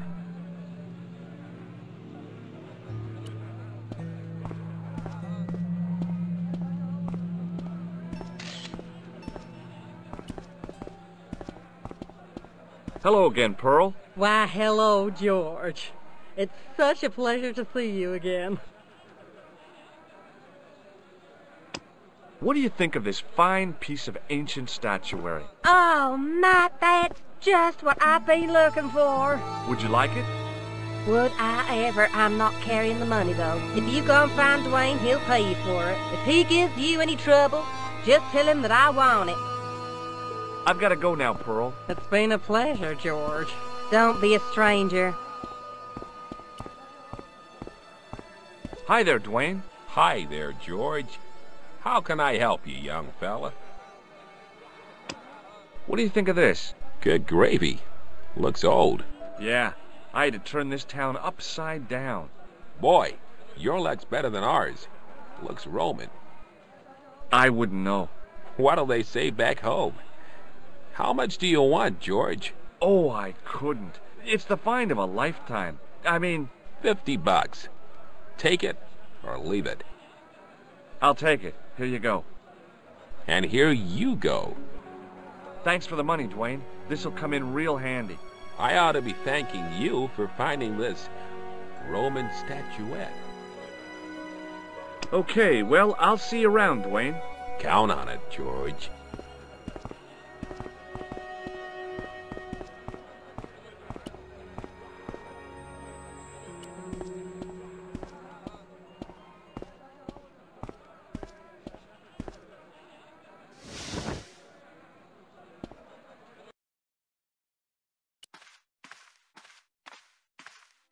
Hello again, Ultar. Praise be to Allah.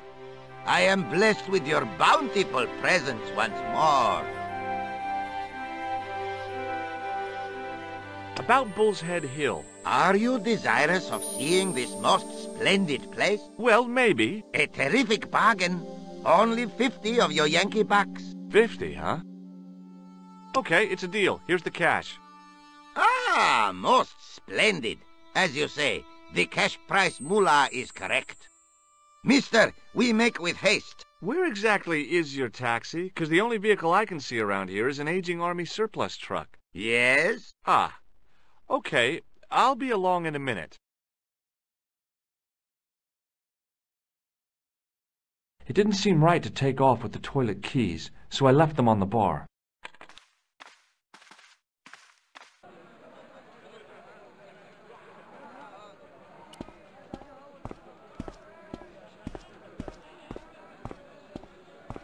Hello again, Ultar. His most splendid and adventurous client. Is this any use to you?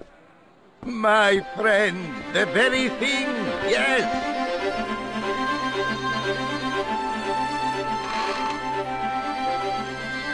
Ultar took the towel from me, cut it in two lengthways, and gave me half back. With his half, he did the kind of fan belt replacement that's normally done with stockings. Now, if I knot the ends together, so... Serviceable, yes? Very serviceable indeed. Stockings might work on a Bentley, but on a truck, the coarse toweling did the job nicely. Come along, my friend. You want to see the bull's head? Yes?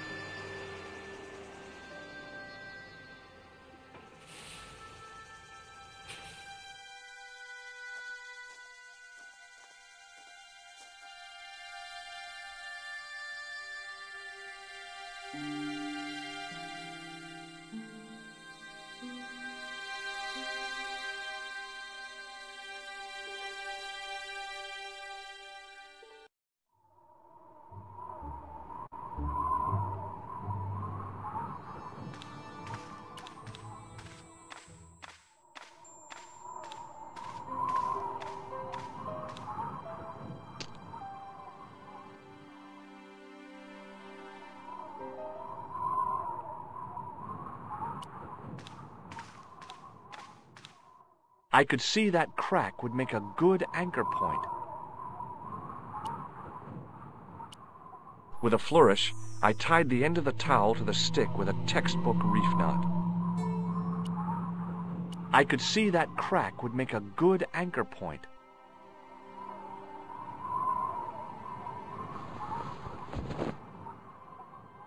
Well, that looked really safe, but I had no choice. I hadn't anticipated going mountaineering when I'd come to Syria.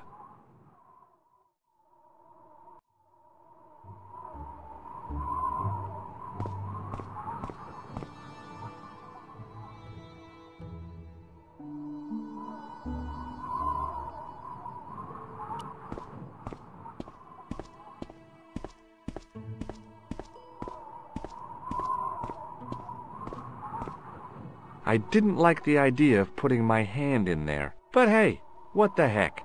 I was only risking mutilation. No blade took my hand off at the wrist, and no scorpion stung me, for which I was very grateful. But there was something in there, a metal ring, as wide as my hand. I took a firm hold of the ring. I tried not to think of death traps, and pulled. Whoa there!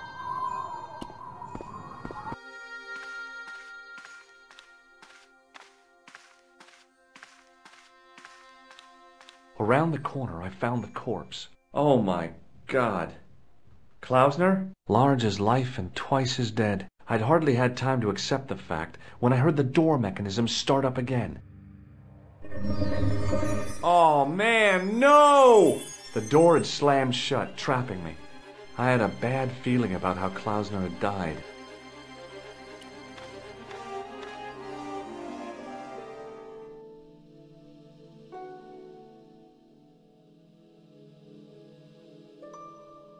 I searched the corpse. No portable phone, no demolition charges, no 5-course meal. You'd think international conspirators would go around better equipped. I've done more fun things in my life than searching a corpse, but as my life expectancy wasn't great, I figured I should try every new challenge that came my way. I cautiously flicked open the jacket. Hey, what's this? I'd found some kind of lens. A very old lens made from a very hard glass. That settled it. The knight on the manuscript had been holding a lens the whole time, not a crystal ball.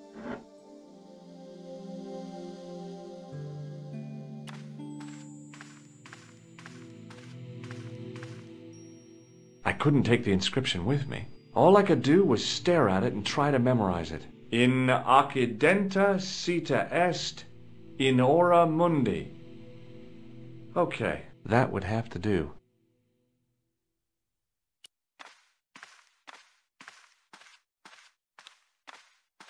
A stone head bearing 3 bearded faces. It was a strange image, but a powerful one, redolent with antiquity and ancient mysteries. The mouth's opening. It must be Ultar. My God, if he comes in, we'll both be trapped. Ultar! Don't come in! It's a trap! Stay where you are! You! Hello, Mr. Stobart. We meet in the most unusual places. Please, do not make any sudden moves. I have no desire to maim you. Did you say maim? I did.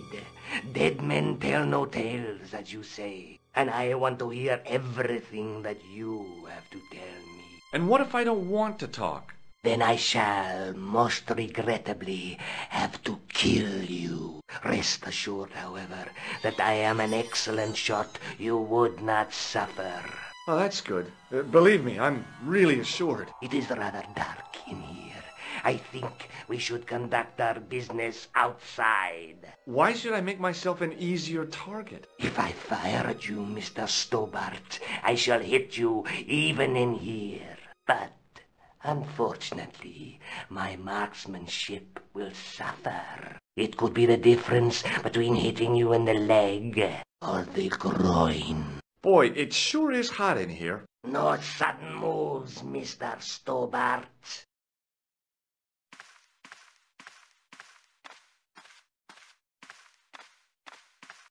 Now then, where shall we start? How about being bosom buddies and you putting that gun away? Klausner, do you know where he is? Yep, he's dead. Just around the corner of the cave. You want to look? I'll take your word for it. How did he die? Starvation or dehydration by the look of it. He was caught in this trap you were shouting about. Yes, I suspected as much. The Templars were not ones to give away their secrets lightly. Was he carrying anything of importance? Yeah, he was carrying some sort of lens. I've got it with me. Give it to me. I don't think so. Don't be a fool, Mr. Stobart. If I give it to you, what's to stop you killing me? What is to stop me killing you anyway? You might hit the lens. Not if I shoot you in the head. When I fall, the lens might get broken. Yes. You plead convincingly, Mr. Stobart. Perhaps you will live to see another day. Perhaps. Was there anything else? Well, there is something, I guess, but you can't move it. Yes? What is it? It's a treasure map. Your X marks the spot. Come now. Do you expect me to believe that? Yeah, okay. You caught me. But round the corner, there is something in Latin up on the wall. Latin? Do you remember it, Mr. Stobart? In accidenta cita est, in ora mundi. Ah, the words of Caesar. Yes, that makes sense. Well, I know that roughly it means to the west, to the edge of the world. But what the heck is that about? It tells me where the sword of Baphomet lies. Mr. Stobart, I am sure that you are just what you appear to be. A gifted amateur. Thanks, I think. But I can no longer tolerate your interference. There is far more at stake than you realize. So what are you gonna do? I regret that we must end this here and now. Your only choice now is whether you die like a man or like a dog. Okay, you're the boss. I'll take my medicine. You are an honorable man, Mr. Stobart. A rare breed. I should like to shake your hand. Yeah. Well, what the heck?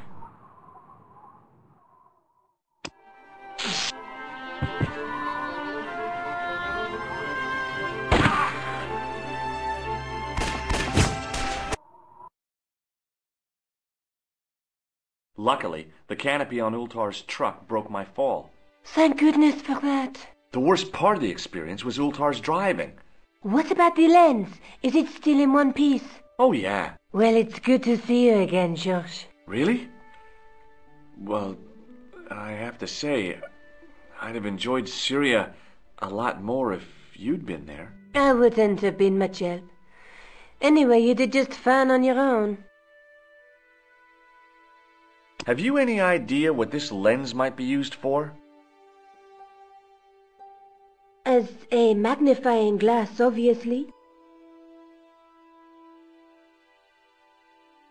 I'd better get back to the quest.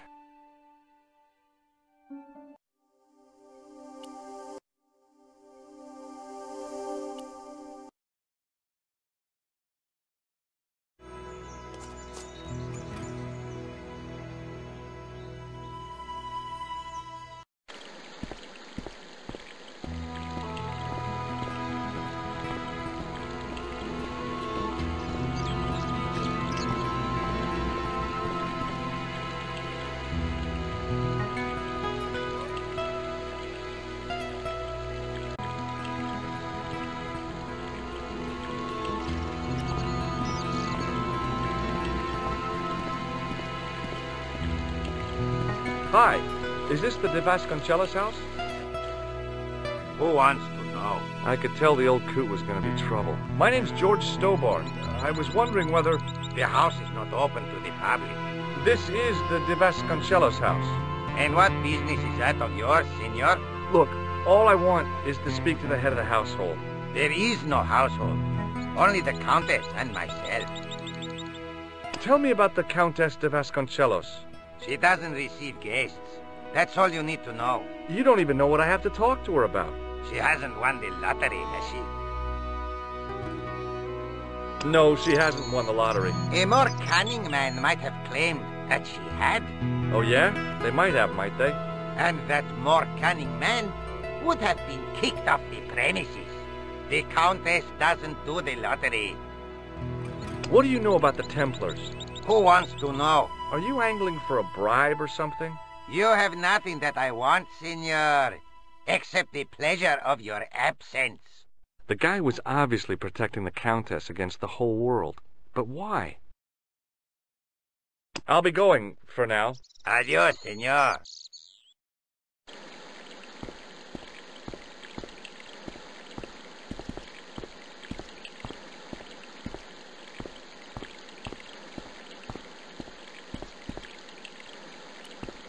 Hey, you. Yeah? What is it? You would not like it if people just wandered into your home, would you? Well, no, I guess not. Then show a little consideration. Okay. Sorry.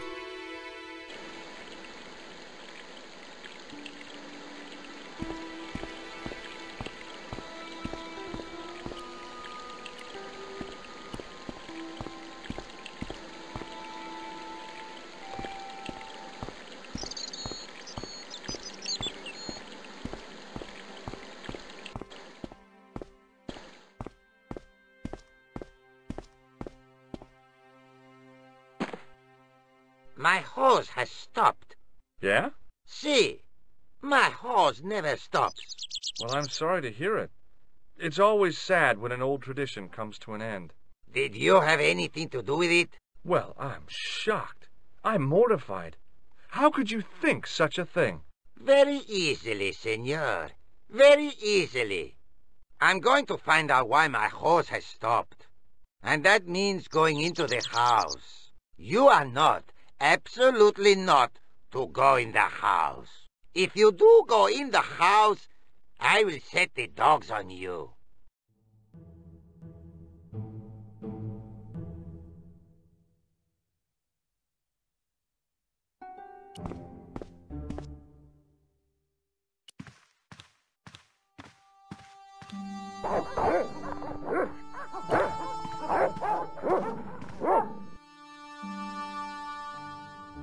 Hey, you. I know you are there, American.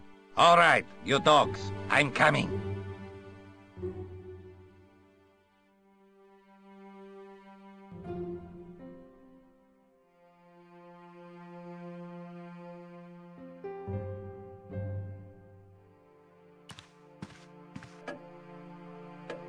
Madre Dios, who are you? My name's George Stobart.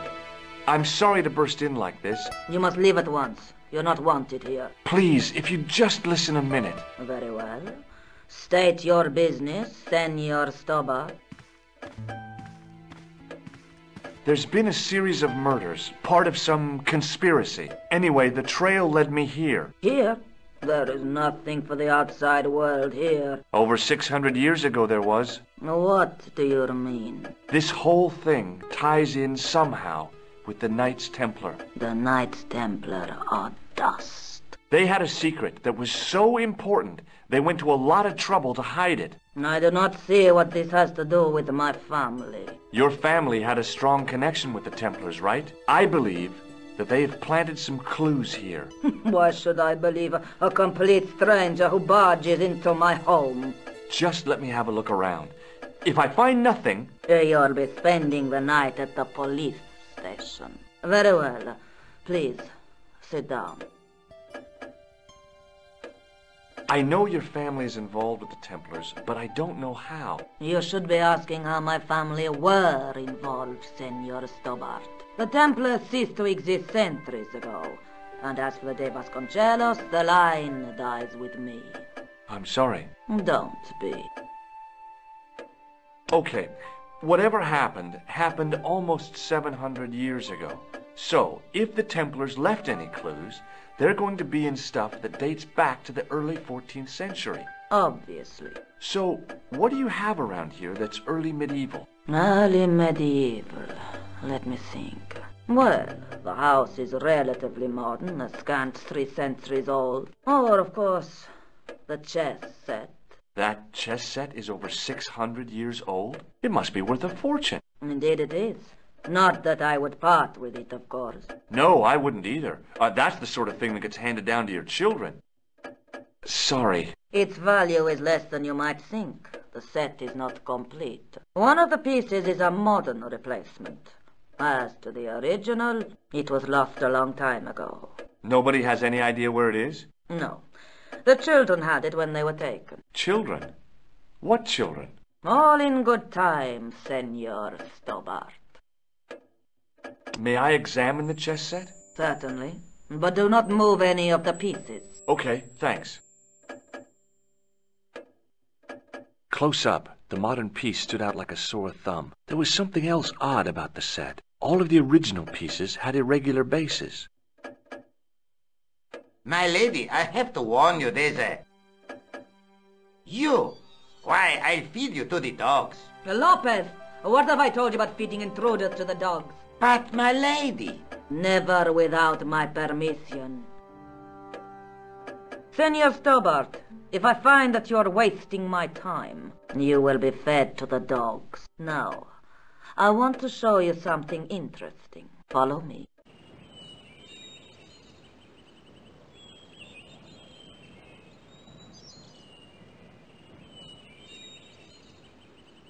Lopez, unlock the door, por favor. This is the only remaining structure on the estate contemporary with the Templars. Nice. What is it, a summer house? A mausoleum, Senor Stobart. Oh. Come with me. Hey, senor. Yeah? I do not know what you have told my lady to be shown these favors, but I do not trust you. You've got nothing to worry about. Aren't you coming in? No, the dead do not interest me. My garden is a living thing. I will be there. Wow, this is old. It was constructed in the 13th century as the final resting place for the de Vasconcellos Templars. It's well maintained. These are my ancestors, and they deserve respect. I come here at least once a week to say a prayer for them. Mind if I have a look around? By all means.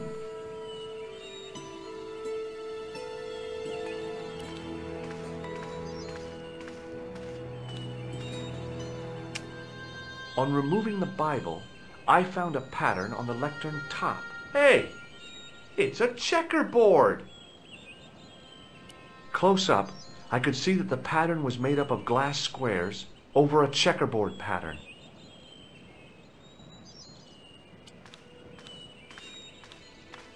May I ask you something? You may ask. What's the story with the glass chessboard? Glass chessboard? Oh, the pattern on the lectern, purely decorative, I'm sure. There are pieces of glass missing from it. Oh, it has been like that since I was a girl. The gaps in the glass chessboard look awfully deliberate. No, it is ridiculous. What possible significance can it have? It's part of a chessboard, and the gaps are for... Senor Stobart, you cannot mean... This place was built for the Templars. Your chess set is as old as the Templars. It's kind of suggestive, isn't it? I think this must be it. This is what the manuscript is pointing to. This is extraordinary.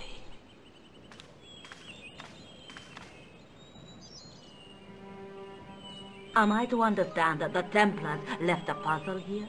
And in all of this time we failed to realize that there was a puzzle? It was wonderful to watch the Countess change before my eyes. Right. Well, no time for wallowing in self-pity, eh, Senor Stobart? This mystery has had a good long run, but it ends here and now. All those years of fatalism were falling away from her. Lopez! Lopez! Put that hose down and listen! Go to the house and get my chess set. Yes, the old chess set! Now hurry! My, this is exciting, is it not? Don't get too excited. This could be a blind alley. Oh, I do not believe that for a moment. It's good to see you happy. Happy? You know, I think I am. While we're waiting, I'd really like to know what happened here. I mean, the curse and everything? It all began at the time of the dissolution of the Templars. Don Carlos had already left their ranks to become a scholar. Don Carlos? Is he the guy who went missing? Si, but he had reckoned without the local bishop. Their bishop envied us our lands and determined to use the papal edict as an excuse to destroy us. Don Carlos was on one of his scholarly journeys when the Inquisition arrived. When Don Carlos returned, it was to find his loyal manservant slain and his children gone. They took the kids? But why? Oh, we will never know. the bishop denied all knowledge of the children's disappearance. But witnesses had seen his men kill the servant who had been charged to protect them. What happened to Don Carlos? He swore he'd find his children if he had to go to the edge of the world. He put on his armor and took up his sword and shield and rode out alone. He was never seen again. Lopez, you have the pieces. Si, my lady, as you asked. Por favor, Senor Stobart, would you be so kind? My lady. Calm yourself, Lopez. I believe Senor Stobart's motives are pure. Very well, my lady. My lady seems to trust you. But you don't. No, senor.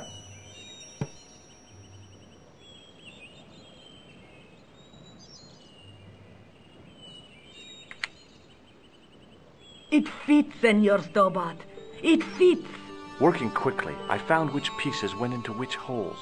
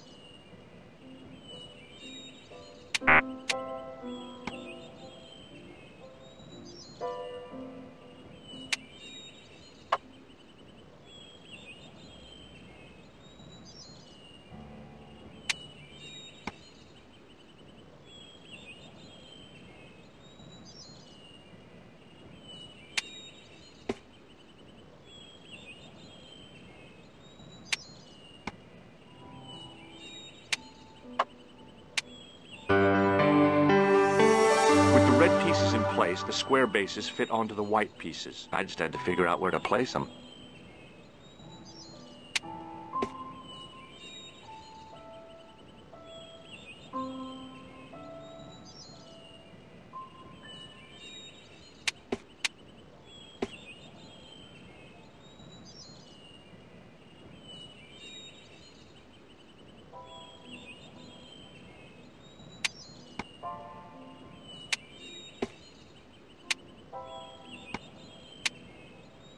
Bingo! I mean, checkmate.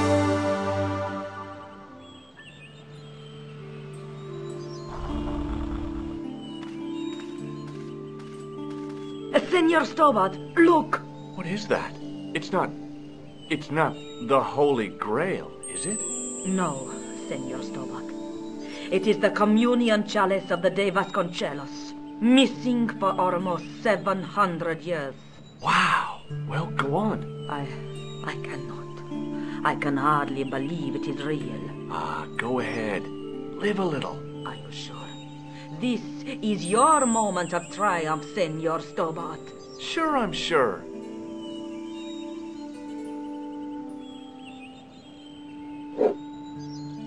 The possibility of death traps only occurred to me a few days later. So the curse of the de Vasconcellos is lifted? Oh no, the Countess was thrilled to find the lost chalice, but there's still the riddle of the missing knight. Well, you can forget about that now and get back to finding the Templars' secret.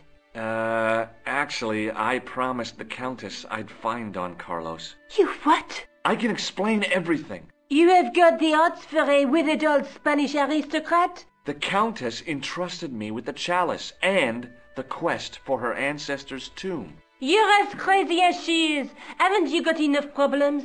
Khan and the Templars? It's all part of the same thing. The chalice is important, I'm sure. The manuscript pointed us to the knight, and I have to find him. What then? I don't know.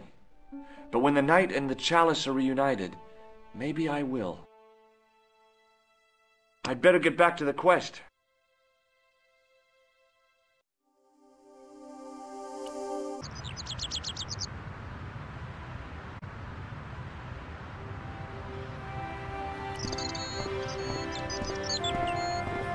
You're back. Oui, I have returned. Well, I wasn't expecting to see you back here again. No? Well, it is a strange thing, but I am here on duty. On duty? But you're just sitting there drinking wine. No, I am not just drinking wine. I am undercover. I must be missing something. You're in uniform. Precisely, monsieur. My cover is that of an indolent, wine-guzzling police officer. You've got me convinced. Merci. But in reality, my every muscle is poised, every nerve honed. I am drawn tight, ready to pounce. Pizzang! Who or what were you planning to pizzang on? You must have heard, monsieur, of the terror that is gripping Paris. You mean the killings? Oh, at last, someone's taken action. People die every day. No, I am on the trail of Sewer Jacques. Who? Sewer Jacques, the terror of the subterranean city. He pops up here, he pops up there. The cops, they seek him everywhere. Is he so hush or beneath the neck? That damned elusive Sewer Jacques. Bravo, that's very good. Merci. I was up half the night writing that.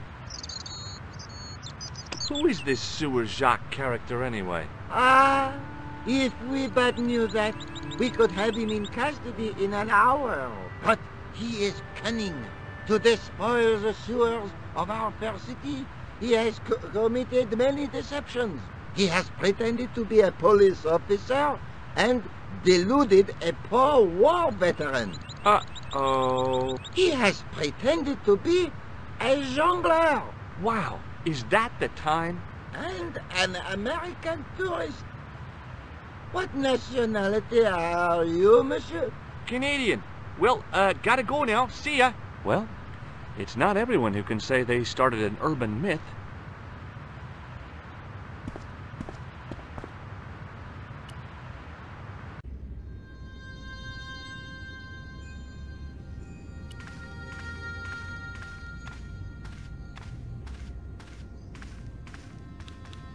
Excuse me, Father. Pardon? Do you mind if I ask you a few questions? Not at all, monsieur. It will be my pleasure to help you. How long have you worked here? Hardly work, monsieur. This is a calling. I have been helping Father Flambert for nearly 6 months now.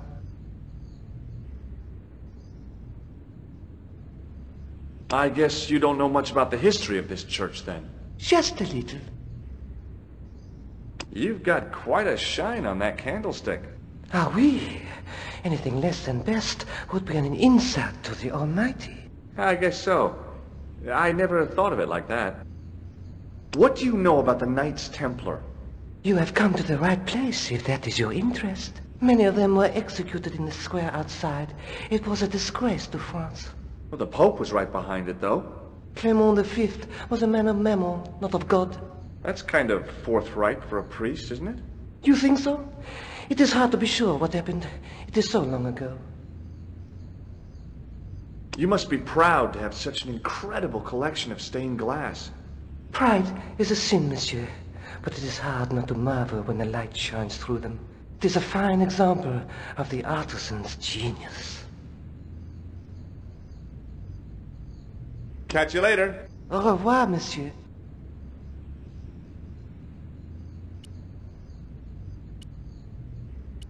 Hello again, Father. Bonjour, monsieur. How pleasant to speak to you again. What do you make of this chalice? It certainly looks very old. About as old as this church, I think. There seems to be an engraving on it. Yeah? What does it say? I do not know. It is very tarnished. With your permission, I could try polishing it. I promise I will be very careful. That'd be very good of you. This shouldn't take very long. Feel free to look around. Okay, thanks.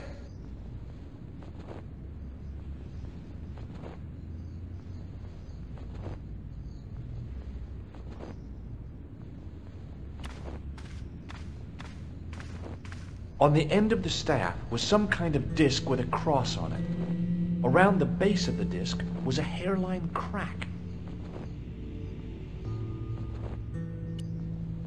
A scroll was a symbol of scholarship. I knew that much. A scholarly knight. That rang a bell. A very Spanish bell. The lens fitted into the end of the scroll like a hand into a glove.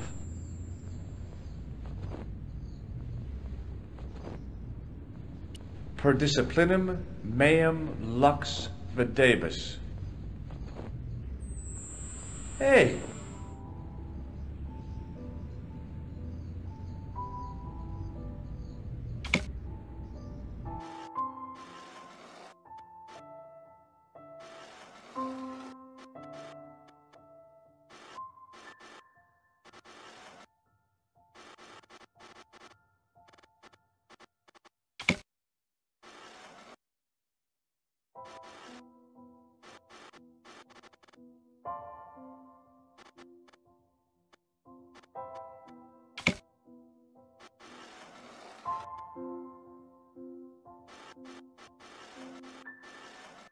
It was a Knight Templar burning at the stake. And below him a date in Roman numerals. A Knight Templar burning at the stake. And a date. Let me see. MCCCXIV. That's 1314.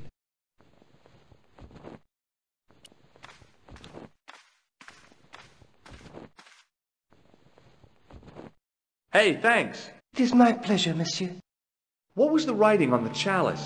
It was not writing, my mistake. It was a coat of arms. The remarkable thing is that it seems very familiar. Yeah?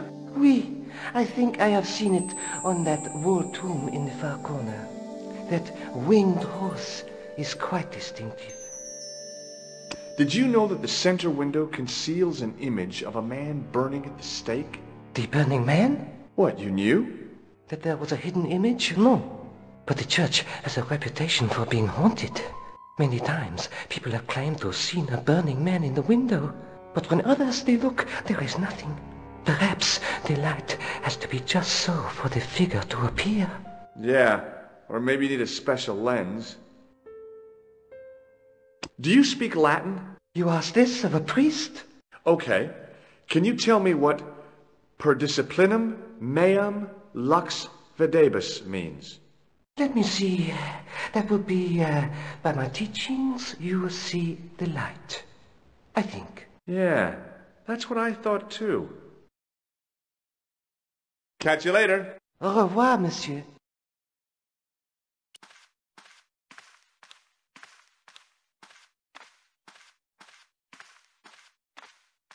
Now that my attention had been drawn to it, there was no mistake. There was no name on it.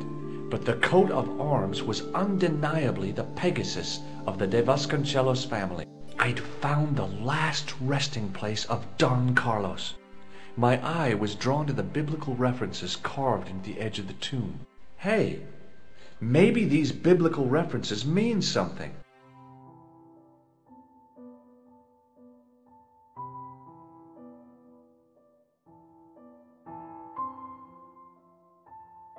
Psalms 22:21. Not much to go on, but it must have meant something. If I examined the tomb more closely, there might be other clues to find. John 4:11.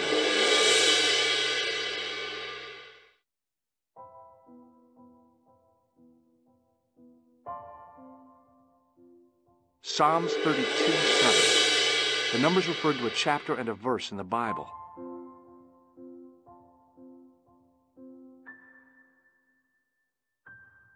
Corinthians 14:5. There are no more references to find, but a series of Roman numerals ran around the plaque. I made a note in case they meant something.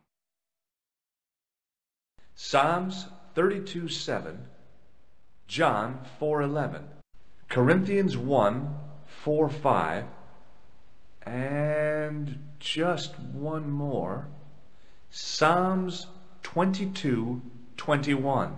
I may not be perfect, but I've got a memory like a steel trap.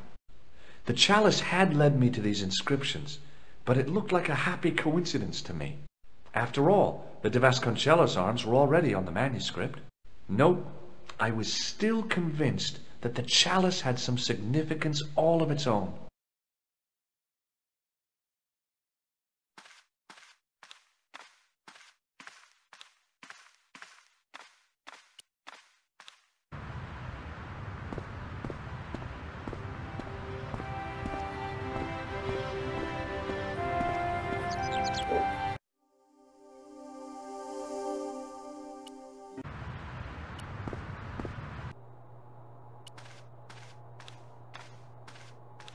Hi, André. Hello, Georgie. Where have you been? Nicole said you were away. I just returned from Syria. Syria? On the trail of the Templars? It's a long story, but I found the bull's head. It was referred to on the manuscript, remember? Yes. What is it? A secret cave built into a high cliff face. In the cave, I discovered a map bearing a phrase in Latin. In occidenta cita est in ora mundi. The island of Britain. Lies at the edge of the world, to the west. Strange. That map seems to contain a series of pointers. Like I said, it's a treasure map. While I was in Syria, I discovered a strange pagan statue. It was like a head with 3 bearded faces. Horrible.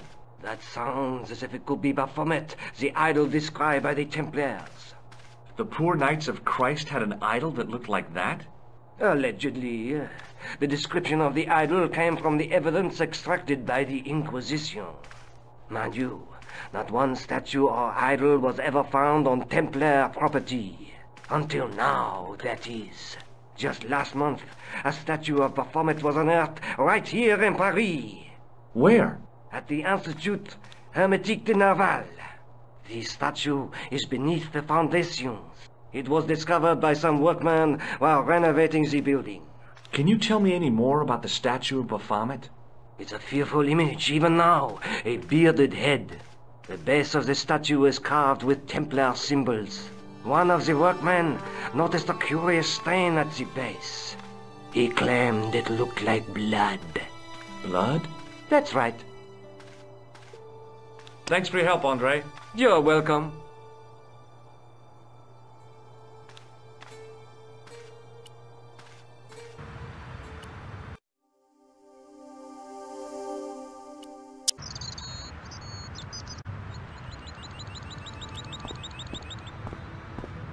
Excuse me, could you help me? What is it? I've got a few questions. You're doing a fine job. Merci.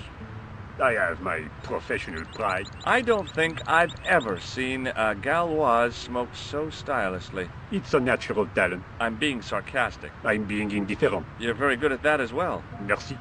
Vive l'indifférence. So, what are you doing here? I am having my break. Yeah, I mean when you finish your break. When I finish my break? An interesting concept, monsieur. You'll probably need to think about it. I could have another cigarette while I consider. Perhaps tomorrow too. Okay, let me put things differently. What were you hired to do here? I was hired to keep the archaeological dig in the basement of this building clear of debris, and to touch up damage to the door frames with my little pot of paint. It's a very responsible job. Unfortunately, I'm not a very responsible person. So what do you know about the excavation? I know they won't let me in to do my job. I would complain to my union, but là... You couldn't be bothered to join. Right. Tell you what, though, I'm surprised at the sort of people interested in this excavation. What's unusual about the visitors to the excavation? None of them look like archaeologists to me. Do you know what an archaeologist looks like? Three-piece suits, crocodile-eyed attaché cases, Rolex oyster. But no archaeologist dresses like that. Quite right, monsieur, quite right. So, who are they? Who cares as long as they pay me? What does the word Templar suggest to you? Templar? Nothing. Nothing. Be seeing you. Au revoir, monsieur. Hey, monsieur! Get away from my paint pot! Okay. I should think so. Meddling with a man's paint pot. Pah!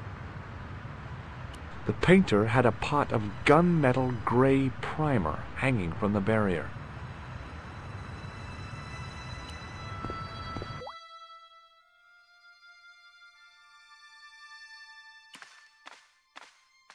There was a closed door with toilet scratched into the cheap veneer. That door is locked, monsieur. Hi? Excuse me? Oui? So, what exactly are you doing here? I'm guarding. You expect to find me shearing sheep? Take it easy. I just didn't realize you were a guard. I'd like to know what you're guarding, please. That's a secret. It wouldn't happen to be an archaeological site, would it? Are you asking me or telling me? I'm telling you. Then why ask? I had a feeling this was no normal hole in the ground. I'd like to use the washroom, but the door's locked. Oh, that's no problem. You can have the key. Thanks.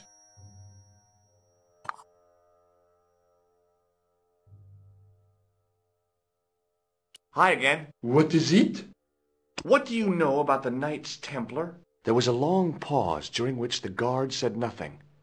Then he said, Nothing. Nothing at all? Is this a test? What, like a history pop test? No, like a test. Okay, yes, it's a test. Then I know absolutely nothing about the Templars. The guard was being amazingly evasive. It was going to take more than goodwill to get past him. Talk to you later. Au revoir, monsieur.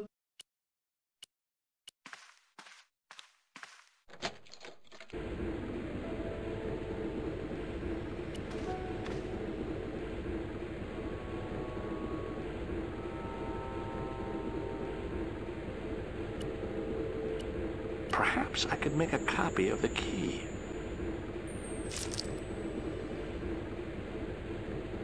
The key had made a clear imprint in the soap.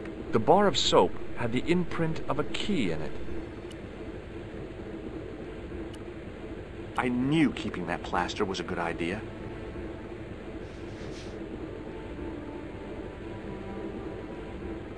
With the plaster and the imprint, I was on the right lines. I had filled the key's imprint in the soap with dry plaster.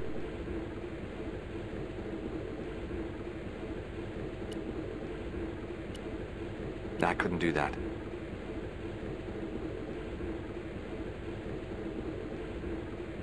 You can't make a cast without wetting the plaster.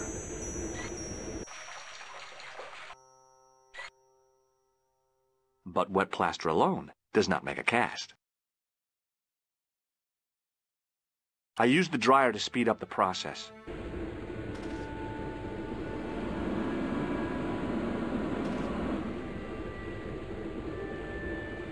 Well, it had taken a while, but I had made myself a completely unconvincing plaster key, way too fragile to use in a lock. I'd have to substitute it for the real one. Trouble was, it looked like plaster and not metal. Then again, that plaster statue in Syria hadn't looked like stone until I'd been a bit artful with it. Maybe I could improve the key as well.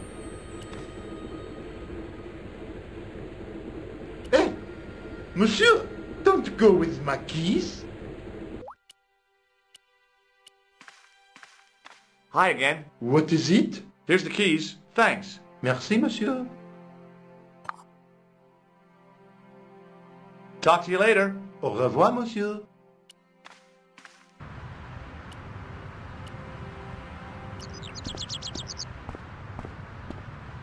Hey, Monsieur, get away from my paint pot. Okay. I should think so. Meddling with a man's paint pot. Pah!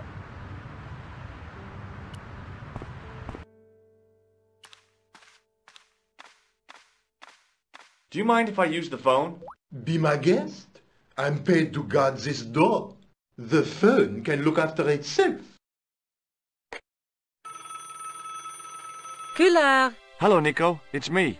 Hi, Georges. What's happening? I'm at the excavation, but they won't let me in. Damn! We need to know what's in there. Don't worry. I've got a scheme. I'm going to need your help, though. Okay. What do you want me to do? I want you to keep somebody on the phone for a while. Who? A painter. I need to get at his pot. Oh, okay. Stay on the line. I'll go and get him.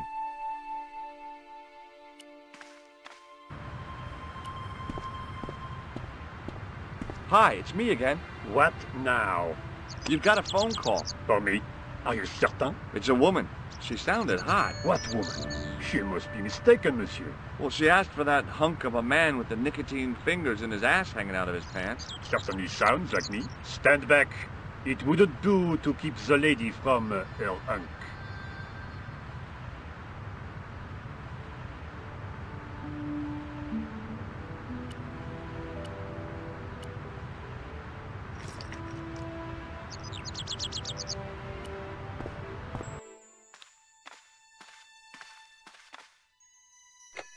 Well, monsieur, what a strange woman. She was all over me, and then suddenly, nothing but abuse. Really? What? Abuse?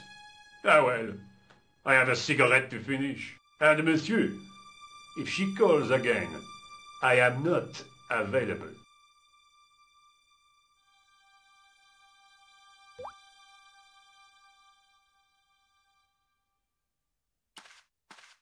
I couldn't imagine what I'd achieved by turning the dial.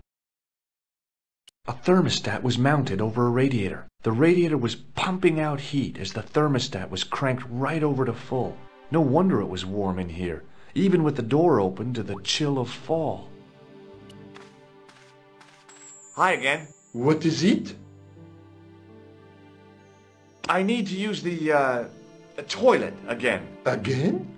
Already? I have this problem. How technical do you want me to get? Never mind. Here's the key. Hi again. What is it? It sure is hot in here. I have to have the door open to allow the workmen access, so why not? I turn the heat up. You could wrap up warm. I have my gloves if it gets cold, but why bother when it's warm anyway? Talk to you later. Au revoir, monsieur.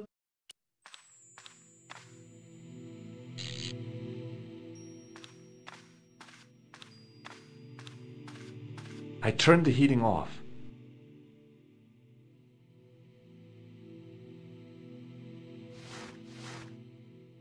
As I'd hoped, the guard put his gloves on.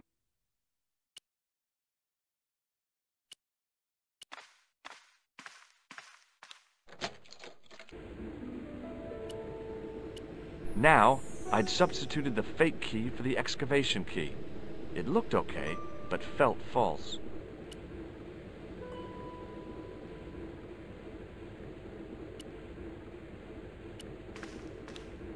Hi again. What is it?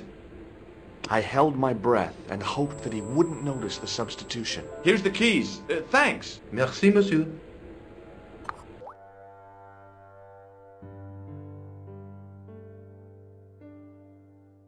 Talk to you later. Au revoir, monsieur.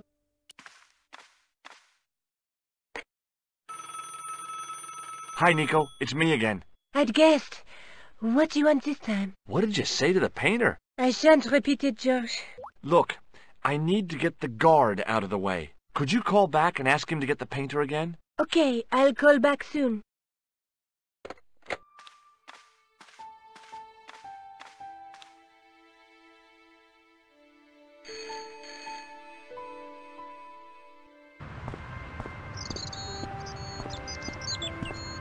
This looked like a good place to watch things develop.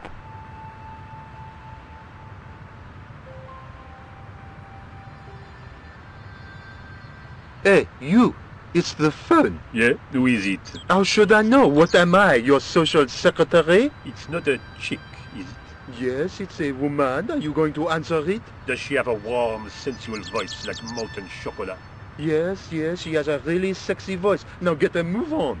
I'm not talking to her. I can see that. You're wasting time talking to me. No, you don't understand. I refuse to talk to her. You refuse? You refuse? I'm wasting valuable time. Don't make me laugh. Your time valuable? You just stand around all day. I have a highly responsible job. Don't me, you elephantine oaf. My job is important. Impossible. They would have hired somebody competent in that case. Meaning what? Instead of which they hired a dismal rent-a-cop like you. All epaulettes and no brains. Why, you... This looked set to carry on for some time. It was too good an opportunity to miss.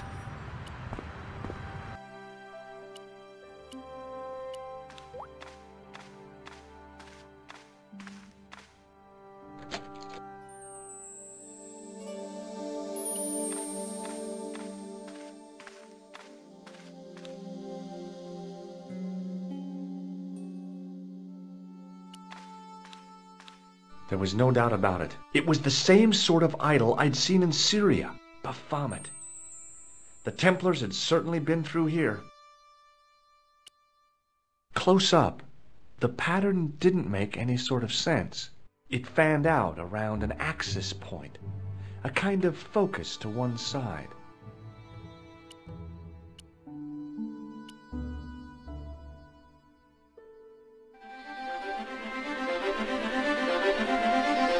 There it was, decoded by the curves of the chalice, the image of a church.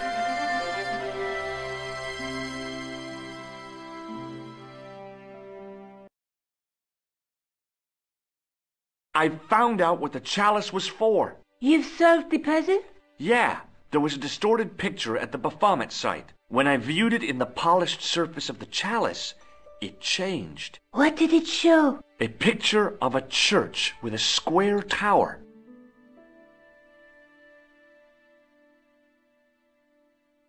I guess I'd better return the chalice to the Countess. Hurry back, Georges.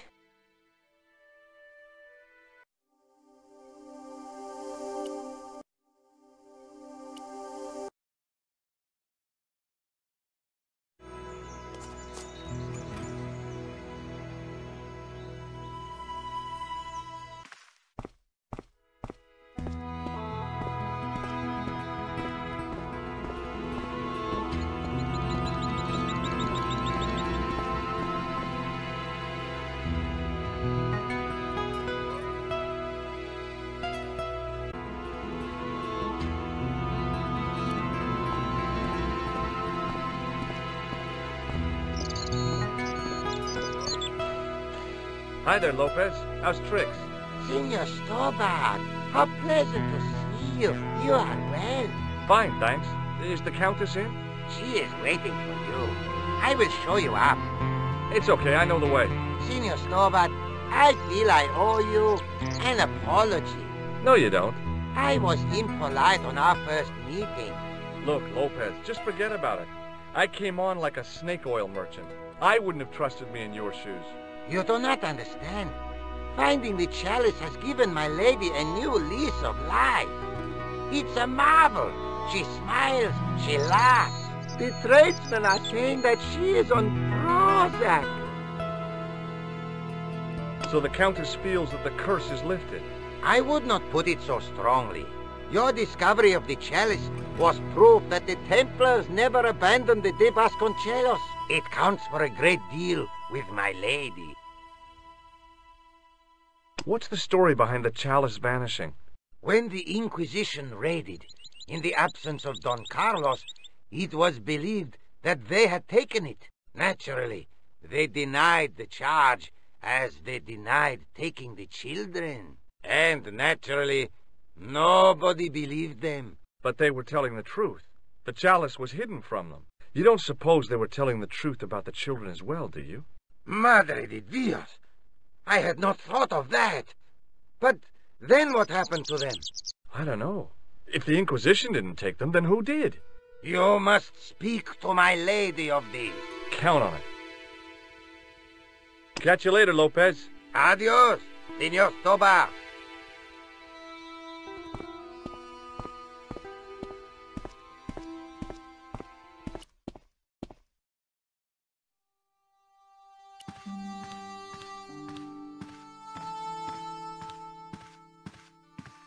It was a small mirror hanging over the sink.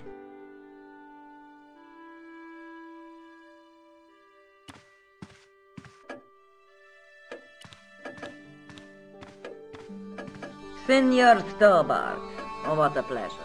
Please, sit down. Hi, Countess. The pleasure's all mine. I've brought back your chalice. Why? You've had it cleaned.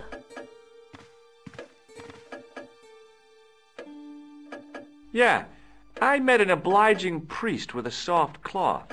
Have you resolved the Templar mystery?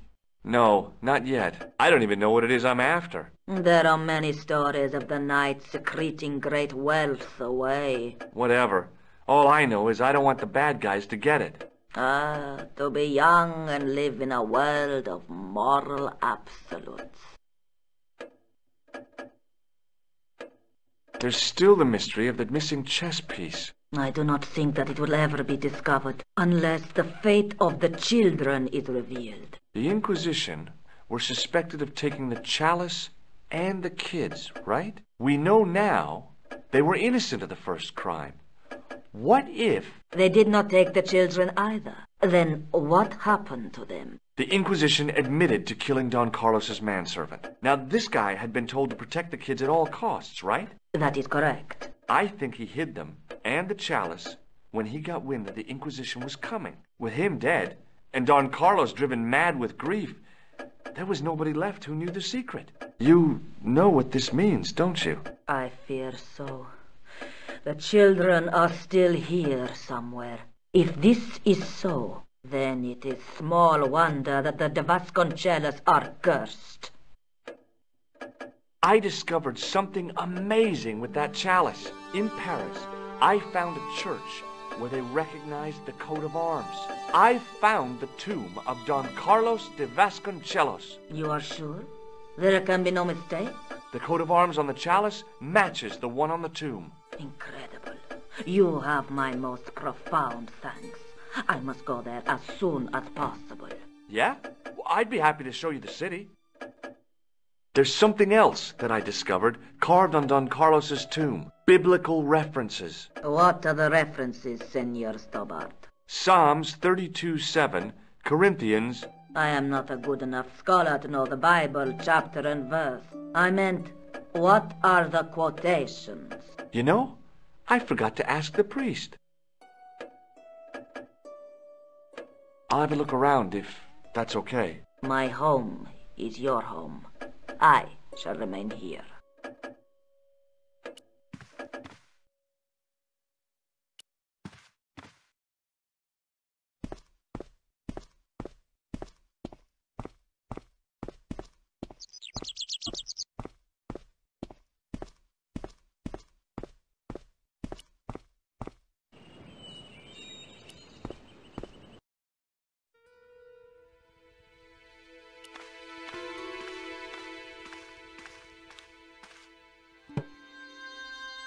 Hanging from the ceiling was a huge yellowed candle. It looked really old and had never been lit.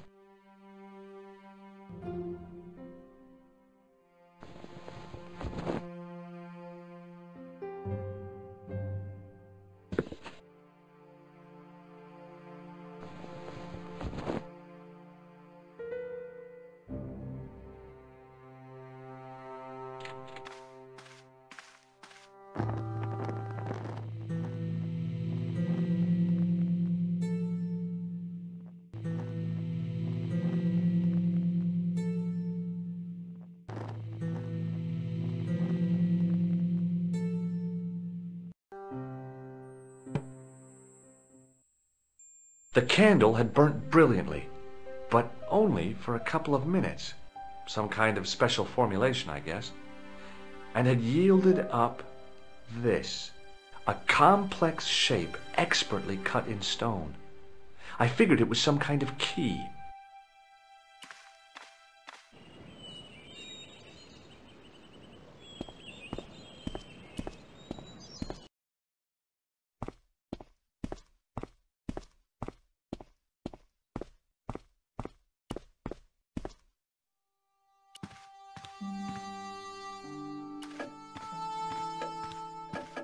Hello again.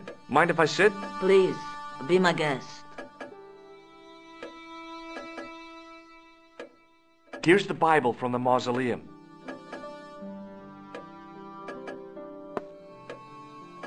Very well. Let us begin. The first reference. Psalms 32:7. Thou art my hiding place. Thou shalt preserve me from trouble. Thou shalt compass me about with songs of deliverance. My hiding place. Don't get your hopes up too high. This might just be leading us to where we found the chalice. You are right, of course. The next. Okay, John 4:11. John 4:11. Here. The well is deep. The next. Quickly. Okay. Corinthians 4:5. Here it is. Will bring to light the hidden things. Any more? Just one. Psalms again. 22:21. Save me from the lion's mouth, for thou hast heard me from the horns of the unicorns. The last is confusing. Lions, unicorns, what does it mean? I can't guess. Salient points seem to be a hiding place and a deep well. In no sense is the mausoleum a well, Senor Stobart. Is there a well in the grounds? I do not know. I suppose that there must have been once upon a time. Lopez is the man to ask about anything pertaining to the estate.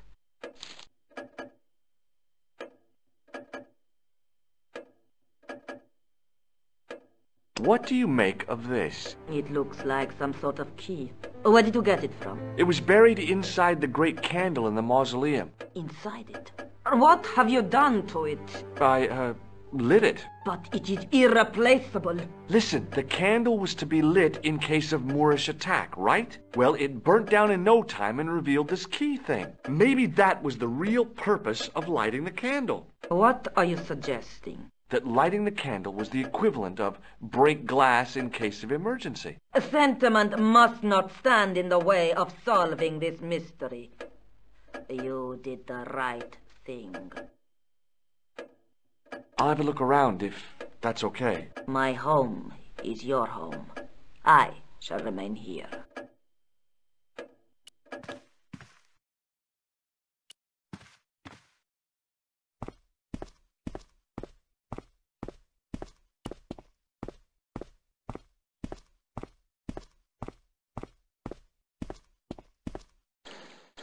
Hi, Lopez. Got a minute? Certainly, senor. How can I help you? You must know just about everything that there is to know about this place. Si, I have lived my whole life here in the service of the Vasconcellos. Do you know of a well anywhere around here? A well? Si, senor. This used to be a fortified villa. How can you last a siege without water? Great! So where is it? How should I know? The well was covered over in the last century. It was dangerous, you see. And you have no idea where it was? None. It was hidden even before my grandfather's time. You must have a vague idea of where the well is. It must have been in the old house's courtyard, so that would put it around here. Here? Okay. Now, how do we find it? There might be a way. Let me think about it. Any ideas yet? We are looking for a source of water, see? Yes? For generations, the Spanish country folk have had a secret way of locating water, even if it is meters beneath the ground. Ah, you're not talking about water dousing, are you? Eh? You know, you get a stick and walk around until the stick twitches and dig there. Oh, you've heard of it. Yeah, I think most of the planet has. Okay, let's get a stick. Uno momento. It must be a special stick. A Y of hazel. Right. Do you have any hazel trees? See, here. That is hazel.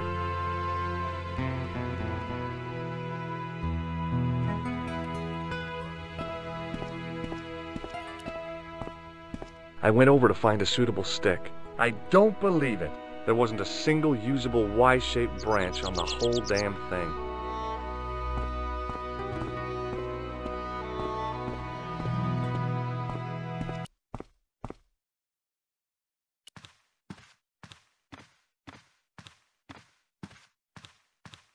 It was just a little utility room with no exit, unless you counted the window, and I didn't.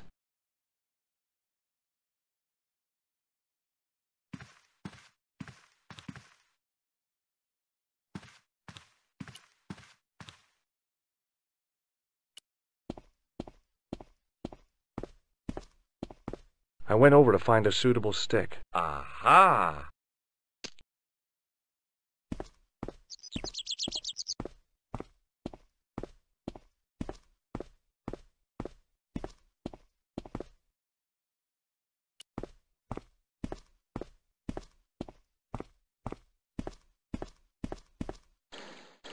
Hi, Lopez.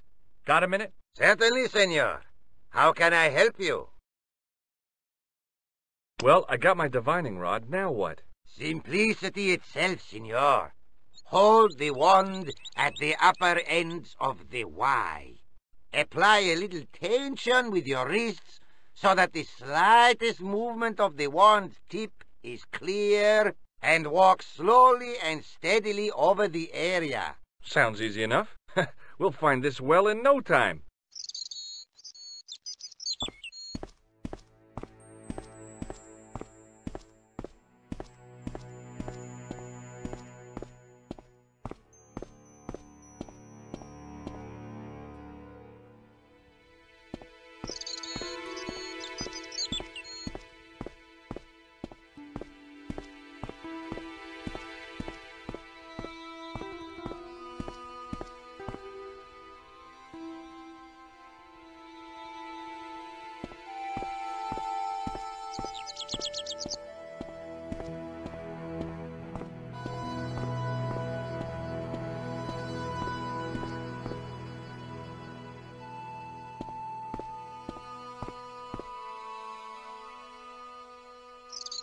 Senor Stobart, you've found something.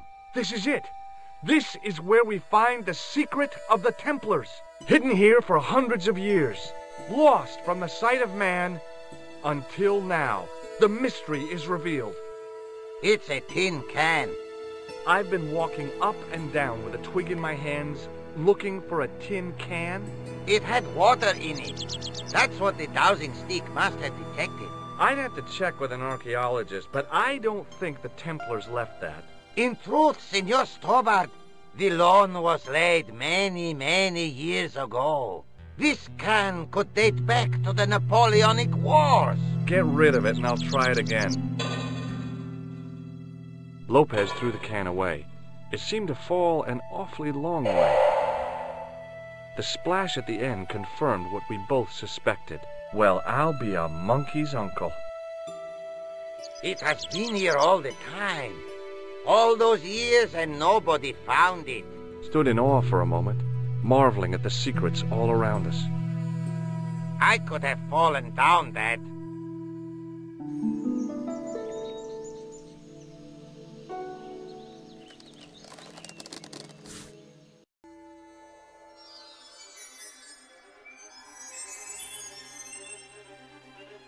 The well had been lost for decades at least. The air was cool after the noon sun, but that's not what gave me goosebumps. I have a really, really bad feeling about this.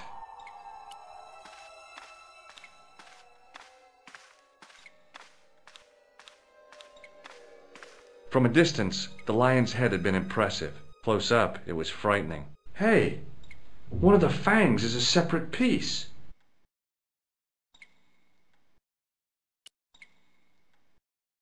I could hear the sound of a lot of stone moving, and I knew I was in danger.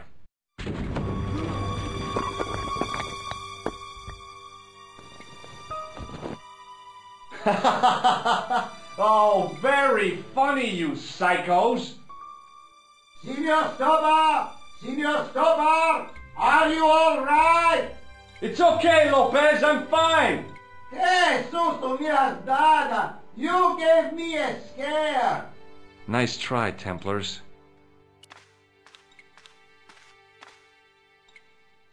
I wished that I had Leary's flashlight now. It was too dark to see, and I had to rely on touch. It just felt like a pitted stone wall. I'd almost been killed for the sake of a red herring.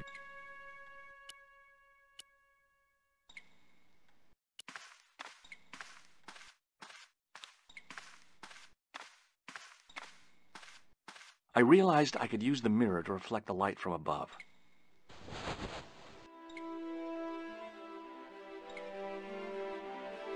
There, in the middle of the door, I could see some kind of socket. It looked like this wasn't quite the dead end it had seemed.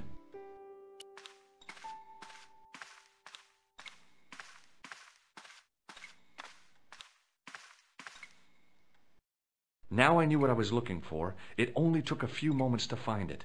And there it was, a worked socket, as smooth and perfect as if it had been carved only yesterday. I slid the stone key into the lock. There were buttons that turned the dials.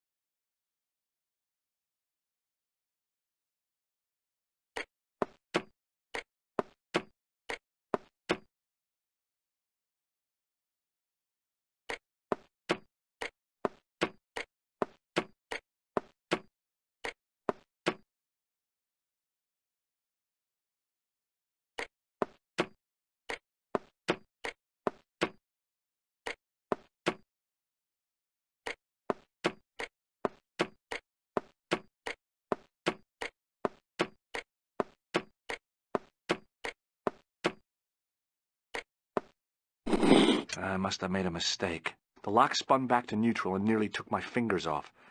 I was going to have to start from scratch again.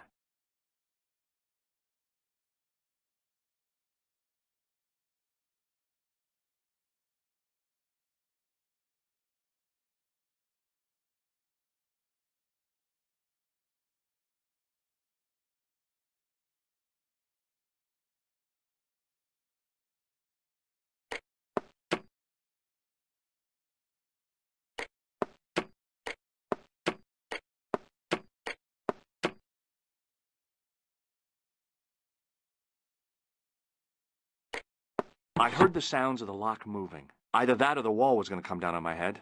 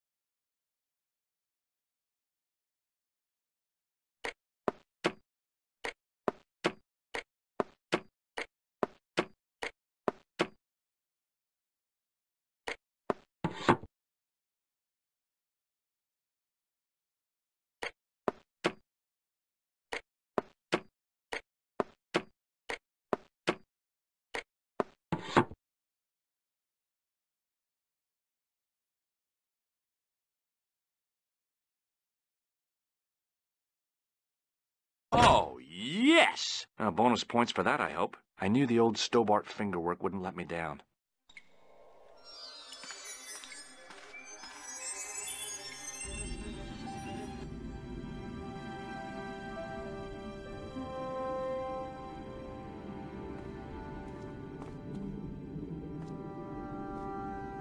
Before I left, though, there was one last thing to do. You won't be needing that replacement piece anymore, Countess. I found it with the children. You'll probably want to be alone for a while. I'll be out in the garden with Lopez.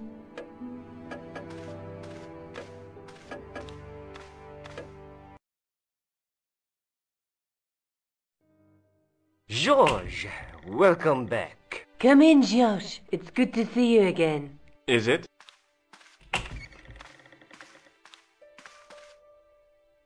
Sure.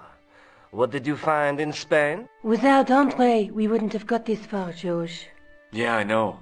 The clues led to an underground chamber at the bottom of a well. The Templars had left a tapestry showing a chessboard. The white pieces were vastly outnumbered. There was a stream running across the board, and a Templar knight on a horse. Does it mean anything to you, Andre? No, nothing. Maybe we should tell Andre what else you found, George. There's a map and a Latin inscription to the west at the edge of the world. George found that in a cave in Syria. Yeah, where the assassin almost killed me. Then we've got the burning of Jacques de Molay and the date, 1314. From the window of the church in Montfauçon Square, one of the few places where nobody tried to kill me. Then we have the image of a church that George found at the excavation. I don't recall anyone trying to kill you there either, George. And finally we have the tapestry in Spain. Did I mention I almost got killed there? Not yet, but I'm sure you're about to. It was only my cat-like reflexes that saved me from certain death. Cat-like reflexes, eh? And while I was risking life and limb, where were you, Andre? Getting your glasses fogged up over an Etruscan vase? That's enough, boys. Can we get back to saving the world? Of course. My apologies. He started it. Well, the Latin phrase are the words of Julius Caesar. He was describing the island of Britain. Are you sure? The map didn't look much like Britain. How come Caesar described Britain as being at the edge of the world? To the Romans, the Mediterranean was the center of the universe. Britain was a remote, unfriendly place, inhabited by blue-painted savages. It hasn't changed much. They've stopped painting themselves blue. Except when they go to a football match. They used an extract from a plant called woad, Icetis tinctoria. The Scots were using it until fairly recently in their wars with the English. Fairly recently? I don't recall the Scots being at war with the English. How recently are you talking about? I believe William Wallace's men used it in the 13th century. They might well have been using it as late as... You can't remember, can you? 1314. Ah, we're back onto that, are we? André, what is it? What do you mean? 1314 in Scotland. The Battle of Bannockburn.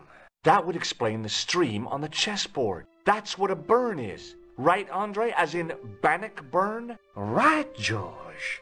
And it gets better. Tradition has it that the Scots were helped by a shock force of, well, can't you guess? Knights Templar? Yes, a group of outlawed Templars. They are said to have turned the tide for the Scots. And it all ends at a church in the Isle of Britain at Bannockburn in a church. What are we waiting for? I'll call a cab. I can't go. Andre, you've been loads of help, but... What George is trying to say is that you shouldn't feel guilty. I was? We understand you've got commitments. Oh, listen, we have to hurry. Let's go, George. We'll see it through. Oh, and, don't worry about us.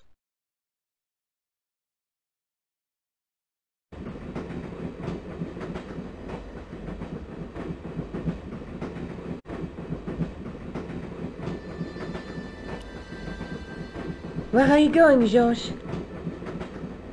Do I need to spell it out? Don't snap at me. If you're going to take a leak, why don't you say so? Okay, I'm going to take a leak. L-E-A-K. Tickets, please. Oh, hi. That's a standard full-price peak return. Don't you have a senior citizen's rail card? I rarely travel by train. My ticket is perfectly valid, is it not? Well, yeah, but you could have saved up to a third of the cost. I do not need to indulge in puffling thriftiness. Blimey, you're a funny old bird and no mistake. Tickets, please, sir. Here.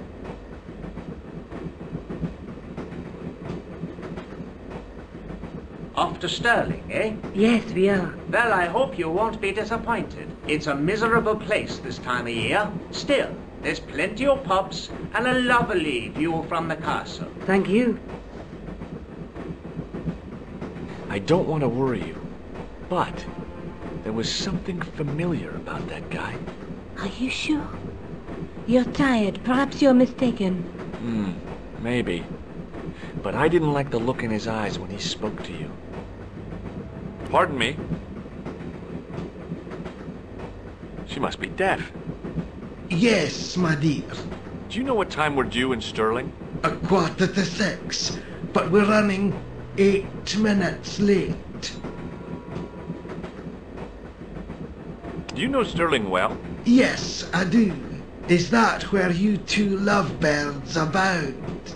Yeah, It's one of the places we thought we'd stay on our holiday. Be sure to visit the castle, won't you? Oh, I'm sure it's a neat place. But we are not really interested in history, are we, George? No. Is there a church called St. Ninian's at Stirling? Yes, there is. And I know why you're going there. You do? Of course I do. It's obvious you're in love. You're eloping, and they say romance is dead. What's the book you're reading? Oh, it's something I picked up at the station. A medieval detective story. Quite well written for that kind of thing. It's been out of print for years. What's the title of the book? The Crooked Crusader Caper by Molly Pegram. I assumed the author was a woman, but apparently not. His real name is... Professor Nigel Pegram. That's right. Do you know him? No, I never met him. George is a great fan of his, though.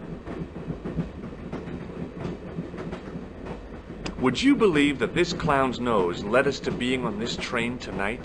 I would indeed. No, honestly, You would? Certainly. You have an honest face. Yep. That's a nose with a history, all right. So you said. Does the name Merlin mean anything to you? Merlin, a master of illusions. Oh, you said Merlin? Then no, nothing. Do you know what this is? Yes, I do. A young friend of mine shook my hand with one just the other day. Yeah? Well, that's outrageous. He should be shot. Perhaps. Still, his intentions were good. I'm sorry that you've been zapped by one of these things. You shouldn't be.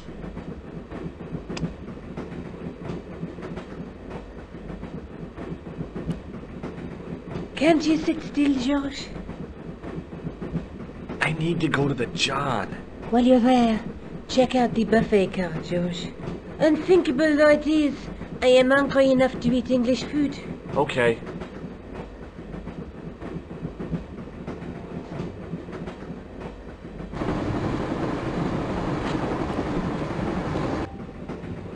Hi. Having a party? No, this is breakfast. Come on, join us, man. Away, Basha, wake up, man. What's company? His breath was like the outlet from a chemical factory. Excuse my mate, he's taking a nap. Sleeping like a bobby. I'll wake him up when we get to Newcastle. We passed through Newcastle half an hour ago. And I never noticed. What is that stuff you're drinking? It smells like gasoline. Right, I'll put hairs in your chest, like. And your eyeballs, too, by the looks of you. See you later. You haven't opened that window, pal. Why not? It's freezing out there.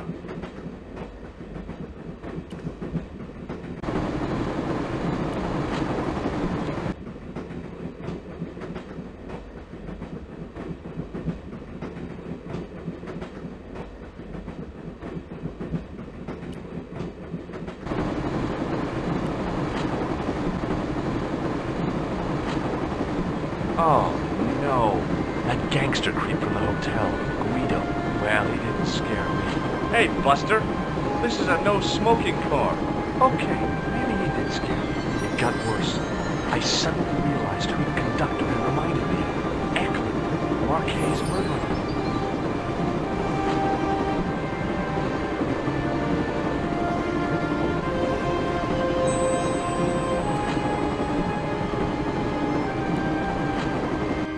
I should have known better than to leave Nico and the old lady alone. Suddenly, the sword of Baphomet took second place to finding the girl I loved.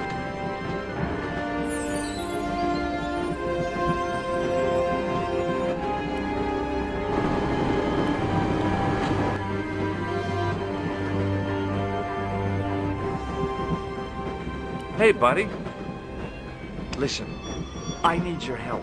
What's the matter? There's a guy on this train who's trying to kill me. Relax, man. You wouldn't try nothing with us in Syria. We are veterans like, so action at Brightlingsea.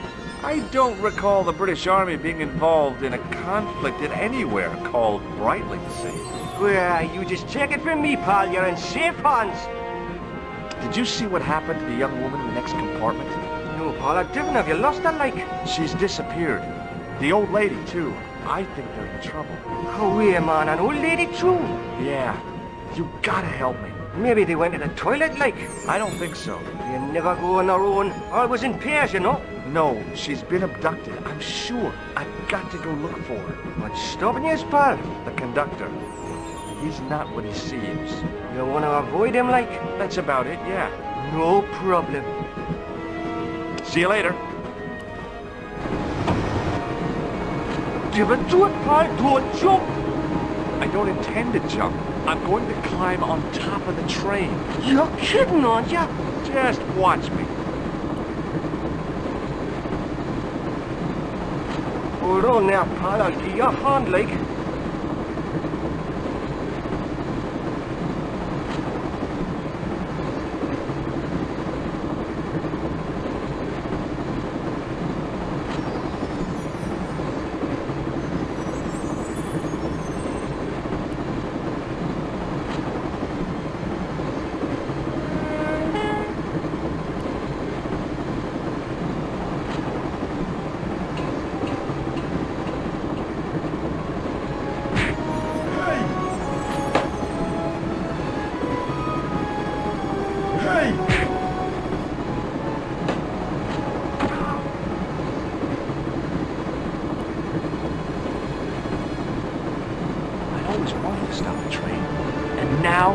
My chance.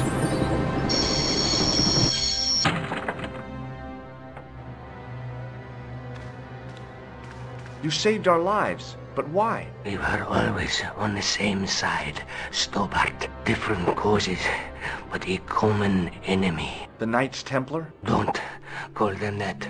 The real Templars were a noble foe. These barbarians have no right to that name. These men are no better than dogs. What are the Neo-Templars after? What is the sword of Baphomet? Not what you think, my friend. It is a weapon, yes, but one which our enemies will find difficult to wield. A double-edged sword. A power older than Demolay, older than Solomon. We'll stop them. You and me together, and Nico. No, George. My journey ends soon at the Garden of Paradise. You're talking in riddles. Can't you tell me straight what they're after? The sword symbolizes a colossal energy caused by the alignment of the Earth's natural power fields, which are focused at St. Ninians. The energy endowed the Templars with the power which made them great, a power which made them charismatic to such an extent they could control the will of all around them. How did you escape from the Bull's Head? It is a long walk from the cliff of the Bull to the village, Stobart. Fortunately, I know the ways of the wilderness. May Allah guide you to our enemies. Thanks. one last thing. What? What is it? He's dead. Don't worry. I hadn't forgotten about you. Answer me this instant, George Stobart. I will. When I'm ready. That's not fair, George. No. You took advantage while my hands were tied. When Eklund pointed that gun at me, I thought I was gonna die. I thought of all the things I'd never get to do, and kissing you was at the top of my list. George. Uh-huh. George, we've got to get off the train. Eklund could recover at any time. So what are we waiting for? What are you doing? I'm out of here. Not that door. Do you want to end up like Flap? Not especially. What remains of him is well on his way back to London. I hope he was traveling on a return ticket.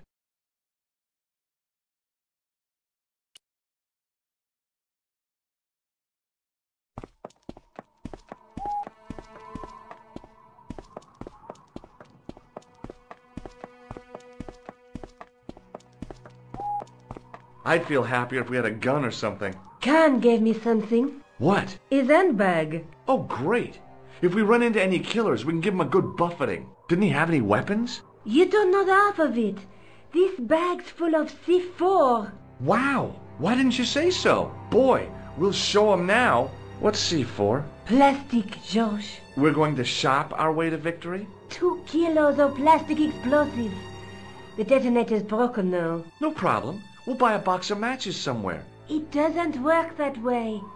It takes a small explosion to start the big explosion. Well, that's not much use then. What does that sign say? Apparently during the English Civil War in the mid-17th century, this place was used as an arms dump. Yeah? What happened? Look at the state of this place, George. You work it out. Oh, stray spark? You got it.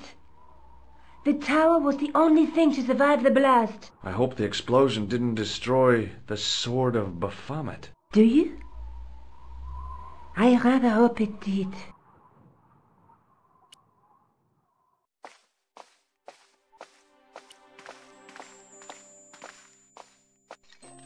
I scrabbled around in the rubble and found an old clay pipe with a broken stem.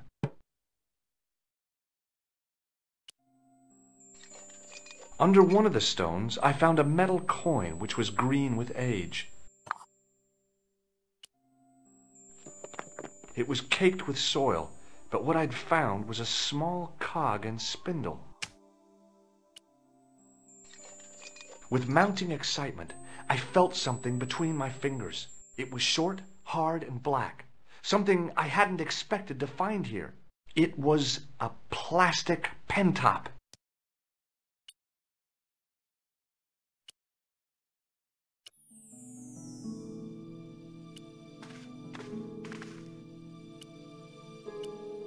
With the clay pipe in his mouth, he looked happy, homely, like somebody's granddaddy.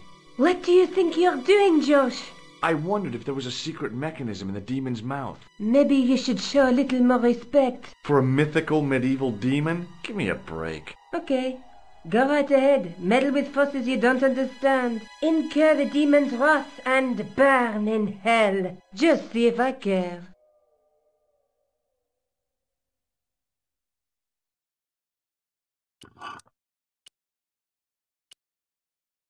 It was no good.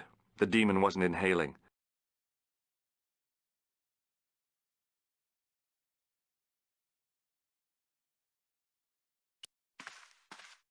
The handle turned easily, and the larger wheel began to revolve.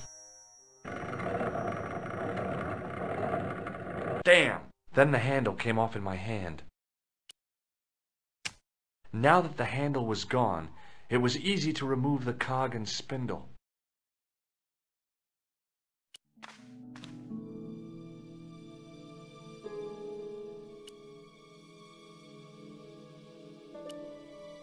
The cog slipped neatly into the eye socket.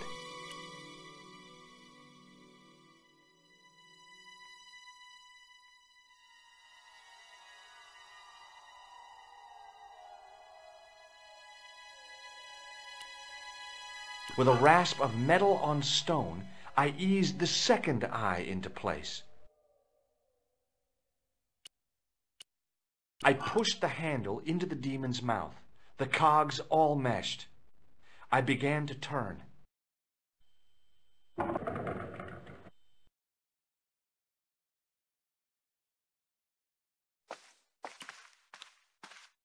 As soon as I saw the flickering torches, I realized the bogus Templars had beaten us to the sword. But where were they now?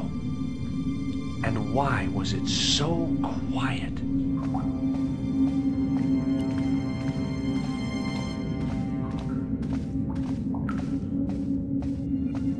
Listen, I can definitely hear chanting. You're right. I hear it too.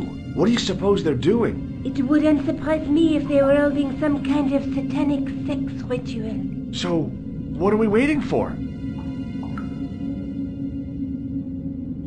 Will you look at that? Baphomet. Lavino was right. This place was ancient even to the Templars. This whole place? This is Baphomet? Finally, the truth. The Templars had never worshipped this graven image, no more than they'd worship a rainbow. But, like a rainbow, they regarded it as a symbol of a covenant with God, who'd revealed this place to them. Rosso! Why is it double-dealing treacherous? On the contrary, Inspector Rosso has been the model of obedience, an important quality in a true Templar. Now be quiet and watch, if you wish to live much longer. Brothers and sisters, we are gathered here to witness the reforging of the sword that was broken. Here before God's sentinel, Baphomet. Grand Master and Knight of Baphomet, we salute and pledge our obedience to you. I salute you, gatekeeper of the temple. 7 centuries ago, our greatest weapon, the sword of Baphomet, was lost to us. Now we prepare to reforge it, to wield against new enemies. We shall lead the people to a new order, wherein all borders will dissolve. All will be united under the red cross of the Templars.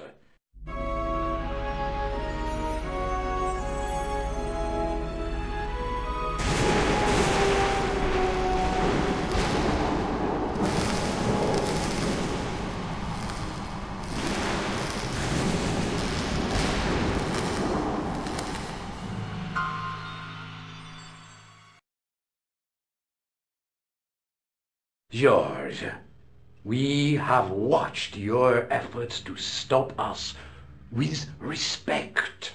But surely you realize that you have been misled by our enemies. Both of us want a better world. Fortunately, no harm has been done. We need determined, resourceful men like you. Join us, George. Join us in true brotherhood. Yeah. True? Wait. Brothers? What about Marquet? What about Pegram and Klausner? You didn't look on them as brothers, only as failures. 3 men dead, and you don't give a damn. George, you know that sacrifices are necessary. Every great undertaking. Join you. I'll see you in hell first. Oh, George, I had great hopes for you. C'est la guerre. Eklund, kill him.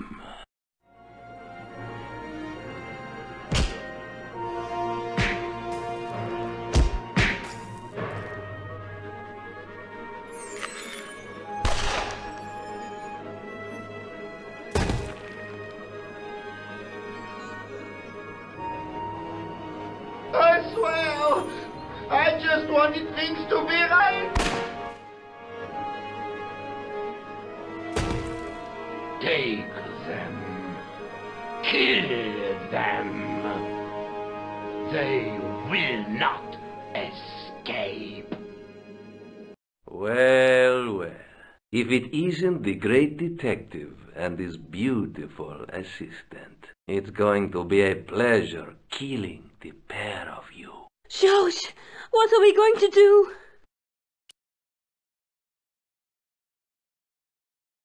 Come on, Nico. We're leaving. You fools! You cannot escape us. Guido! Stop them. But, Master, the powder! That powder is from the English Civil War. You fool. It's over 300 years old.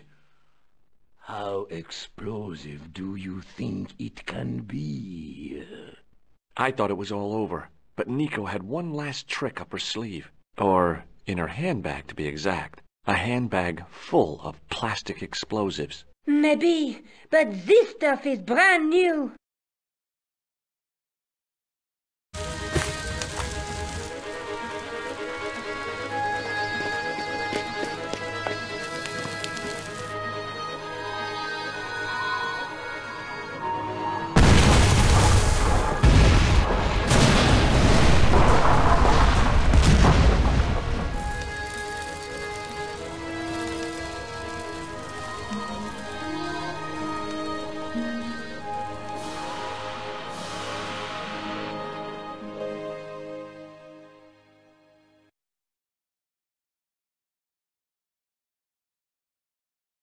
We didn't stay long in Scotland.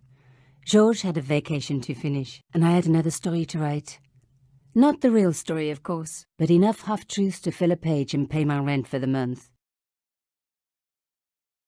George and I hung out together in Paris. I showed him my favourite restaurants, and he told me his best jokes. You know, Nico, this city holds so many memories for me now. The cafes, the music. The sewers. Tell me about it. The clowns. The jugglers. And your pal Labano. Oh, yes, dear Andre. When we first met, and I was doing my detective stuff, you kind of disappeared a lot, Nico. Were you and Labano, There was something happening, but nothing to do with Andre. Uh-huh. It was something from the past that I had to deal with, on my own. So, I dealt with it, and now it's over. Hey, did I ever tell you the one about the old Irish couple in the lottery? No, but I think you're going to. Okay, there's this old Irish couple. They've been married forever, like 50 years, and they win the lottery.